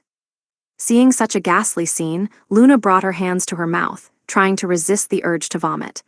They are eating each other, and even though they're being eaten, they're both ignoring it and trying to eat the other. They aren't sane. Both Leon's and Ladon's bodies were covered in blood, but their movements weren't dulled. Leon was the next one to make a move. He opened his mouth wide and blasted Ladon with a point-blank howl. The destructive howl with concentrated mana in it swallowed up the Dragon King and continued on its trail of devastation, evaporating the ground. The blast continued on out of humanity's sphere, eventually erasing a lone island that was in its path in a dome-shaped explosion. But Ladon was still standing. The Dragon King opened all 10 of its mouths, breathing fire at Leon in retaliation. Each bullet of fire from each mouth would be able to evaporate a city on its own, and the heads fired the attack continuously at fearsome speed. It was like a machine gun that shot missiles. Even while bathing in fire of its own making, the Dragon King continued to shoot, causing pillars of fire to erupt over and over. Luna, shocked into silence, reacted by holding Terra close to her body, trying to become a shield to protect him from the aftershock that was surely about to hit them. She'd realized that she was less than a bug in the face of this banquet of monsters, but even then, she was still one of the 7 luminaries. She could at least serve as a shield. Her tragic but brave resolve ended with Luna holding Terra to herself, but no matter how much she waited, no such expected wave of heat came. She opened her eyes in confusion. What awaited her was the sight of Lufus's back as she stood in front of Luna with a single arm in front of her. Lufus had created a barrier, which opened a small amount of safe space behind her. The flames flowed behind Luna like a flood. It was as if she were looking at red rapids from inside a glass bottle. Don't carelessly stick out a hand or anything. You'll turn to ash just by touching that. Apparently Lufus had saved them. At first, Luna was relieved by that realization, but that was quickly followed by confusion. She was grateful that they, or rather, Sir Terra, had been saved, but she had to wonder whether or not Lufus should have been worrying about her own subordinates. However, Luna quickly realized that such things were unnecessary. In the midst of the hot winds, raging like a torrent, the 12 stars seemed utterly unaffected as they watched the fight between Leon and the Dragon King. No matter how powerful it was, aftershocks were still just aftershocks. To them, it wasn't anything to get worked up about. Actually, when Luna looked closer, she could see that only Libra, who was weak to fire, was being covered by Karkinos, who was acting like a shield. Monsters, all of them monsters. In the midst of this hell hot enough to even boil rock, they were, for some reason, completely fine. Bennett Nash was sitting on a rock as well, and that rock was clearly superheated, which meant it was like she was sitting on magma. She didn't seem to mind at all, though. In the first place, the vampire princess was a monster who just dug through the mantle of the planet. Something of this level probably only felt a little warm to her. Faced with this battle that was in a wholly different dimension, Luna was made to realize just how reckless they had been, picking a fight they'd had no chance of winning. 16. Thank you, fairy princess. With this divine sword you have given me, I will surely defeat the king of devils and return peace to this world. After a pause, she said, yes, if it's you, you'll surely achieve that. Be careful on your journey. This was a tale from several thousand years ago. At the time, the armies of darkness had driven humanity to the brink of collapse, and a hero had risen up to defeat the king of devils along with his friends whom he'd forged a strong, solid bond with. Pollux had given the hero legendary equipment, taught him the king of devils' weak point, and sent him off. She'd done this while knowing that he would never come back, that this was a journey of death. After seeing the hero's party off, Pollux covered her face. At first, she was silent. It's so stupid, she then said. Why does no one question it, even though things go way too smoothly for them? A weak point on the king of devils? Don't make me laugh. There's no such thing because he's really a divine beast created by the goddess to govern the world. He's an arbitrator. Just like my main body, he's an agent of divinity. There's no way a human could win against that. The goddess made humans so they wouldn't be able to win. Even if they fought seriously, the outcome was already decided. But they'll probably win. That's how the scenario is written, after all.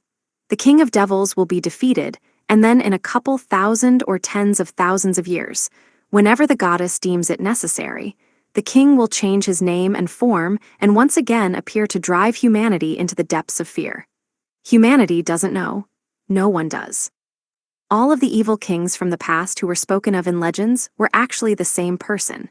He was even the god of destruction all the way back when humans had just branched off from the heaven-winged, whom Aeneas, the first human, had traded his life to eliminate.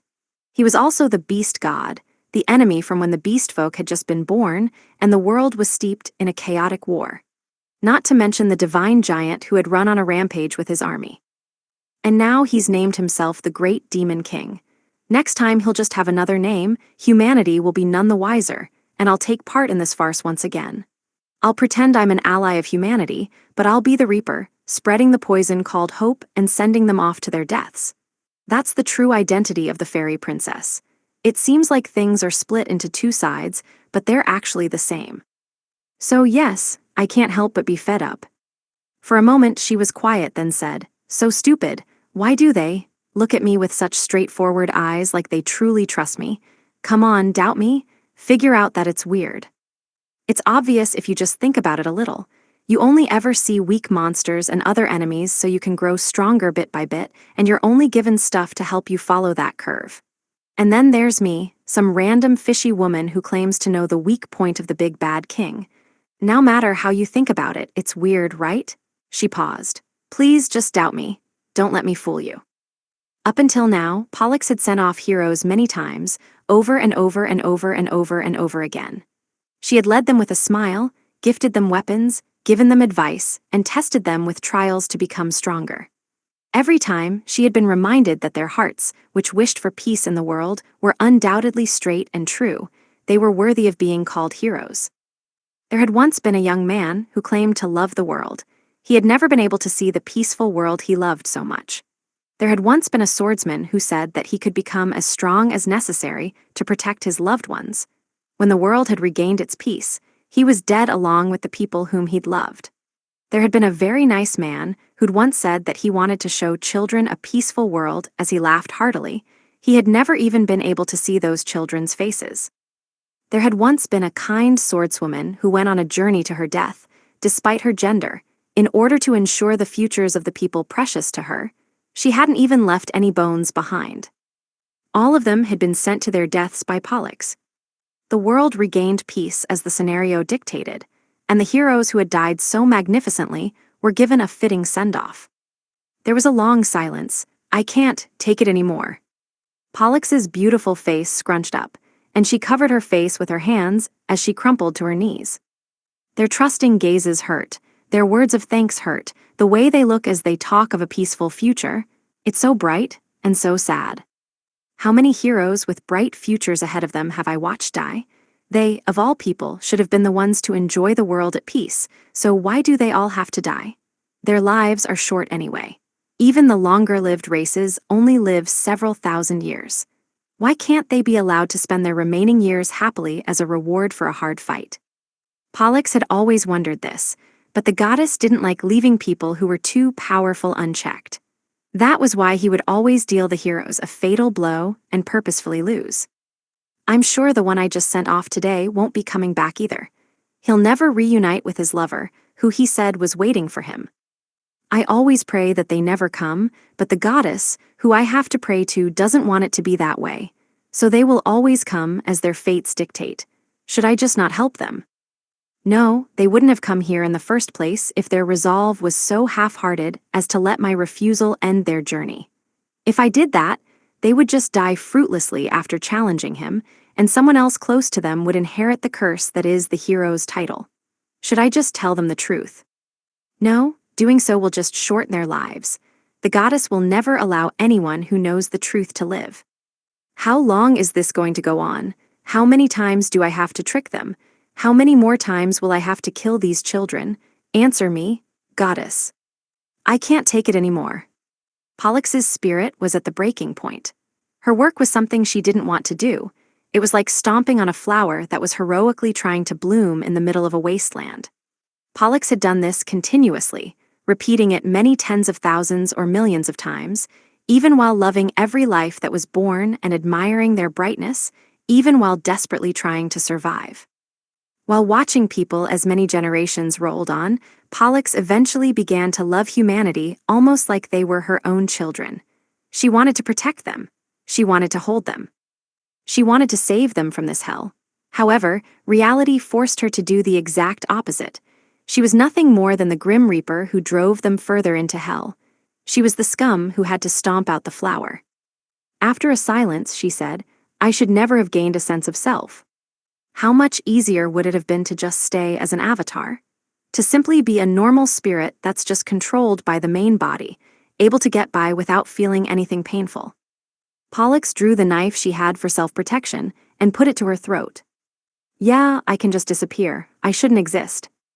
However, her hand was stopped by her brother, her other half. Pollux, stop. Pollux silently tried to shake off her brother's hand, but that was impossible given their differences in strength.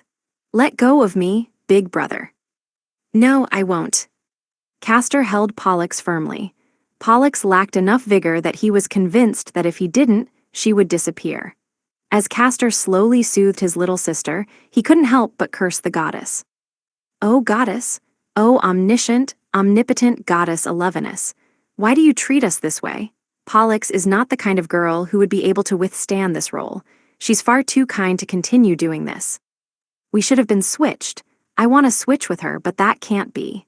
The heroes always come looking for the fairy princess. I'm sure the goddess has done something to feed them information.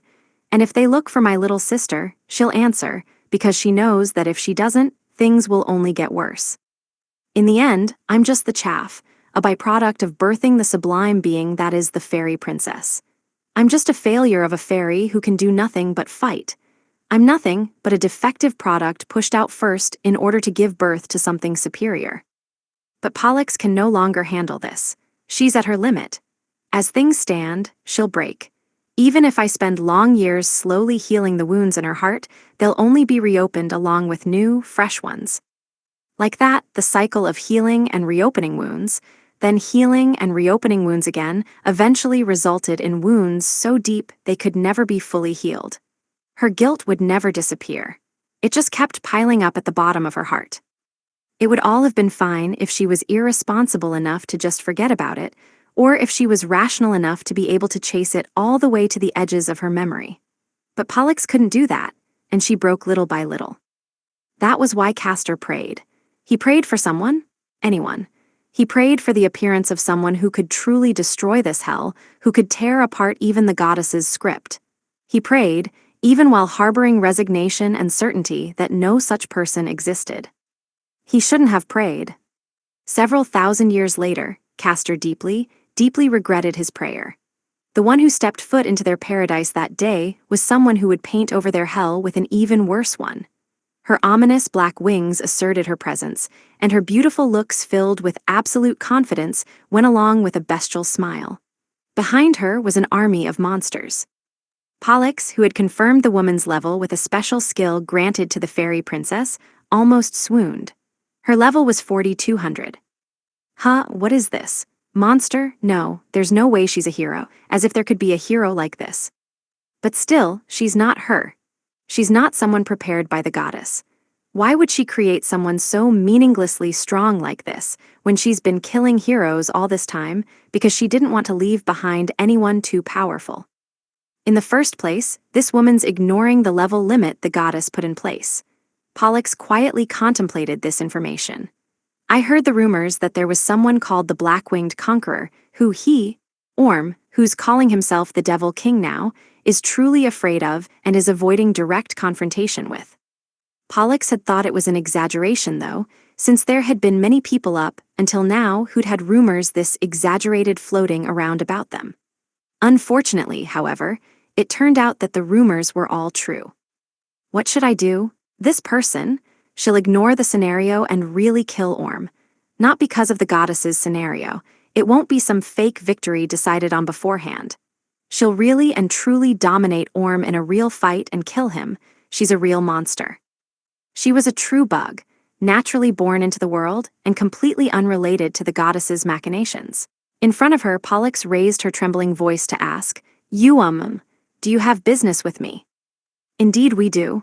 We've heard that there is a fairy princess in these parts who makes use of a strange ability. Welcoming a follower of the goddess would be interesting, so we came." "Okay now, getting to the point. We came to take you away or tame you, Fairy Princess Pollux. And you too, Big Brother Castor." Pollux was rendered speechless. It took a couple of seconds for her to process what she'd just heard. What? She's going to capture me? Like a monster.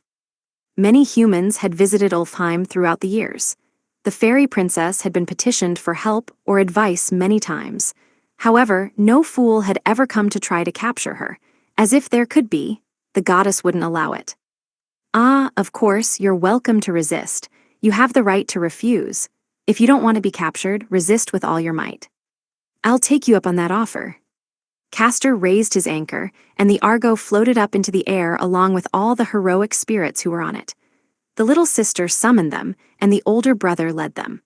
With that arrangement, the skill Argonautai was completed and became an unbeatable, unfair skill. However, the black-winged woman took one look at the ship and sent out a light punch. Right afterward, a giant hole opened up in the Argo, and it started to sink while emitting smoke. Shocked, even Pollux' thoughts were momentarily quiet. Did the Argo just fall? Is this a joke? Did this person seriously sink the Argo with just the wind pressure from her punch? That thing is as hard as orichalcum. The black-winged woman was truly a common-sense destroying being, or common sense possibly just got sick of dealing with her and ran away at full speed. The summoned heroes were all easily subdued by her pressure and rendered immobile. The fairy siblings also crumpled to their butts on the ground. What the hell is she? I don't know anyone like her. Pollux felt like she was experiencing a somehow even worse version of hell, a super hell.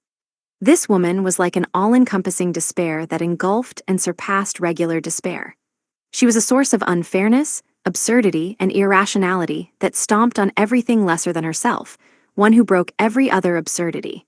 And she was exactly what Pollux had been waiting for, one who could rip apart even a goddess's script. The woman stood in front of Pollux and looked down upon the fairy princess. Your eyes, they look like they belong to a corpse. Looks like the role the goddess forced on you was too much of a burden. Surprised, Pollux could say nothing in reply. What's wrong? Why are you so surprised? Did you seriously think that we didn't know? True, we do realize that we aren't on the smart side of the scale, but even then, even we'd notice something this obvious.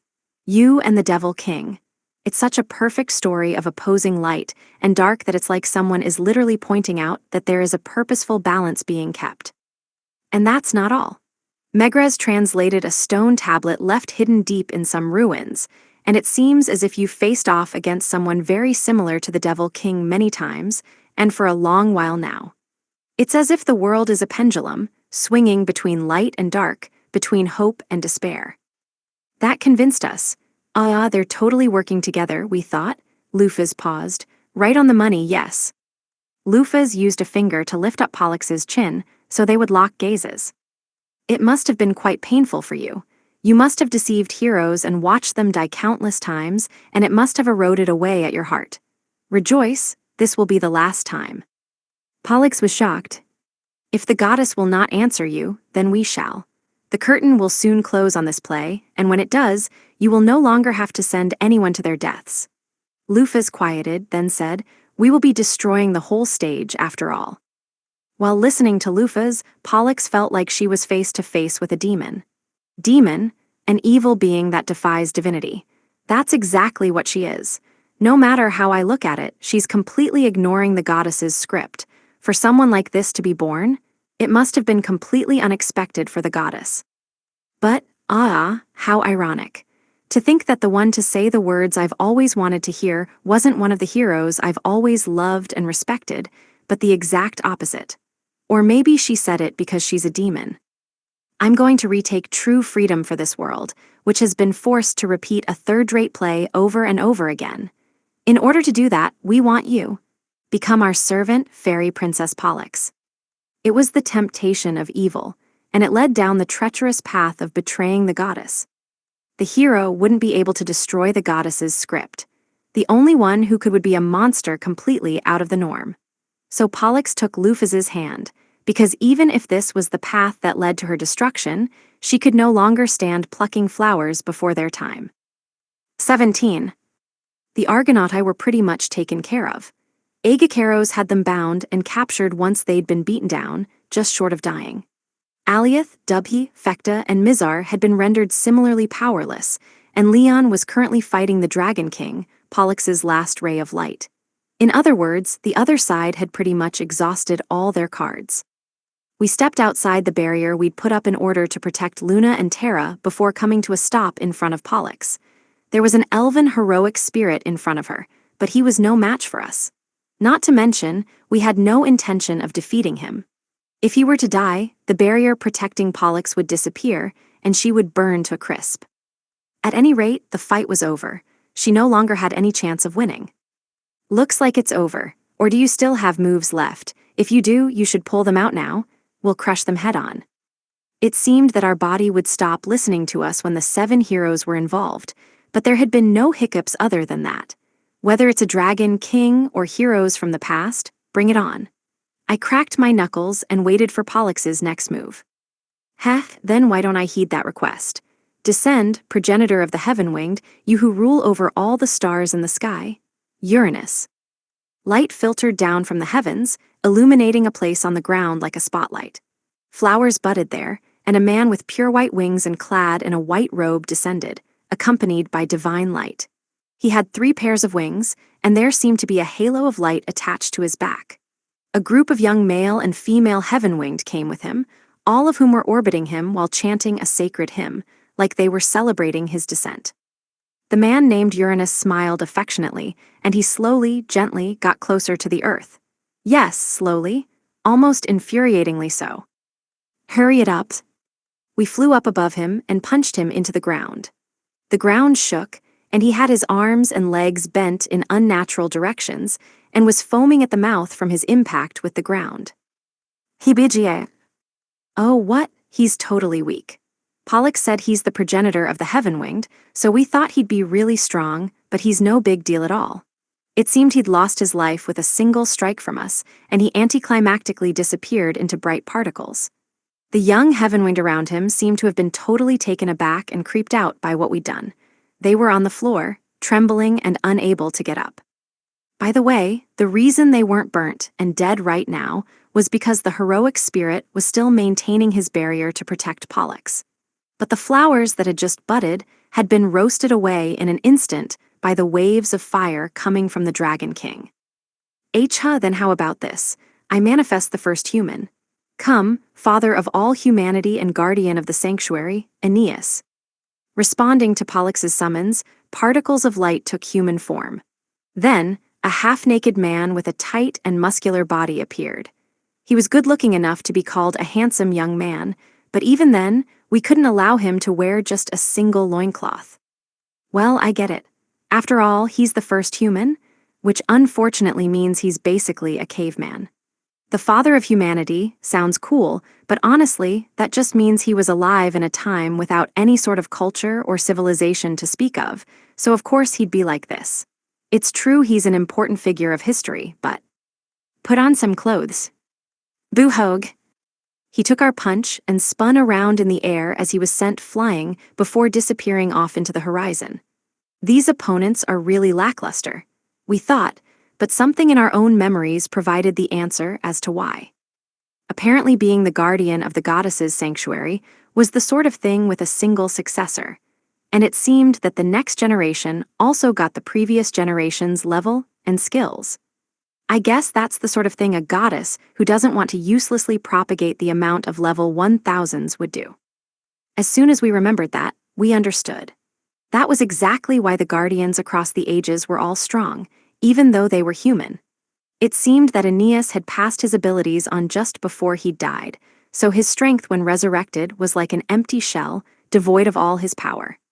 Even though the Argonauti usually got resurrected in their prime, that didn't seem to be possible if the subject's abilities were given to someone else. Well, even without his original power, given that he was still a guardian of the goddess's sanctuary, his current strength would still have allowed him to fight evenly with the current Megrez. But that still doesn't make him a match against us. We beckoned to Pollux, who was dumbfounded at what had just happened, provoking her. Next. The silence stretched. Fine, then I'll bring out the big guns, someone who was once summoned from a different world and who returned peace to the world with a great power given to him by God. Come, otherworld hero. Thunder clapped, and a single man wreathed in sparks descended in front of us. His trained body was like steel. His muscles were a glistening black, as was his bald head. His manly face was almost bestial, and even his eyebrows were shaved. He was wearing boxer shorts and boxing gloves. There was no way he was Japanese. This over 190-centimeter tall boxer shouted, "I am the champion," as he started shadow boxing. Elevenus, you. Far back in the past, I used to prioritize strength, and I ended up summoning him. We paused before saying, well, if you only chose based on strength, then of course something like this would come up. Yeah, compared to him, the kids say is way more of an orthodox hero. This just drives the point home. Actually, now that we're on the subject, we haven't understood a thing this guy's said since he's appeared. We don't understand English. Why is this guy's English untouched? when Japanese seems to get automatically translated into Midgar's common. Didn't Xgate Online accommodate all sorts of regions and languages? I digress, but thanks to him trying to spread his language, parts of Midgar's language have become untranslatable. Though there do seem to be people that like to use the words he spread, like your crab. It's his fault. Nice punch. Karkinos' faux English is his fault. The instant we had that thought, our fist made contact with the boxer hero, sending him flying into the horizon. Geez, this is supposed to be a serious fight, you know. Don't bring in weird people. That couldn't have been your trump card, could it? It doesn't matter who anymore. Come, summon heroic spirit. Apparently she was backed into a corner pretty far. In a fit of desperation, Pollux activated the Argonauti. However, though the ability to summon them was infinite, their souls weren't. It was impossible to summon those who had already been summoned and were now captured, which meant that she truly only had a few cards left to her and probably didn't pose much of a threat anymore. Or so we thought, but then our expectations were defied, at least in a sense. I have been summoned. The one who appeared was someone who we'd sent flying before. It was Mars, and he spent some time just loitering there. He gave me a pompous look and smiled a smile that said he was confident in his victory, though we had no idea where that confidence came from. Then, he drew his sword and started running circles around us. Now is the time to show you the true power of my revived self. Sorry for cutting corners last time. I misjudged you. But now I will have no mercy. I, one of the 7 luminaries, Mars of Fire, will burn you with my full might. It will only be but a moment, in other words, in the instant it takes for time to circle, my revived self will display my true motion of the soul, fire and diamond dust. The moment when these two opposing powers mix, it creates a new evolving sanctuary from this chaos. With these mixing powers, a miracle of both an instant and an eternity is about to be brought forth. It will be a hastening towards the future, and I will become a god who surpasses time. Dance, fire, to the song of despair. Sing, ice, a song of blessing. You are already my prisoner. There is no room to escape. Your path to the unknown future has been closed. Be afraid, cower, and sing my blessings. This is my instantaneous light. You will probably see it the moment you die. It will be a kind embrace, inviting you to nothingness. Scatter, ultimate technique, great crimson. Shut up. As always, this idiot would not stop talking, so I punched him, banishing him to the ends of the sky. Image summary. A manga panel depicts a character with wings and a blank expression standing over a defeated foe, while a grinning character looks on. Unlike when we had first fought him, we were now much more used to our body, so even with the same stats, our abilities were like night and day. Not to mention that Alkaid was also activated, so our stats were better too. It was evening now, and after confirming a new crater on the moon, which had just started to show its face, we turned back to look at Pollux. It seems you're all out of options. The Dragon King is still. Pollux looked towards the Dragon King as her last hope, but that was when a blow from Bennett slammed it into the ground, and it showed the whites of its eyes.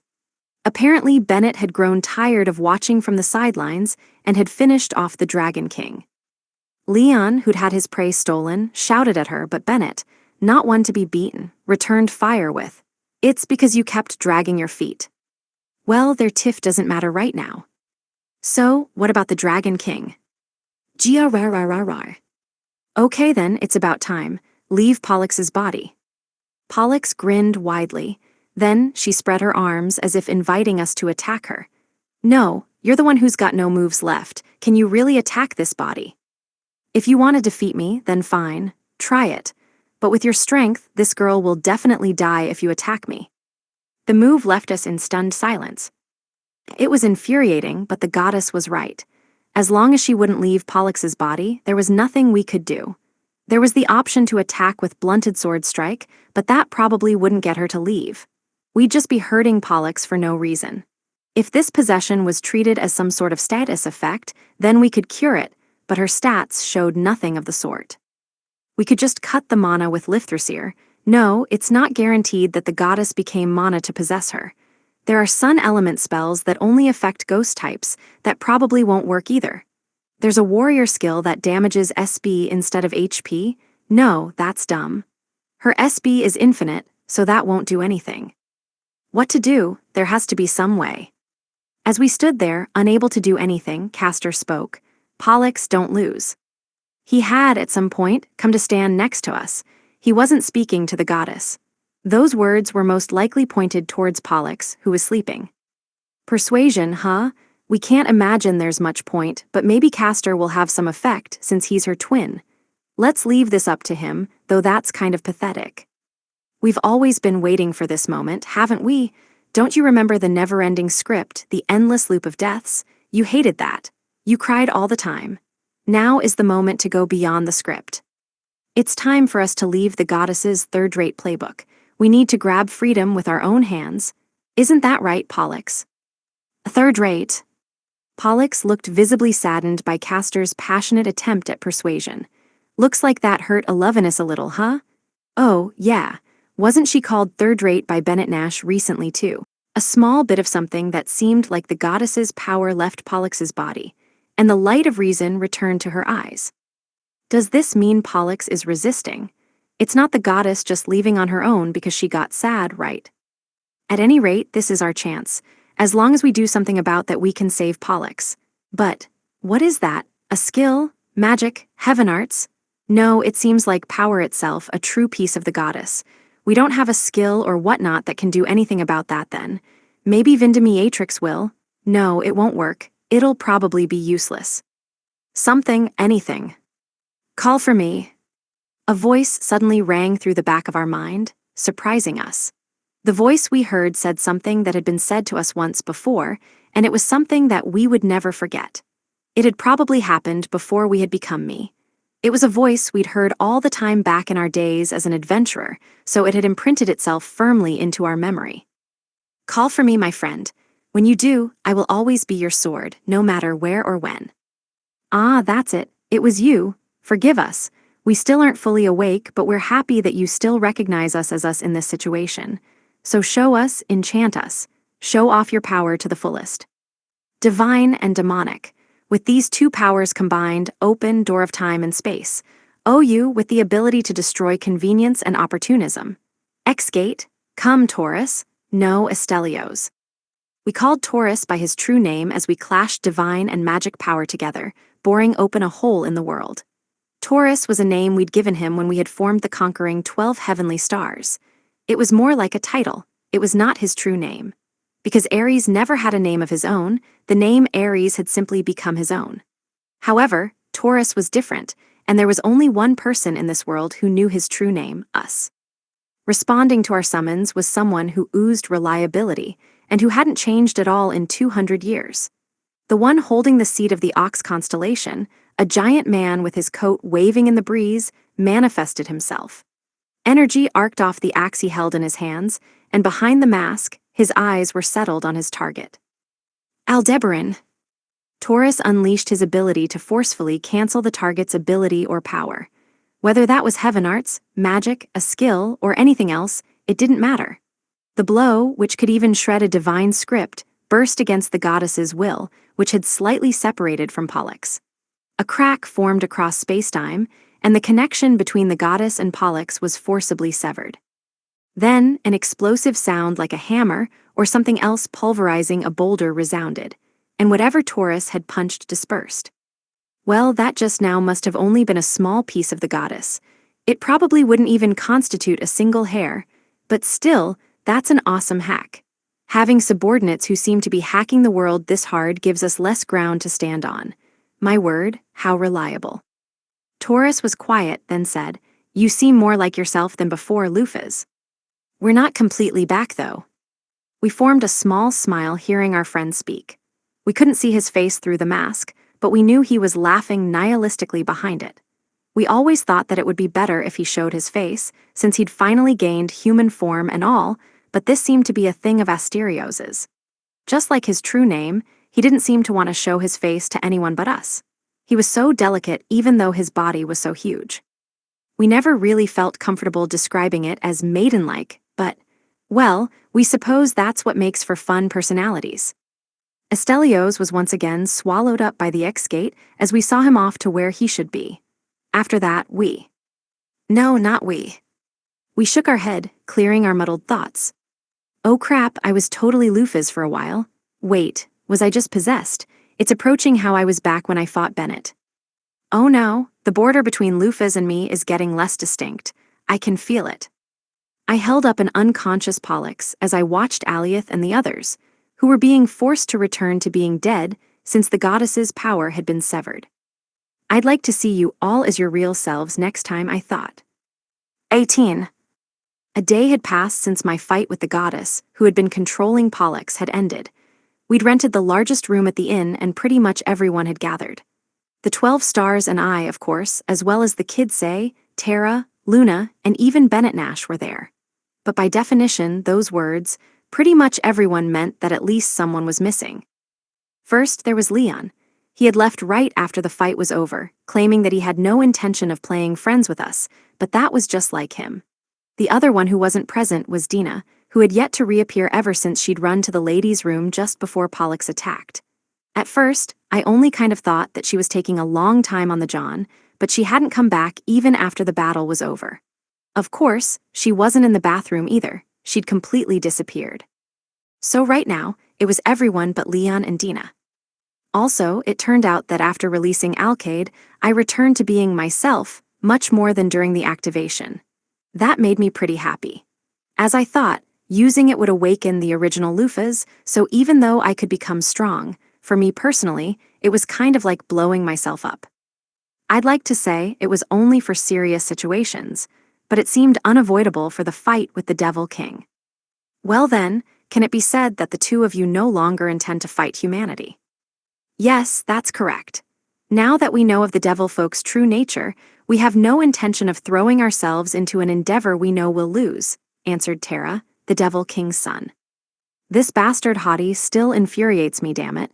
His looks just scream, I am the protagonist. It's enough to completely overshadow that Kidsay and make people forget that he exists. Even Say himself muttered, couldn't this guy just be the hero? He looked kind of crushed by his own sense of inferiority. If I were to try to explain our battle as a fantasy game to a person who was completely unfamiliar, then there was no doubt who they'd assume the hero was. That was just how much Tara looked like an orthodox hero. Go explode. You say that, but aren't you really just afraid of Miss Lufas? Agacaros tried to get a rise out of Tara. Oh yeah, didn't Tara pull one over on him last time in Bloodgang? Still, that was a little immature. Maybe, it's pathetic, but there's no way for me to win. Tara easily admitted it though, showing no sign of taking the bait. Oh, what an adult, both a handsome guy and a cool adult. What the hell? You know, you're making us look like the evil ones. You could totally try showing some more flaws, okay? I paused. Oh right, we're the bad guys. Lord Lufas, Cross exclaimed. Are you seriously not going to slay these devil folk, even though they're right in front of you? Before we may have done so, no questions asked, but now we are not so heartless as to attack those who are raising the white flag of surrender. If you must kill them, do so yourselves. Huh, he hesitated. No, that's, the elf guy had seemed about to shout, but then he simply let his line slide. Still, I wasn't about to stop anyone else from trying to kill the devil folk. Their standing right now was basically as devil folk who'd surrendered. Not only that, but one of them was the prince, so he wouldn't be forgiven so easily. Therefore, I would neither act nor stop people from acting. If they wanted to settle things, then they should do it amongst themselves. But ever since I replied, the elf guy stopped saying anything. Well, he probably just expected me to be completely dedicated to eradicating the devil folk like I had been 200 years ago. Rather, from my separate viewpoint, the me in the past had been way too merciless. Though you could also say I just hadn't had any leeway. I'd had the power to destroy the world and had been merciless as well as cold-hearted and relentless. I'll say this bluntly. It was only natural that I had been betrayed, that they'd given up on me. The problem was, I was definitely approaching that point again. Libra, have you seen Dina? No, I have been searching since last night and have found nothing. She is likely no longer in the city. I paused, we see. Even with Libra's searching abilities, Dina couldn't be found. She could go anywhere using X-Gate, so it was easy for her to get outside of Libra's detection range. With things as they were, the question of why Dina had run would come up, of course, and I figured Pollux knew the answer. My theory was that Pollux knew something about Dina that would have made her life difficult. That was why Dina had run. At least, that was the explanation that I thought fit. Then let's see. First, let's talk about Dina. Luckily, there are people here who know her as Venus. Dina, Pollux tilted her head at Dina's mention. Apparently she'd never heard of her. When I'd spoken, Libra had taken out a piece of paper and started drawing on it at high speeds. When she was finished, Dina was rendered so perfectly on the paper that I could have mistaken it for a black and white photo. You could do that. Pollux took the paper and stared at it seriously. Then, she started to drip sweat silently. Miss Lufas, this person, was she with you recently? Indeed she was. She claims to be an advisor who was with us 200 years ago, but honestly, that's already been found out as a lie. Wah, whwh, what were you thinking? She's the goddess's avatar, you know? This is just the goddess Elevenus herself, only the clothes are different. Image summary. An anime-style image shows a woman holding up a drawing of another woman, while the other two women look on. Whwat. In fact, she's the one who sealed you, Miss Lufas. I saw her 200 years ago helping Aliath and the others with the subspace seal. Whwat. Seriously, I didn't expect this. Honestly, I'd sort of predicted that Dina was the goddess's avatar, but I never even suspected that she was the one responsible for my being sealed. Ah, I see. No wonder Dina ran, that bitch. She knew this would happen once she noticed Pollux coming, so she just scarpered. No matter how thin her presence was, this couldn't be described as anything but an oversight. Wait, why did you even let someone like her be your advisor? If you knew she was lying, then you should have dismissed her. Well, we were just letting her swim around a little. Are you an idiot? Are you? Letting someone swim around is something you do when they don't know that you know they're lying to you, so there's no point if they know you know. You too, Libra. Why did you allow something this stupid to happen? My regret is deeper than the tallest mountain, said Libra. You aren't reflecting on this at all then, are you? You're going up instead of down. Yes, I will be breaching the stratosphere soon. You piece of junk. Pollux was seriously angry, her look menacing, and I started to experience a feeling I couldn't describe. Ooh, she's really got her stuff together. Not like the 12 stars up until now, who you'd have to jokingly put a lol after that description for. She's really got a normal, common-sense way of thinking. This is what was missing from the 12 stars. Listen to those deft jabs, she's exactly who I've been waiting for. There was a pause, then Pollux spoke. Miss Lufas, could I trouble you to recount everything you've done from your revival up until now for me when you have the time? Since it's you, I'm sure you've missed something. Pollux retrieved a piece of paper and started taking notes. I tried peeking at the paper using my peripheral vision, and it seemed she was making a summary of all the information we knew from what she'd heard in this conversation. Wow, she's really diligent, isn't she? My word, Miss Lufas being a muscle-brained fool isn't new, but it makes my head hurt. All of you should properly advise her, too, instead of just being her yes-men. Why do you think the 12 stars exist? To serve her with all our body and soul and carry out everything she wishes for, of course, said Agacaros. Anything our Lord says is the world's truth. If Miss Lufas were to say that right was left, right and left would change. If she said white was black, white would be dyed black. For that purpose. Shut up, goat. The purpose of the 12 stars is to make up for what Miss Lufas lacks. Miss Lufas possesses absolute power, but she isn't perfect at everything. In order to do what she can't, she gathered together those with unique traits to form the conquering 12 heavenly stars to serve as her hands and feet. Someone has to be by her side as a brain, especially since Miss Lufas has always been a muscle brain who likes to rush into action without really thinking. To think that of all things, someone would sneak in as that role, Pollux said, sounding irritated as she looked at the other 12 stars reproachfully. However, what she said was an important discovery to me, and I was somewhat surprised. I see, so I'm not the only idiot here. Lufas was too. Exposed to Pollux's glare, the other 12 stars all replied without remorse. I mean, I'm not that smart either, said Ares. Me too, said Agacaros. Do you really think I could object to whatever my lady Lufas wants to do? Asked Scorpius. Me is also not that great at thinking, said Carquinos. Oh man, Castor said, I'm not exactly in charge of the thinking department either. I'm also not great at that sort of thing, Sagittarius added. Pollux clutched at her head and groaned, muscle brains, all of them. When she did so, it was Virgo's turn to contract apologetically. Seeing that, Pollux said, Oh, it's not your fault. So she's the hardworking and wise type, isn't she? She has it hard. Then Pollux glared at Libra, but the golem simply turned her head 180 degrees, refusing to meet Pollux's gaze. Libra, when I'm not around, you're about the only one who would work as an advisor, right? Why did you let Miss Lufas run around as she pleased? An error has occurred in my hearing systems. I could not catch what you said. What a convenient system that is, you junk maid. Pollux sighed exasperatedly. Next, she turned and glared at me. Miss Lufas. Why, yes.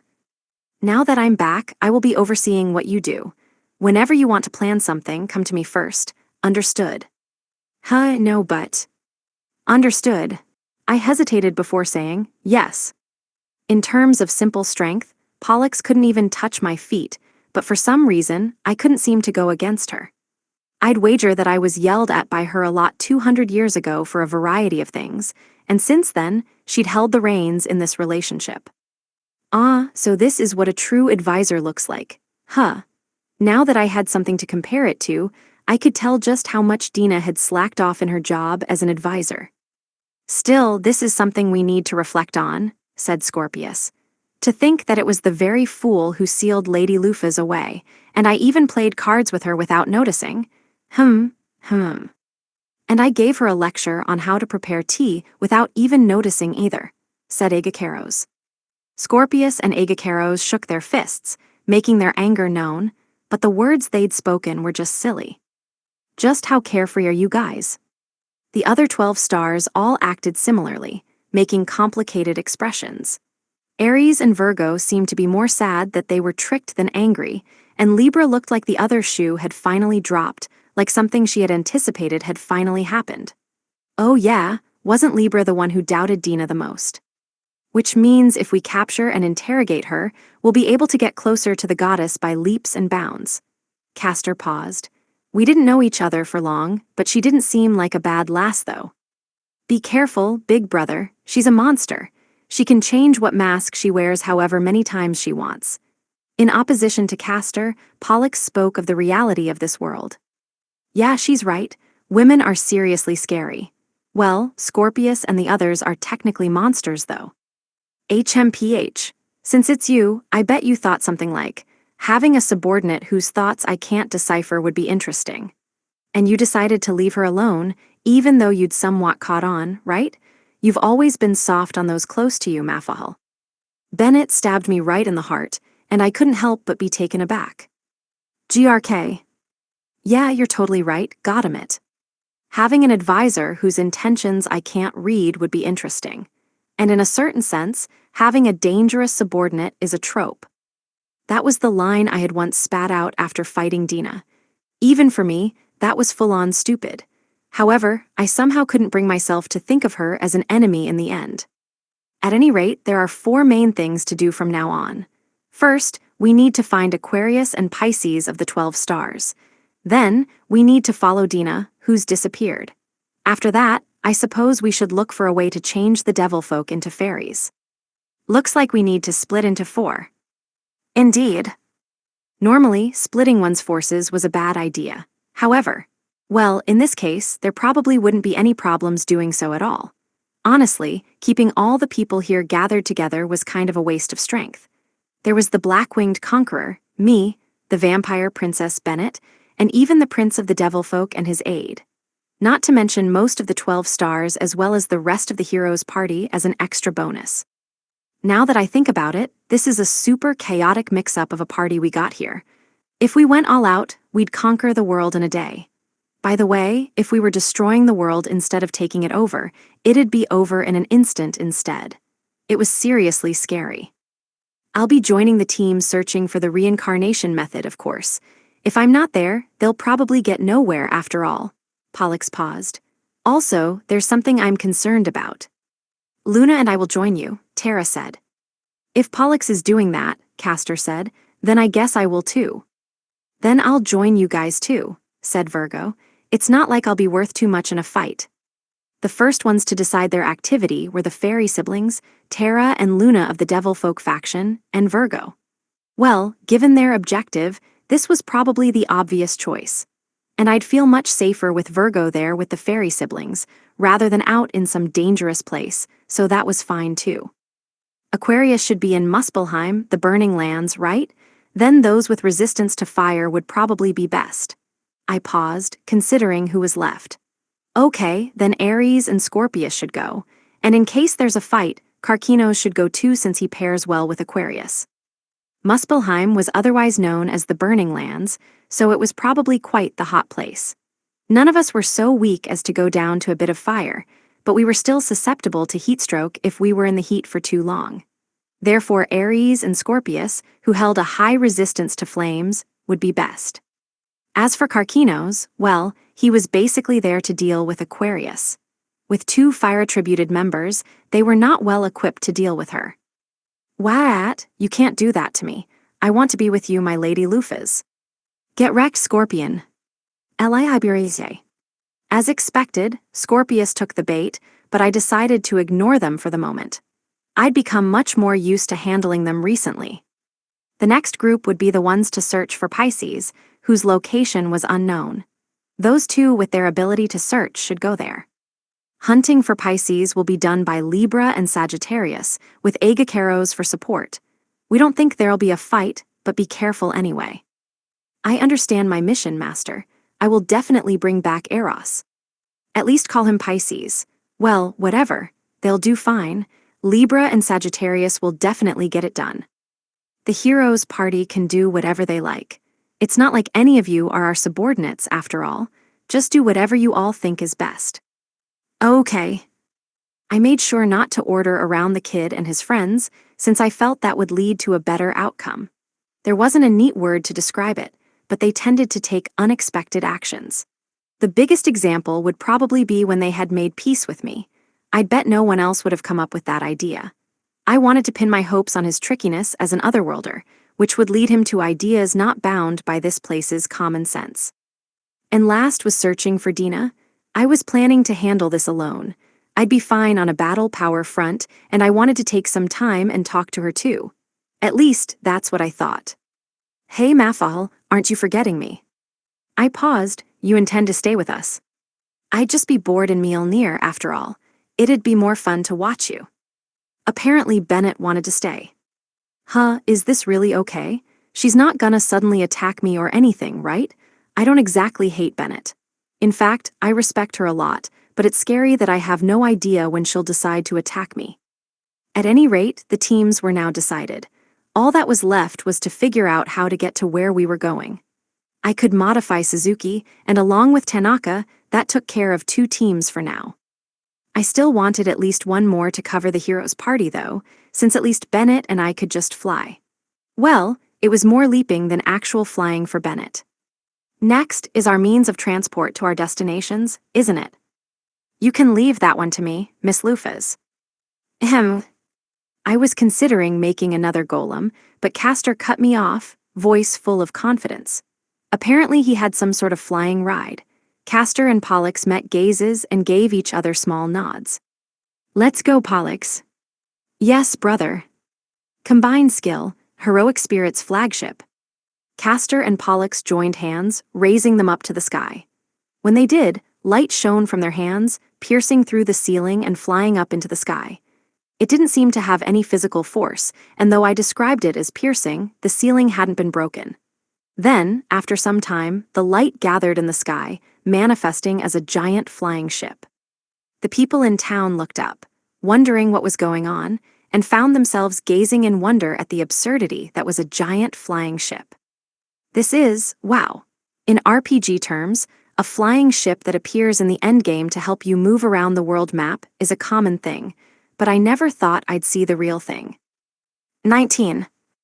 The heroic spirit's flagship was named the Argo. It was a large flying boat that measured 350 meters long and 52 meters wide. Manifesting it was only possible when both Castor and Pollux were together, and it used mana as propellant.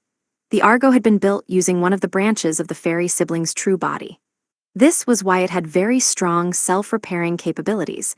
Even if it was sunk, it would be back to normal in a few days. It was a rather unfair thing. The heroic spirit summoned by Pollux manned the ship, so we didn't really have to do anything. The navigator was Pixis, the compass box. The one-eyed man wearing a bandana knew all there was to know of Misgarz's skies, and he boasted as much. Suhail the Sail, a female pirate wearing a white coat, introduced herself as the chief engineer. Her looks weren't bad, but she had thick arms and legs that had been trained to their limits as well as clearly defined abs, so she just didn't exude any feminine charm. Then there was a group of 3 dwarves named Naos, Chalays, and Asmidises, who I couldn't tell apart. It seemed that they were the engineers on the ship. This is exactly why I keep wanting them to at least change the color of their hair. The helmsman was named Avier the Keel, and he was clearly not human. In fact, he was an undead monster called a dragon skeleton. Was there not a better helmsman available? Other than them, there was a wide variety of Argonauti taking on various tasks and supporting our current journey. There were about 2 heroic spirits in black robes who, for some reason, hurriedly got out of our way. But well, they had been summoned by Pollux. She wouldn't have come up with anyone weird. The Argo's maximum speed seemed to be Mach 5. I was told that, given 6.5 hours, they could make a lap around Misgarz. No matter how I considered it, that speed in no way matched the ship's looks, but this was a fantasy setting. Also, the sailors were staring at Ares, and I couldn't help but wonder why. Not that it mattered. Oh, about that. In the past, we sailed around the world in this ship looking for a rainbow sheep, though we never found one in the end, Castor explained. He was the captain of the Argo, and his captain outfit, which had been nothing but cosplay up until now, suddenly made a lot of sense. So that outfit wasn't just for show. This is the first we've heard of it. It was several thousand years ago, after all. Several thousand, huh? Makes sense that there'd be no point in talking about it then. Ares probably wasn't the rainbow sheep around back then, and I wasn't born at that time either. Well, whatever. Not like it matters anyway. If any of them so much as look at Ares funny, we will throw them off the ship ourselves. Got it. Understood.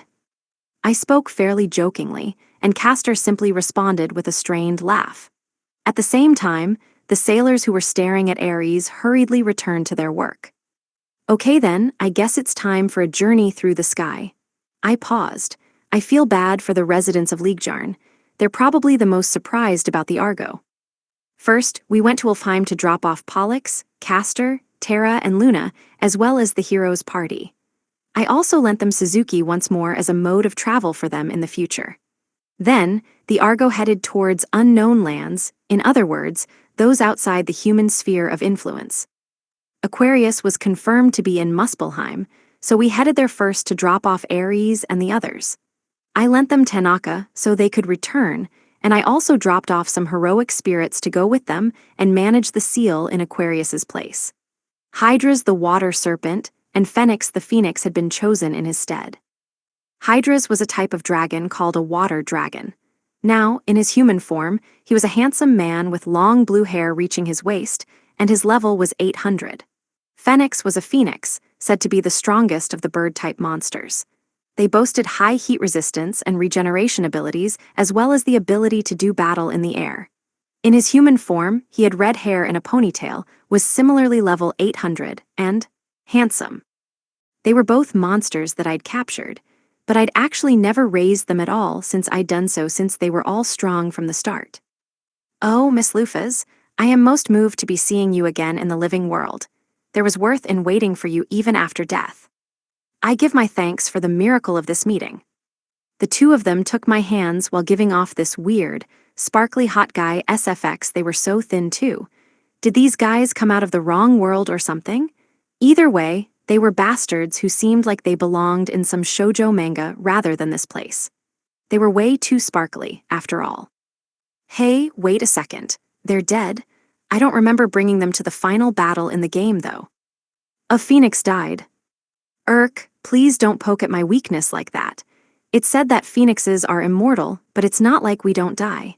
If you deal enough damage to outrace our regeneration, then of course we'd. The fact that a phoenix had died and joined the Argonaut I was, in some ways, amazing.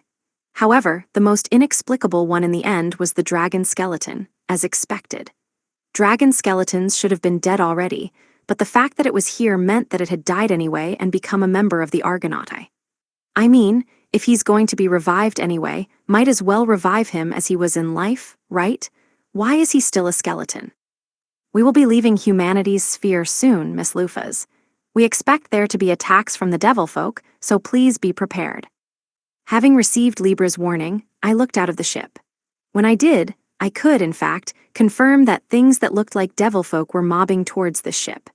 Since we were so stocked on fighting power at the moment, Libra or the other sailors would take care of the attacks, even if I didn't do anything myself, but, well, since I had the chance, I might as well tell them of Lufa's Mafahal's revival as well.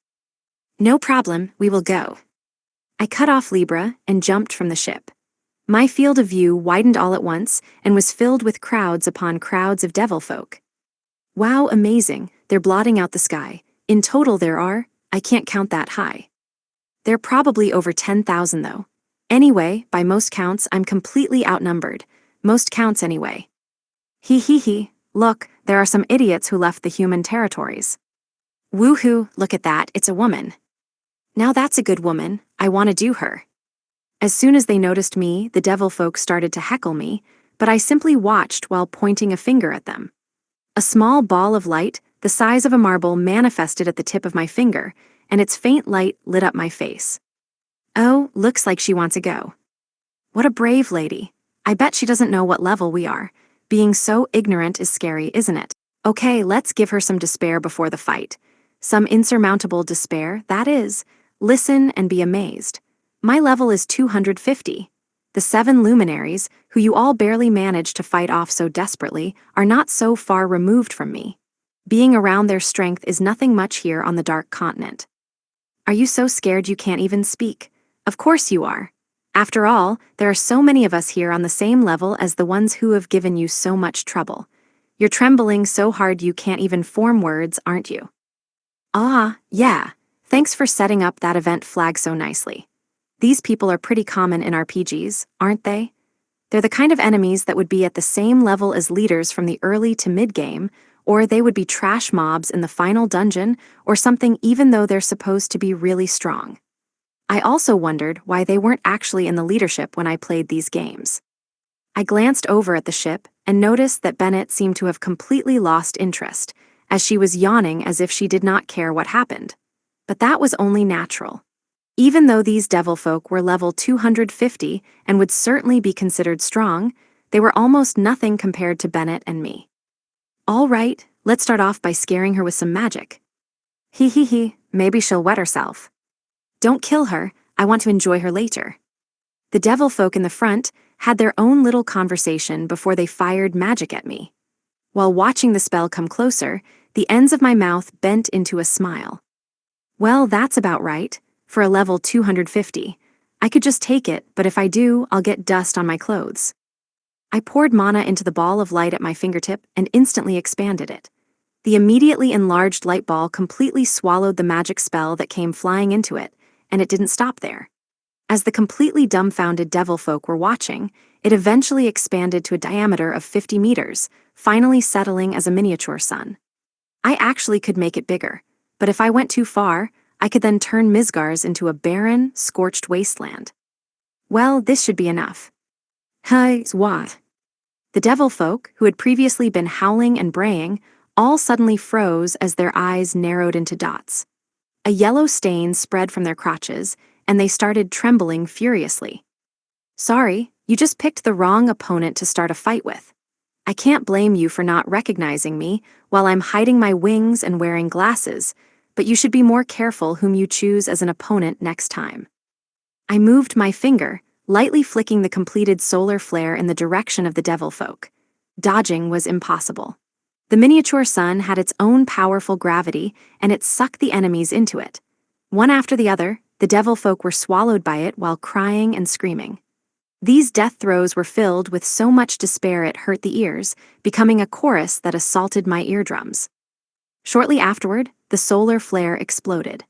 A cheerful firework was raised to celebrate our first steps outside humanity's sphere of influence, raising a mushroom cloud. I tried to limit the area of effect, but even then it turned out huge and showy.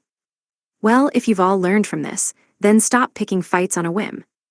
Thanks to the effects of Blunted Sword Strike, the devil folk were all left at 1 HP as they rolled around on the ground in tears, grateful that they were alive. I could have just killed them. Given what had happened with Terra, however, I figured I could let them go at least once. If his dreamy fairy tale of reincarnating the devil folk as fairies was to come true, then there might not be any real need to fight the devil folk. However, that couldn't happen if I'd already exterminated them all by then. So once, just once, I decided to let them go. Looks like I'm still at least a little bit soft. When I returned, Hydras and Phoenix unreservedly showered me with praise, but those words seemed to be hiding poisoned barbs towards each other's attributes. As expected, Miss Lufas, what a wonderful blow, just like the sun, praised Phoenix. As I thought, the light of flames that burn away all in existence reigns supreme. Water is nothing in the face of that. Nothing. How wonderful, Miss Lufas, said Hydras. A truly superb showing of sun attribute magic. It sounds like some piece of grilled chicken is under some sort of misconception, but your magic can't even be compared to that of the fire element. In the end, fire is just an inferior version of the sun. It seemed that each of them noticed. The two of them shed their sparkly SFX, and their eyes instantly turned bloodshot as they glared at each other like a couple of street punks. You got a problem, dickweed. It sounds like you're getting too big for your britches, you dumbass wet snake. Wanna get evaporated. A cooked piece of chicken like you shouldn't be making so much noise. You'll get noticed and eaten. What do you say? They grabbed each other's collars, and the way they glared at each other just screamed, small-time punk. Image summary: two women in armor glare angrily at each other, grabbing each other's collars. They look handsome, but I guess they're still monsters in the end. Their true natures are still pretty violent. I ignored the two of them, who started trading punches without any sort of starting sign, as I laid my hands on the railing of the ship. I'd heard about humanity's sphere and the devil folk's sphere, so I'd been pretty wary. I had thought that it would be dangerous without preparing enough power first, but it seemed like I was being too cautious. There was a possibility that the devil folk we'd encountered had just been vanguards and that there were still stronger enemies waiting for us, but the enemies we'd encountered were still far less threatening than I'd expected. Well, even if some stronger enemies did appear, it probably wouldn't be any problem for us to deal with right now. Maybe I'll leave the next ones up to the Argonautai. Sir Ares, your attribute is fire too, isn't it? Let's beat this guy up together. Hydras had mounted Phoenix, who had called for Ares's help after suffering a nosebleed. Wah, you bastard, that's playing dirty. Don't involve other people in this fight. Your weak-ass fire won't do anything, but his will even at half power. It's percentile damage, you know. Well, I guess that would happen in a battle of fire versus water. Ares, who had suddenly been called upon, was flustered and panicking, but Scorpius tapped him lightly on the head. You can just ignore them, Ares. You shouldn't be paying idiots like them any mind. Indeed, said Sagittarius, fights like that need to be settled one-on-one. Sagittarius put on some pants already. What he said was wise, but nobody was impressed since he had said it with his crotch arrow flapping in the breeze. Didn't I make you a pair of pants? Why are you still naked down there? Luckily, the mosaic that Dina had put on him was still there, but it was still hard to look at. Bennett cracked her knuckles as she gave Sagittarius a look like she was seeing something filthy, like garbage. 200 years ago, Sagittarius had almost never shown himself, even before his comrades, and I'd even heard that when he'd been disguised. I'd assumed it was because he was specialized for assassination, but the real reason may have unexpectedly been because his nudist tendencies were hard for people to put up with, so Lufas had ordered him not to or something. Hey Mafal, can I kill that thing? We will allow you to half-kill him. Okay. Miss Lufez. Sagittarius looked at me imploringly, but I didn't care. Bennett kicked him flying out of the ship, so Libra fired off her rocket arms to go and retrieve him. While watching this, I couldn't stop myself from giving an exasperated laugh. Ha, they're so noisy, but it looks like this trip won't be boring at least. The prince learns of the world. Given the trade city of Italier's location, people from many different countries visited it. Not all of them were human, and seeing dwarves or beast folk among those in the streets wasn't rare. Today, another young visitor from a foreign country was having his meal in the eatery attached to the inn he was staying at while seemingly depressed. He had short green hair, and while his face looked somewhat aged, he was clearly young upon closer inspection.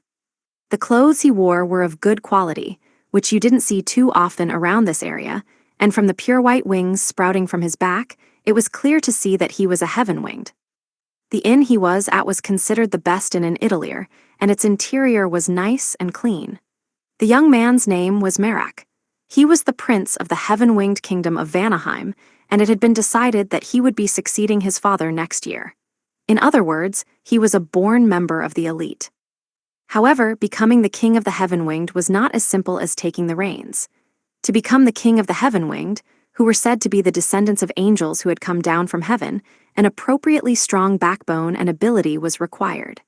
So, as a trial to become worthy of being king, he had been tasked to travel for a year. During that year, he had to force over 10 monsters or a monster over level 60 to obey him. If he didn't, he would be considered to not have the abilities of a king. For this journey, he had been given the treasured sword of the royal family. This sword, the treasure of the heaven-winged, allowed the user to capture monsters even without the monster tamer class, and was currently hanging from his waist. Merak was eating gracefully, befitting royalty. However, if one looked closer, his expression seemed lifeless. Merak was rife with worry. He still didn't know what kind of monster he should capture.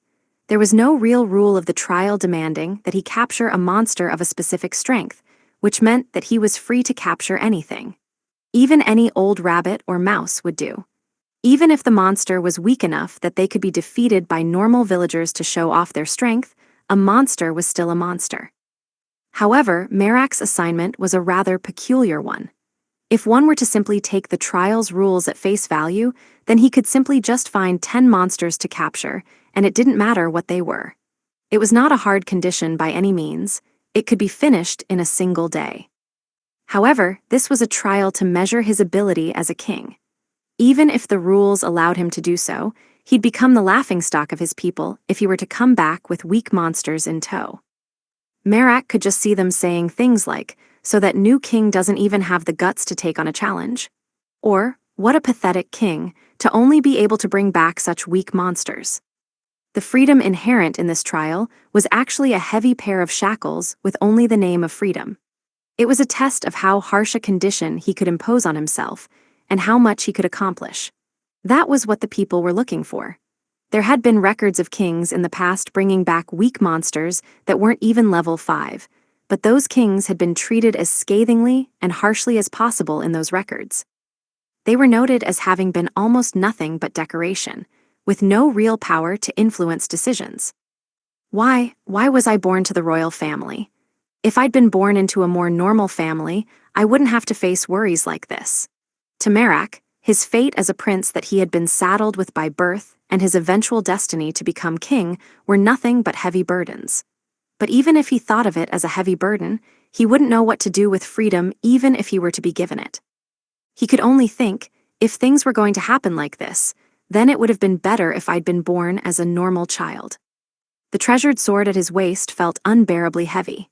The people in Merak's surroundings looked at him inquisitively, but the prince couldn't help but perceive them as stares of scorn and disdain. To him, it was like they were telling him that he wasn't worthy of the sword he wore at his waist. Look, even that guy over there in the corner seat with the weird hairstyle that looks like he has a 3-leafed clover on his head is laughing at me.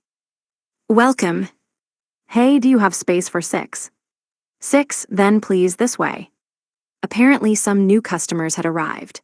Merak shot a furtive glance towards the newcomers and saw a group of people in armor of all kinds. There's no consistency in the way they dress, so they can't be soldiers. Maybe adventurers, but their equipment's of oddly high quality for that. From what Merak knew of adventurers, they were dropouts who couldn't be employed in any other jobs, so they simply filtered down to being an adventurer. It was a job for the dregs of society. In other words, it was for hoodlums and thugs to make money. That was what Merak thought adventurers were. However, this group did not look anything like that. So what is up with this eclectic group? There was a human swordsman, an elf who seemed like a mage, a dwarf in a full set of armor, and even a polar bear beastfolk and a halfling. Hey Dub, get inside already. I can't get past you. I am very stuck. That's because you tried to just walk in with that huge body of yours. Apparently there was another person still behind the bear who was stuck in the entrance. From the voice, the person's female. Female adventurers are rare. That being said, they were beings from a different world to Merak. Once Merak was done eating, he picked up his plates and ascended the stairs while giving the adventurer stuck at the entrance a sidelong glance. Then, he entered the room he was renting before rinsing out his mouth and taking off his top. Merak placed the sword on a table and threw himself onto the bed. Merak opened his eyes, and his vision filled with the sight of a ceiling as he realized that he'd fallen asleep at some point. I didn't think I was that tired, but I guess it's just in humanity's nature to get sleepy when you lie down. The chirping of the birds letting you know it's morning is nice. For today, let's go explore the nearby forest and see if there are any decent monsters to capture. With that thought, Merak got up. That was when he noticed something which made him tilt his head. Ahem. Wait a second, am I still drowsy from sleep? Or maybe I'm just remembering things wrong? His thoughts stalled. There's nothing on the desk. No, wait a second. There is something. I see the belt holder to hang the sword off of, but there's no sword or scabbard. Merak took a long moment of contemplation. Maybe I just put it in the wardrobe. Merak opened the wardrobe to check, and of course, the sword wasn't there. Of course it's not here. I don't even remember touching the wardrobe. Actually, wait a second. Maybe it just fell off the desk. After that idea, Merak searched the floor, but he didn't find anything there either. Huh, did I forget the sword on the first floor or something? No, there's no way. I definitely came into the room with the sword at my waist. I remember that. He paused. See, calm down me. Just calm down and remember. There's no way I could have lost the sword. That's not allowed. I'm sure it's somewhere. Yeah, I'm sure that once I find it, it'll have been somewhere obvious. Yesterday, what happened yesterday? Did I fall asleep still wearing the sword? No, there's nothing there, and the holder is still on the desk. Right, maybe I simply held the sword as I slept. Merak checked the bed as well, but of course there was nothing there.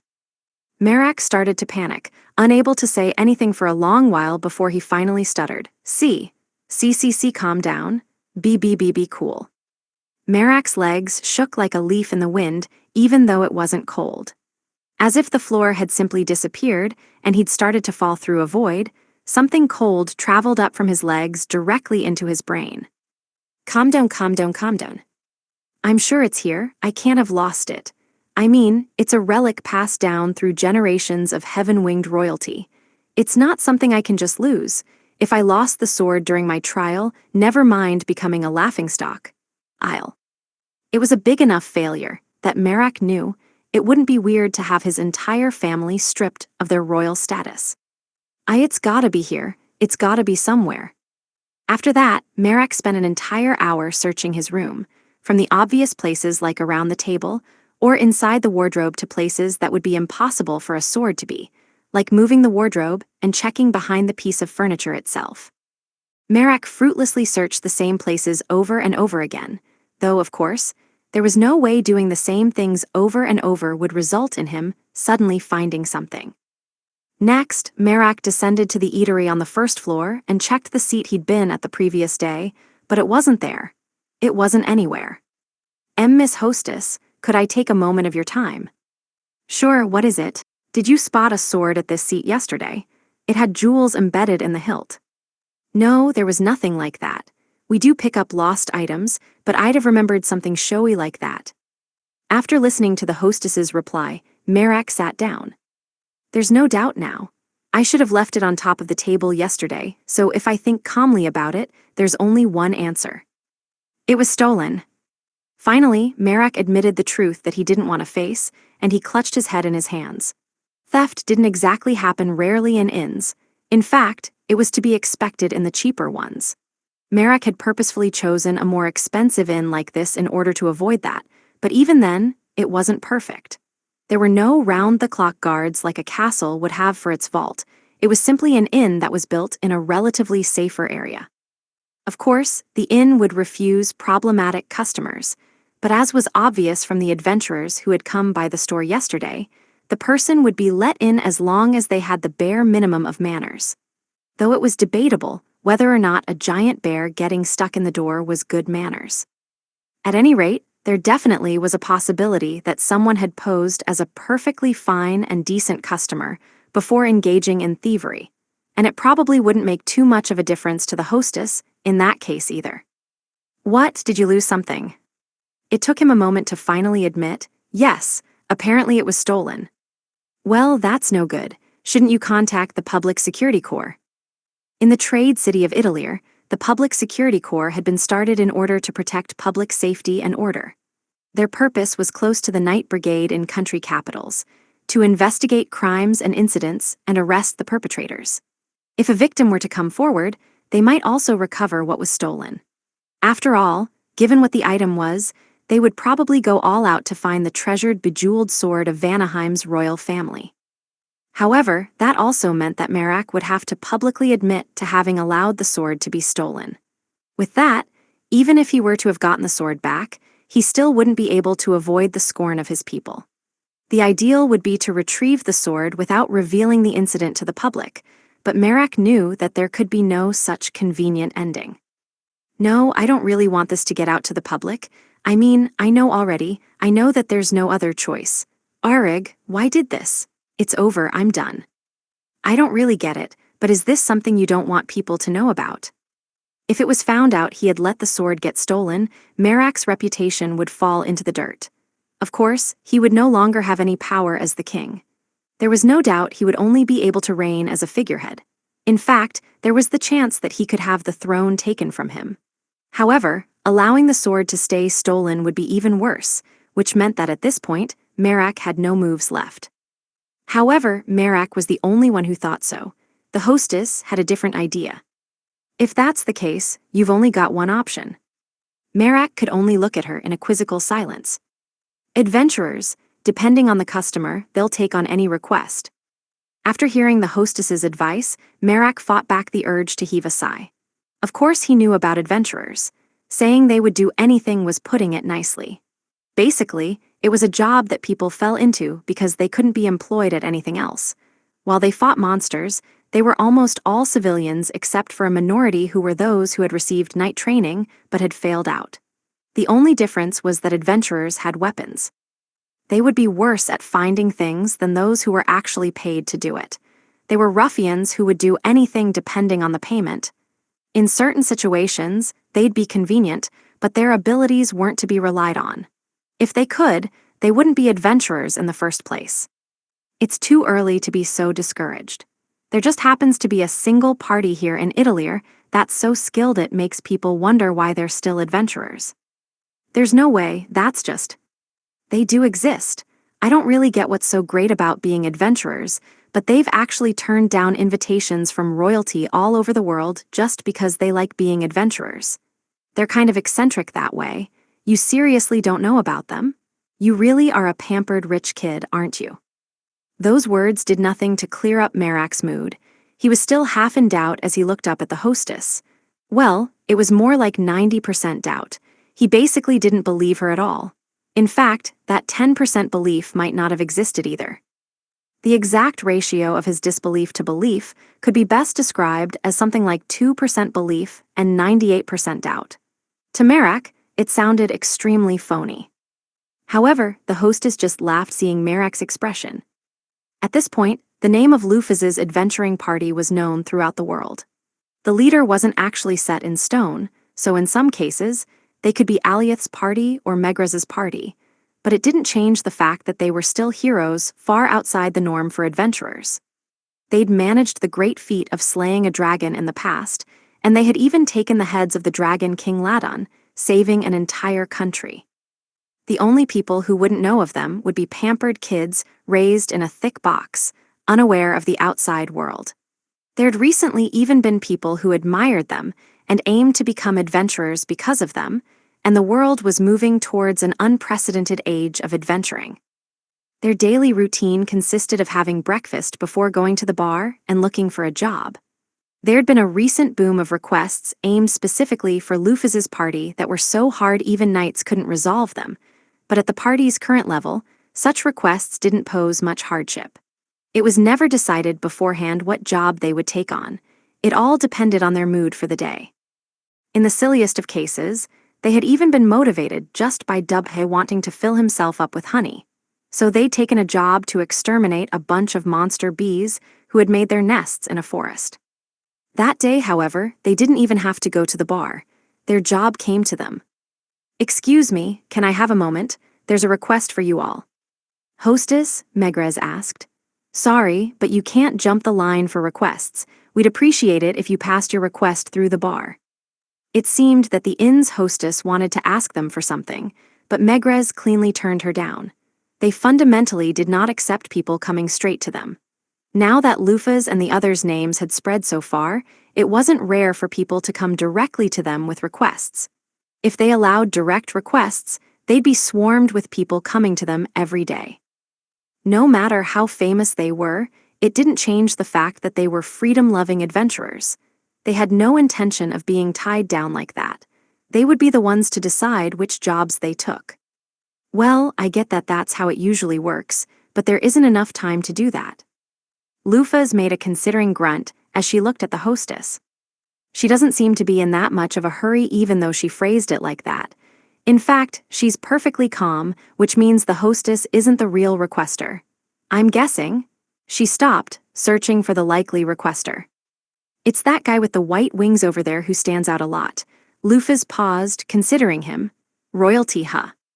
With the exception of her mother, Lufas had completely cut all ties with the Heaven-Winged.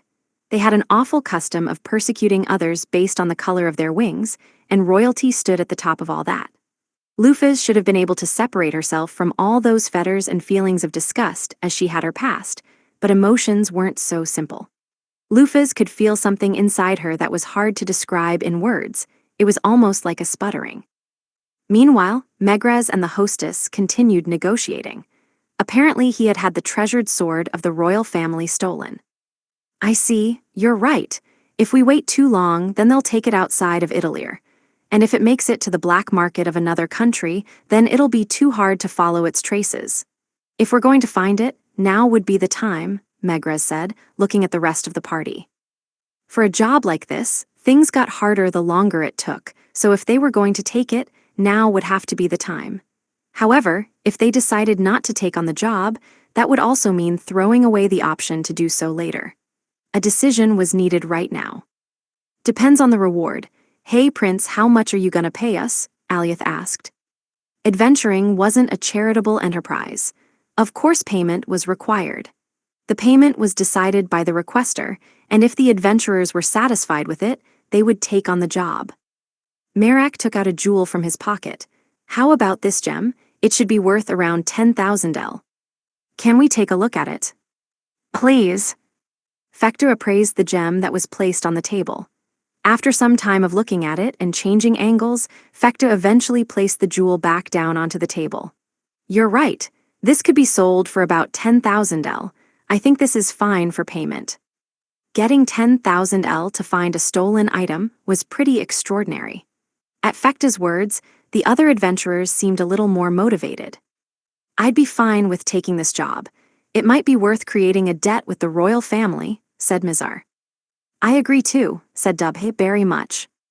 Mizar and Dubhe also became rather favorable towards taking the request. Jumping the line and going directly to them with requests was fundamentally a no-go, but there were extenuating circumstances this time. Also, selling a favor to the royal family was not a small factor. It would probably have more worth than the gem they were getting as payment. Lufas considered the offer a little longer, then said, "I also have no objections." The next member to agree was Lufaz, who everyone had thought would be the one most likely to refuse. Of course, she had never even considered the favor of the royal family. Refusing the job here would not hurt her in the slightest, and she didn't care what those back in her home country would say of her. However, Lufaz didn't want to cause her mother back in Vanaheim trouble because she had refused to help. Okay, then that means we're taking it, Alioth asked for a final confirmation. Everyone nodded. It looked like they would be accepting the job.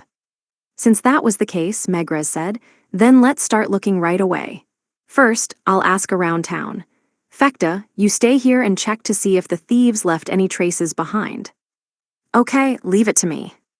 I'll head to the weapons merchants, Mizar offered. There's a chance it's already on the market.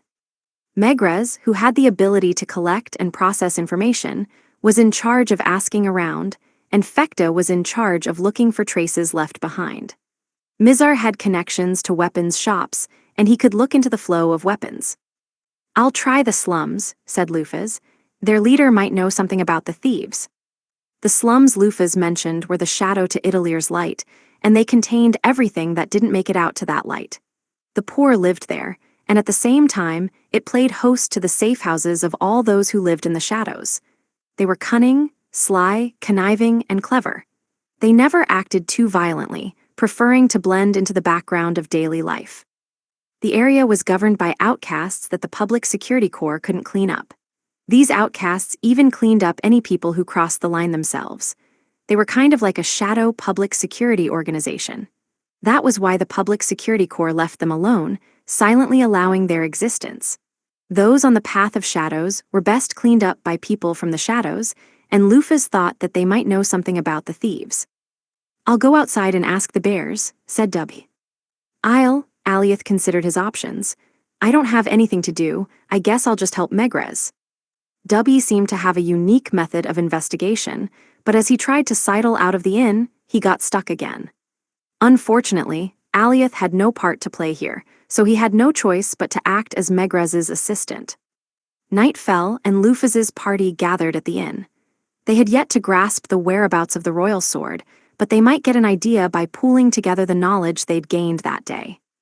Merak, the client, looked really restless and impatient, but Lufaz and the others acted like truly experienced adventurers. Not a single one of them looked worried. In fact, they looked relaxed. Let's start with what I have first, Megrez said, starting off with the results of his investigations. Of course, there are no witnesses among those in town. As expected, they weren't fool enough to allow civilians to see them. However, I did check on those entering and exiting Italier today and yesterday, and as far as I could see, baggage checks didn't turn up anything that seemed to be what we're looking for. The merchants' carriages had nothing as well. I'm pretty sure we can assume it's still in Italier. He hadn't uncovered the exact location of the sword, but he had figured out that it hadn't left Italier, so it wasn't a totally wasted effort. I'm next, said Fekta. As far as I could tell, they started in the neighboring room and climbed along the wall to get in through the window, which means the thieves were staying in one of those rooms. I asked the hostess about those rooms, and there's no doubt they were around when we were yesterday. It seemed that Fekta had pretty much managed to figure out who the thieves were. Of course, Merak still had no idea who they were, even if it had been revealed that they had stayed next to him, but it seemed that Megrez did. Ah, said Megrez, seeming to have remembered something. You mean the man with the head that really stood out who was staring at Merak like he was licking him all over. The head? Lufaz realized something at Megrez's words. You mean the one with the silly hairdo who looked like he had a 3-leaf clover on his head, Megrez? Yeah, something like that. Did that ring a bell, Lufaz? Apparently Lufaz had gotten something as well. Yeah, there seems to be a thief who will lay their hands on anything as long as it looks like it's worth money, so he's being ostracized by those who live in the shadows. That man matches their description. I believe his name was Clover. I did ask about the location of his hideout, so I guess that's not going to go to waste. Lufaz had gotten an important piece of information. With that, they were now a lot closer to catching the thief all at once. However, even if they knew who the thief was, the quest wouldn't be solved if they couldn't retrieve the sword itself. All hopes were now pinned on Mizar. It was a miss on my end. The sword hasn't been sold yet, which means that Clover still got it in hiding. It wasn't useless. That confirmed Clover was still in possession of the sword, and now they'd gotten another step forward. Without Mizar's contribution, there had been a possibility that they wouldn't have noticed that Clover had the sword hidden somewhere, but now that they knew he had it, they wouldn't fall for it if Clover tried to play dumb. Now that they had almost all the information they needed, Dubhe was the last one left. Merak couldn't help but wonder what kind of information he would bring. With everyone's gazes on him, Dubhe spoke proudly. "I heard of the Bearfect spot in the forest to get some delicious honey. Let's all go for a berry big feast later." They all silently kicked Dubhe. What the hell has this dumb bear been doing while we've all been working and finding thieves and treasures? They all thought. Okay, let's all hurry up and get to Clover's hideout. If he's there, we'll just capture him on the spot. If he's not, we can set a trap and wait for him to return. Megrez laid out their next steps, ignoring Dubhe, who was doubled over. Of course, no one objected. Lufaz and the others immediately left, leaving Dubhe alone. Dubhe got up and hurriedly chased after them, though he got stuck in the entrance again. Leaving Dubhe behind, the party reached the slums and entered the safe house that Lufaz had gotten information on. There was no one inside. It didn't seem like Clover was home. Fekta stamped firmly on the ground, seemingly checking something. Eventually, he stopped at the edge of the room and peeled up a floorboard. Bingo, look, it's full of stolen goods. Fekta had found where Clover was hiding his loot. The little hole had a bunch of treasure and equipment he had no doubt stolen, and each piece was worth a pretty penny. Unfortunately, there was no sign of the sword. He'll definitely be back in order to hide the sword. Then let's set a trap. After that, Lufaz and the others' actions were swift. Everyone worked briskly, setting traps in the house. Of course, they didn't forget to disguise them, so it didn't look like the house was trapped, and they also made sure to erase any traces of entering the house itself. If they left even a single trace behind, it might give away the fact that someone had infiltrated the place and possibly set traps. Lufaz's party was most famous for their battle prowess, and many tales about them were of their great feats in combat. From that, it was easy to think that they were muscle brains who tended to ignore small tricks and strategies, and anyone who thought that would be half correct. However, that didn't mean that they couldn't employ such tricks themselves. For jobs like this where they needed to find thieves and other such people, tricks and traps such as these always came in handy. No matter how much power they had, the only use their power would pose in situations like this would be in the rare case that they had to directly confront the perpetrator. Seeing their brisk work, Merak realized how much he'd underestimated adventurers. He knew that if he'd been alone, then he'd have been running like a headless chicken in confusion. He would never have been able to even get to this point. "Great, this is it," said Fekta, declaring the trap complete. "When someone steps on the floor, it will fall out from under them. Once they fall to the bottom, their leg will be caught by a rope. Now all we have to do is wait a ways outside here for our prey to come." Everyone retreated from the house. Now all they had to do was wait for the thief to come back. Still, it was silly to have everyone lying in wait nearby, so in actuality, they would only have 2 people here on rotation while the others rested. There was no guarantee that Clover would return today, and it was even possible that he would leave Italir without returning here at all. Of course, it was more likely that he wouldn't leave, but all possible courses of action should be considered. "I'll stay on watch here. I can see better at night." Lufaz volunteered to stand watch, and Aliath and the rest of the party didn't object. They trusted that Lufaz wouldn't make a mistake and let the thief escape if he were to come back. Now they just needed one more person, and things would be perfect. Just then, an unexpected voice piped up. "I'll stay too. I want to see the perpetrator's face with my own eyes." Surprisingly, Merak, the client himself, volunteered. To be completely blunt, Merak would not change anything by being around. In fact, he might get in the way. To Lufaz and the others, the best choice was to have the client wait at the inn so they wouldn't be able to make any mistakes. However, he had a stake in this case. They understood his desire to look the filthy thief in the eye as well. Lufaz considered Merak's offer. "Well, that sounds fine. Merak, the client, and I will be enough here. I'm counting on you to continue your investigation." "Understood, don't push yourself." If the thief came back, great. If he didn't, they just had to rely on Megrez and the others' investigation abilities. After seeing off Megrez and the others as they left for the slums, Lufas moved to a hiding spot. Then 2 hours passed as they watched their trap. The sun had set, and it was dark as the entirety of Italir sunk into slumber. Lufas maintained an appropriate level of awareness of the hideout, but it didn't seem like the thief was coming back anytime soon. Merak seemed a bit too vigilant and high-strung, but every once in a while, his gaze wandered from the hideout to Lufas. Finally, she asked, "Is there something you want to say, Prince?" Lufas glared at him a little as she called him by a moniker with a bit of sarcasm. Merak faltered slightly as his voice caught in his throat. One of them was a prince with pure white wings, and the other a cursed child with pitch-black wings. They both knew of each other, but normally they would never have been able to meet. They were quite literally the light and shadow of the heaven-winged race. Merak, who was celebrated, lived under the sun, and Lufas, who was even rejected by her own parents and was forced to live in the shadows. Being able to meet and converse like this was probably a sort of miracle. No, it's just, I thought you were amazing." "Amazing?"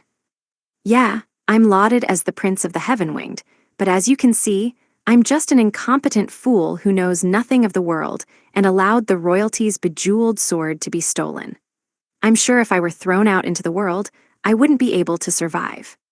Flowers raised and brought to bloom in a greenhouse and under careful watch were beautiful. They were treated preciously. They were loved, protected, and cared for, all so they could bloom beautifully. However, it was a fragile beauty that could only be maintained under certain circumstances. Could such a fragile beauty really be considered beautiful? Merak didn't think so. In his opinion, flowers that bloomed strongly and fiercely in the wild were what was truly beautiful. That was why he compared himself and Lufas that way as well. He was the fragile flower who was raised in a controlled environment, while Lufas was the strong flower who could adapt to her surroundings. That was why she seemed so bright to him. "You managed to get to where you are by yourself. I'm just walking down a path that's been set for me, and because it's been set, I can trip up this badly. When I think about it, I can't believe how laughable I am." Merak gave a small sigh as he looked towards the direction of his homeland. "Someday, I will become king, but to be honest, the king doesn't have to be me. I just happen to be born as royalty. I'm sure pretty much anyone could do the job. If the title of prince was stripped from me, I'm sure there'd be nothing left. When I think about that, you just seem really amazing to me." After a moment of consideration, Lufas spoke. "What a privileged thing to worry about. You're blessed just by having a path set for you. I didn't even have that. I was forced to walk through a wasteland where I wasn't even sure what would happen tomorrow. You say I got to where I was by myself, but that was just because I had no other choice." Merak hesitated, then apologized. "Sorry, that was insensitive." "It was. If you have time to be jealous of me, use it to change that path of yours to your liking." Merak was slightly surprised at what Lufas had said to him, and he closed his eyes in thought. "Change my path as I like? You know what? I've never even thought of that. A set path and a destination that's already been decided for me. I thought it was my role to simply walk down it, and I felt so empty doing so. But yeah, even if the destination is becoming king, I can at least change the path there. What kind of king will I be? What kind of country will I make? I can at least decide that myself." "Decide myself? You're right. I couldn't even think of doing such a simple thing." Merak achingly felt just how soft and pampered he'd been up until now. He'd simply complained in his heart, but never once had he actually tried to make things better. Just how pampered do I look to this black-winged girl next to me? "Our little chat is over. He's here," Lufas whispered. Merak opened his eyes. He saw someone enter the hideout under the cover of darkness. Then, after a few seconds, he heard the sound of someone falling through the floor and a scream. As soon as that happened, Lufas and Merak barged into the hideout, encountering a man with a unique head who couldn't be missed. "Clover the thief, I presume. You're under arrest." "Why you don't fuck with me, as if I'd just let myself." Before Clover could finish what he was saying, Lufas had closed in on him, assaulting him with her knee. Clover was unable to react or even shout anything at the sudden action. All he could do was show the whites of his eyes as he fell to the floor. Then, the stolen sword fell from his person and onto the ground. "Looks like this settles it." Lufas looked down at Clover before lifting him up by the scruff of his neck as if he were a cat. Like that, the curtains closed on the stolen sword incident that had almost shamed the entire royal family. The next day, Lufas's party went to the bar as usual, and there they found Merak, their client from yesterday. The fact that he was still here after getting his sword back showed how unexpectedly brazen he was, or maybe he was just a careless man. After speaking with the bar's owner about something, he headed for the exit. That was when he noticed Lufas's party. "Ah, Lufas, and the rest of your party too. You're from yesterday, what are you doing here?" Lufas and the others often used this bar as their hangout spot, but it definitely was not a nice, clean place. It was frequented by hoodlum-like adventurers, and at the very least, it was not the sort of place royalty should step foot in. However, when confronted with Megraz's question, Merak gave a seriously unexpected response. I was registering as an adventurer." Wah, Megraz couldn't stop himself, but that response was only natural. "Sorry, are you serious?" To the world at large, being an adventurer was just one step above being a useless thug. They were pretty much rock bottom. In fact, there probably were quite a number of people who thought adventurers were just thugs who were willing to dip their hands in anything. It was not a job for royalty by any measure. However, Merak had already decided on it. He seemed completely set. "I'm serious. For this year away from my country, I plan to use this year to widen the breadth of my experience. After seeing you all in action yesterday, I realized how pampered and soft I was. Not to mention, I want to become like all of you." Ha, what a strange example of royalty we have here. After hearing that, Alioth seemed rather astounded. A prince becoming an adventurer was unheard of. After all, why would they, when they could live a comfortable life without stooping to such a low-paying job with life-threatening consequences? But Lufas was the only one who wore a gentle smile, even as she seemed just as astounded as everyone else. Isn't it all right? He decided on it himself after all. With just that, Lufas cut in front of Merak and entered the bar. "I'm not a fan of royalty, but this man's a little different from the rest. He's worth at least a little respect," she thought. After that, Merak would come to flourish as an adventurer little by little, and he ended up taking requests along with Lufas's party several times. Then, half a year later, he'd completely been influenced by her and ended up joining Lufas's party. Whether meeting Lufas was lucky or unlucky was something he could not know at that time. However, the one thing Merak could say was that this year was the happiest he'd ever been. Yes, at this time, his heart was still filled with hopes and dreams. Image summary. A grayscale image shows a party of adventurers from behind, including a giant bear, winged figures, and armed warriors. Lufas's party continues their journey. Traveling naturally meant consuming food and other supplies, and it was definitely no cheap enterprise. After all, in this group, all the monsters starting with Ares needed much more food than their appearances suggested. Of course, because they were anthropomorphized and their bodies had become smaller, they wouldn't be eating several tons worth of food.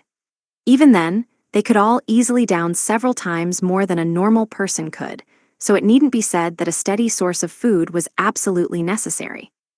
In this case, they relied on alchemy as their cash cow. Dina would go to the market and sell the equipment and golems that Lufas had made offhandedly, all of which were basically like toys to them, but just items of that quality had managed to turn into a decently sized fortune. Of course, if Lufas actually put effort into it, things wouldn't settle with just a small fortune. They would end up with enough money to live life in the lap of luxury for several generations, and they wouldn't even have to think about money from then on. If Lufas did that, however, then all the items currently flowing through the market would lose all of their value, destroying the economy. Many people would probably even lose their jobs. So, Dina had purposefully asked Lufas to keep her creations under a certain level of power. Even then, though, Lufas would sometimes create something with absurd capabilities in a fit of whimsy. On this day, Dina was once again in the trade city of Italir, selling her wares while being fraught with worry. This is no good. This has way too much attack too. Considering current standards, having an attack boost of around plus 100 would make a weapon a famous masterpiece of the strongest class. However, an attack bonus of just plus 100 might as well not be there to Lufas, only holding as much value as any random knife. So loofahs would easily and carelessly make weapons that reached far into the triple digits. If Dina allowed any of those to reach the market, it would cause a huge fuss, so she had to throw herself into the task of choosing only those with the lowest capabilities. "Oh, you're selling weapons here. Are there any you recommend?" a passing man who seemed like a knight asked. "Yes, I am. How about this one?" said Dina, recommending him a sword. Its name was Dull Blade. It was a sword that offered a scant boost of +70. As a small detail, in this day and age, knights employed at a royal castle usually only had weapons that offered around +30 at most. "Ooh, this is wonderful. Not even the captain has a sword this good. I'll pay a lot for it. How much?" 500 L. "Cheap, I'll take it." 500 L was actually a fairly decent amount of money. The fact that he was able to drop that amount on a dime really showed that he was a knight. With that sword sold, other customers quickly stopped by. "You've got some damn fine wares here. Hey, shopkeep, would you happen to stock golems as well?" It seemed that the next customer was a noble. To people of that social class, golems were rather popular. Dina replied to the noble's query with a smile and a, "Yes, I do." Then, she pretended like she was going to the back of the store and dragged a loofahs-made golem that had been stored in her X-Gate out to the front. Steel Robot, Metal Z. Level 400. Race, Artificial Life Form. HP, 3800. Miss Loofah. This is awful. I reminded her so much, but she still lets her interests take over and makes weird things like this. The golem also had a uselessly large amount of skills, and Dina was able to confirm that it could do things like fire rocket punches or beams from its eyes, just like Libra. It was clearly far too strong for a normal noble to own. Dina hurriedly stuffed Metal Z back into her X-Gate. What's wrong? Weren't you going to sell me that golem?" "I am terribly sorry. That golem was defective. This one here is in working order." Dina made an excuse and retrieved a different golem. Even the weaker golem more than satisfied the noble, and Dina was able to avoid any follow-up questions. "This should do it for today. Okay then," Dina said as she looked inside her X-Gate.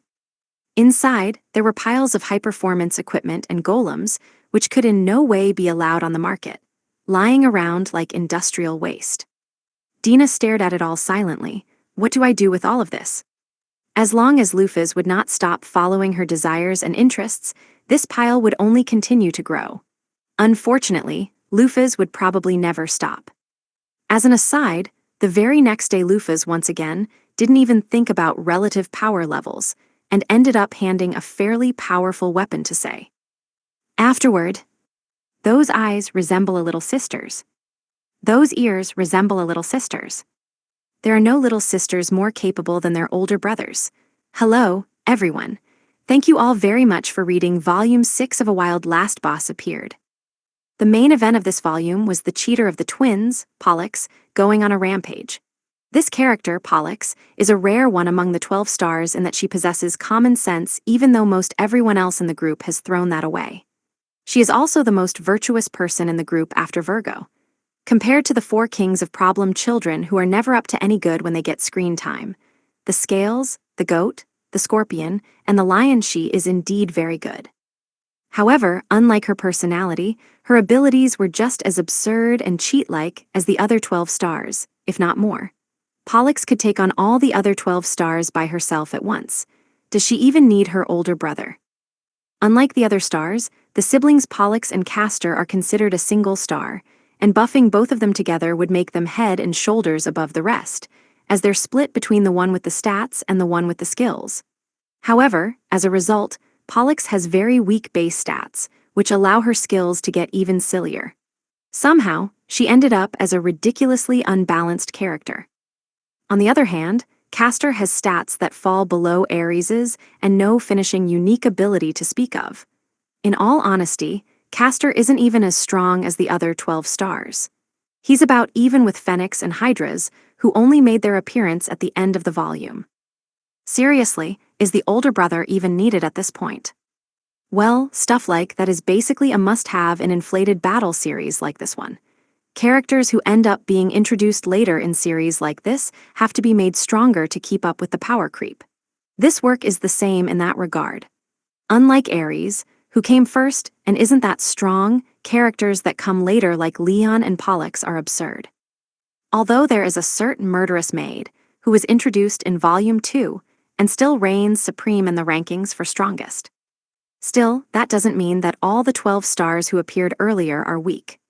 Ares is a bit lacking in the pure battle department, but his unique ability scales well with his opponent, so depending on the situation, he'll do even more than Leon.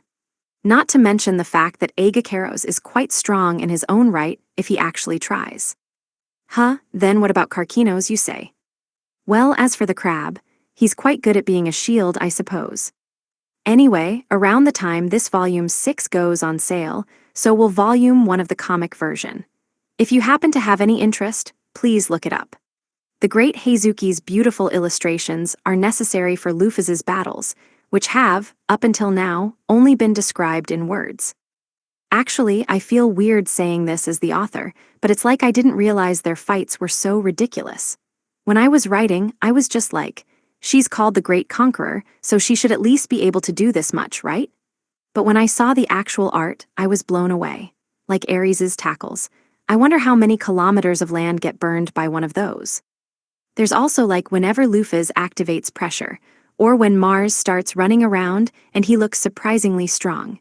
There's a lot of cool places like that to look for, but seeing my own work become a manga is a strange feeling.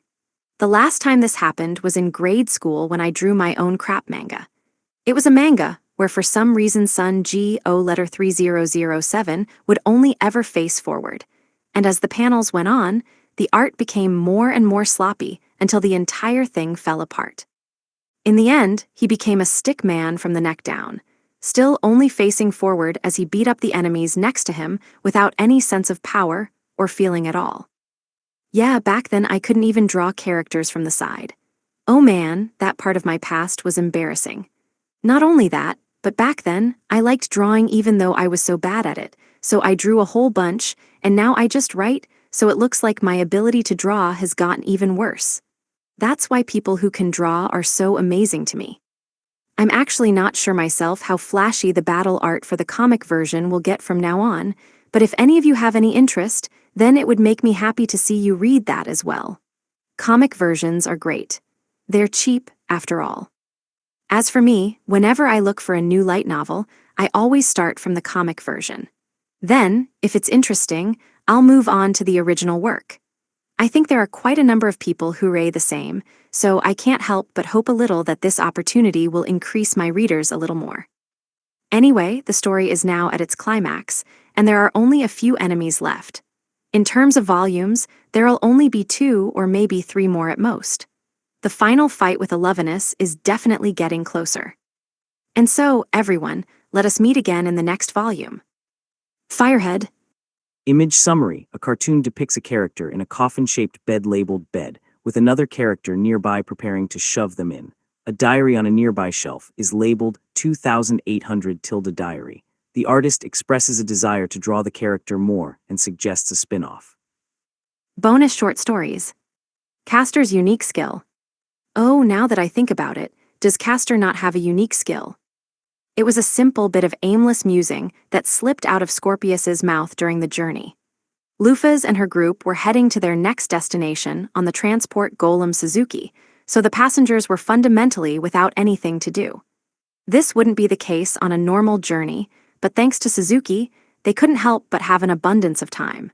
So killing time by chatting like this was a common thing. The subject of the conversation, this time, was one half of the twins, Castor. Now that you mention it, said Ares, I don't remember ever seeing Castor use a unique skill. The fact that Ares, the oldest member of the 12 stars, didn't know meant that no one else would either. Everyone's gazes, other than Luffy's, gathered on Castor, who could do nothing but awkwardly scratch at his cheek. I command the Argonautae. That's not a skill, though. Isn't there, anything else? Aegakeros asked. Something ridiculous and unfair like your sisters. If there is, I'd appreciate it if you let us know now. Given the fights that are to come, having an accurate picture of your allies' abilities will be important, said Libra. Castor just continued to look more and more uncomfortable. The others couldn't fathom why. There was no way he would be like Leon with no unique skills. After some more uncomfortable silence, Castor said, I can summon the Argo. I believe that is also one of your sister's skills, Libra pointed out. Castor fell silent. He could only summon the flying ship named the Argo whenever his sister was nearby. However, that was also one of his little sister's skills. It was effectively a unique skill for both of them because its condition for use was for Castor to be near her, but his little sister, Pollux, was actually the only one with the skill. I've thought this for a while now, but aren't you twins a little too mismatched power-wise? You boast that you can lead an army, but Lufas can do that too. To be honest, you aren't exactly needed. GRK. Castor was getting beaten into smithereens. Thanks to his little sister's abnormal powers, he looked all the more incompetent. So in the end, you don't actually have one? Karkinos asked. Resigned, Castor raised his head and looked at them, and when he put on a smile, his teeth seemed to sparkle. That was all. Nothing else happened. The rest of the group collectively reacted with a confused expression, but Lufas jumped in with an explanation. Unique skill, hot smile. Its effect is to double the power and impact of his handsomeness. It is not useful in battle. There was nothing but silence for a few moments. Then Karkinos said, Oaki then. ME needs to get our meal ready. I'll go keep watch outside. Me too. Castor's unique skill had been revealed, but the entire group decided not to touch on it. Sometimes, saying nothing was a kindness. Not all unique skills were powerful. That was the lesson of the conversation that day. A wild last boss didn't appear. Rather suddenly, I had a thought. Or rather, Lufas Mafael, had gone on a rampage 200 years ago, completely rewriting the landscape of power across the land. Before that, Bennett Nash, Leon, the Devil King, and Ladon had all ruled over their own continents in a stalemate. However, Lufas had eventually taken down one of them. So, my thought was that if Lufas had not appeared, what would the world look like now? When I voiced that thought, Dina seemed to sink into thought. Well, the most likely outcome would be the Devil King's victory. The most unlikely one would be Leon's victory. I understand why the Devil King's victory is likely, but is Leon that disadvantaged? I feel like he'd put up a pretty good fight, though. No way, never. First of all, that lion's territory is in way too bad a spot. Dina spread out a paper on the table as she continued to explain, drawing a simple map. She outlined rough continent shapes in the upper left, upper right, center, lower left, and lower right of the paper along with chibified versions of the ruling powers next to each continent.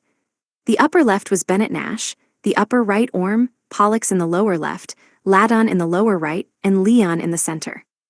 Seeing that, even I could clearly see what she was getting at. He didn't stand a chance.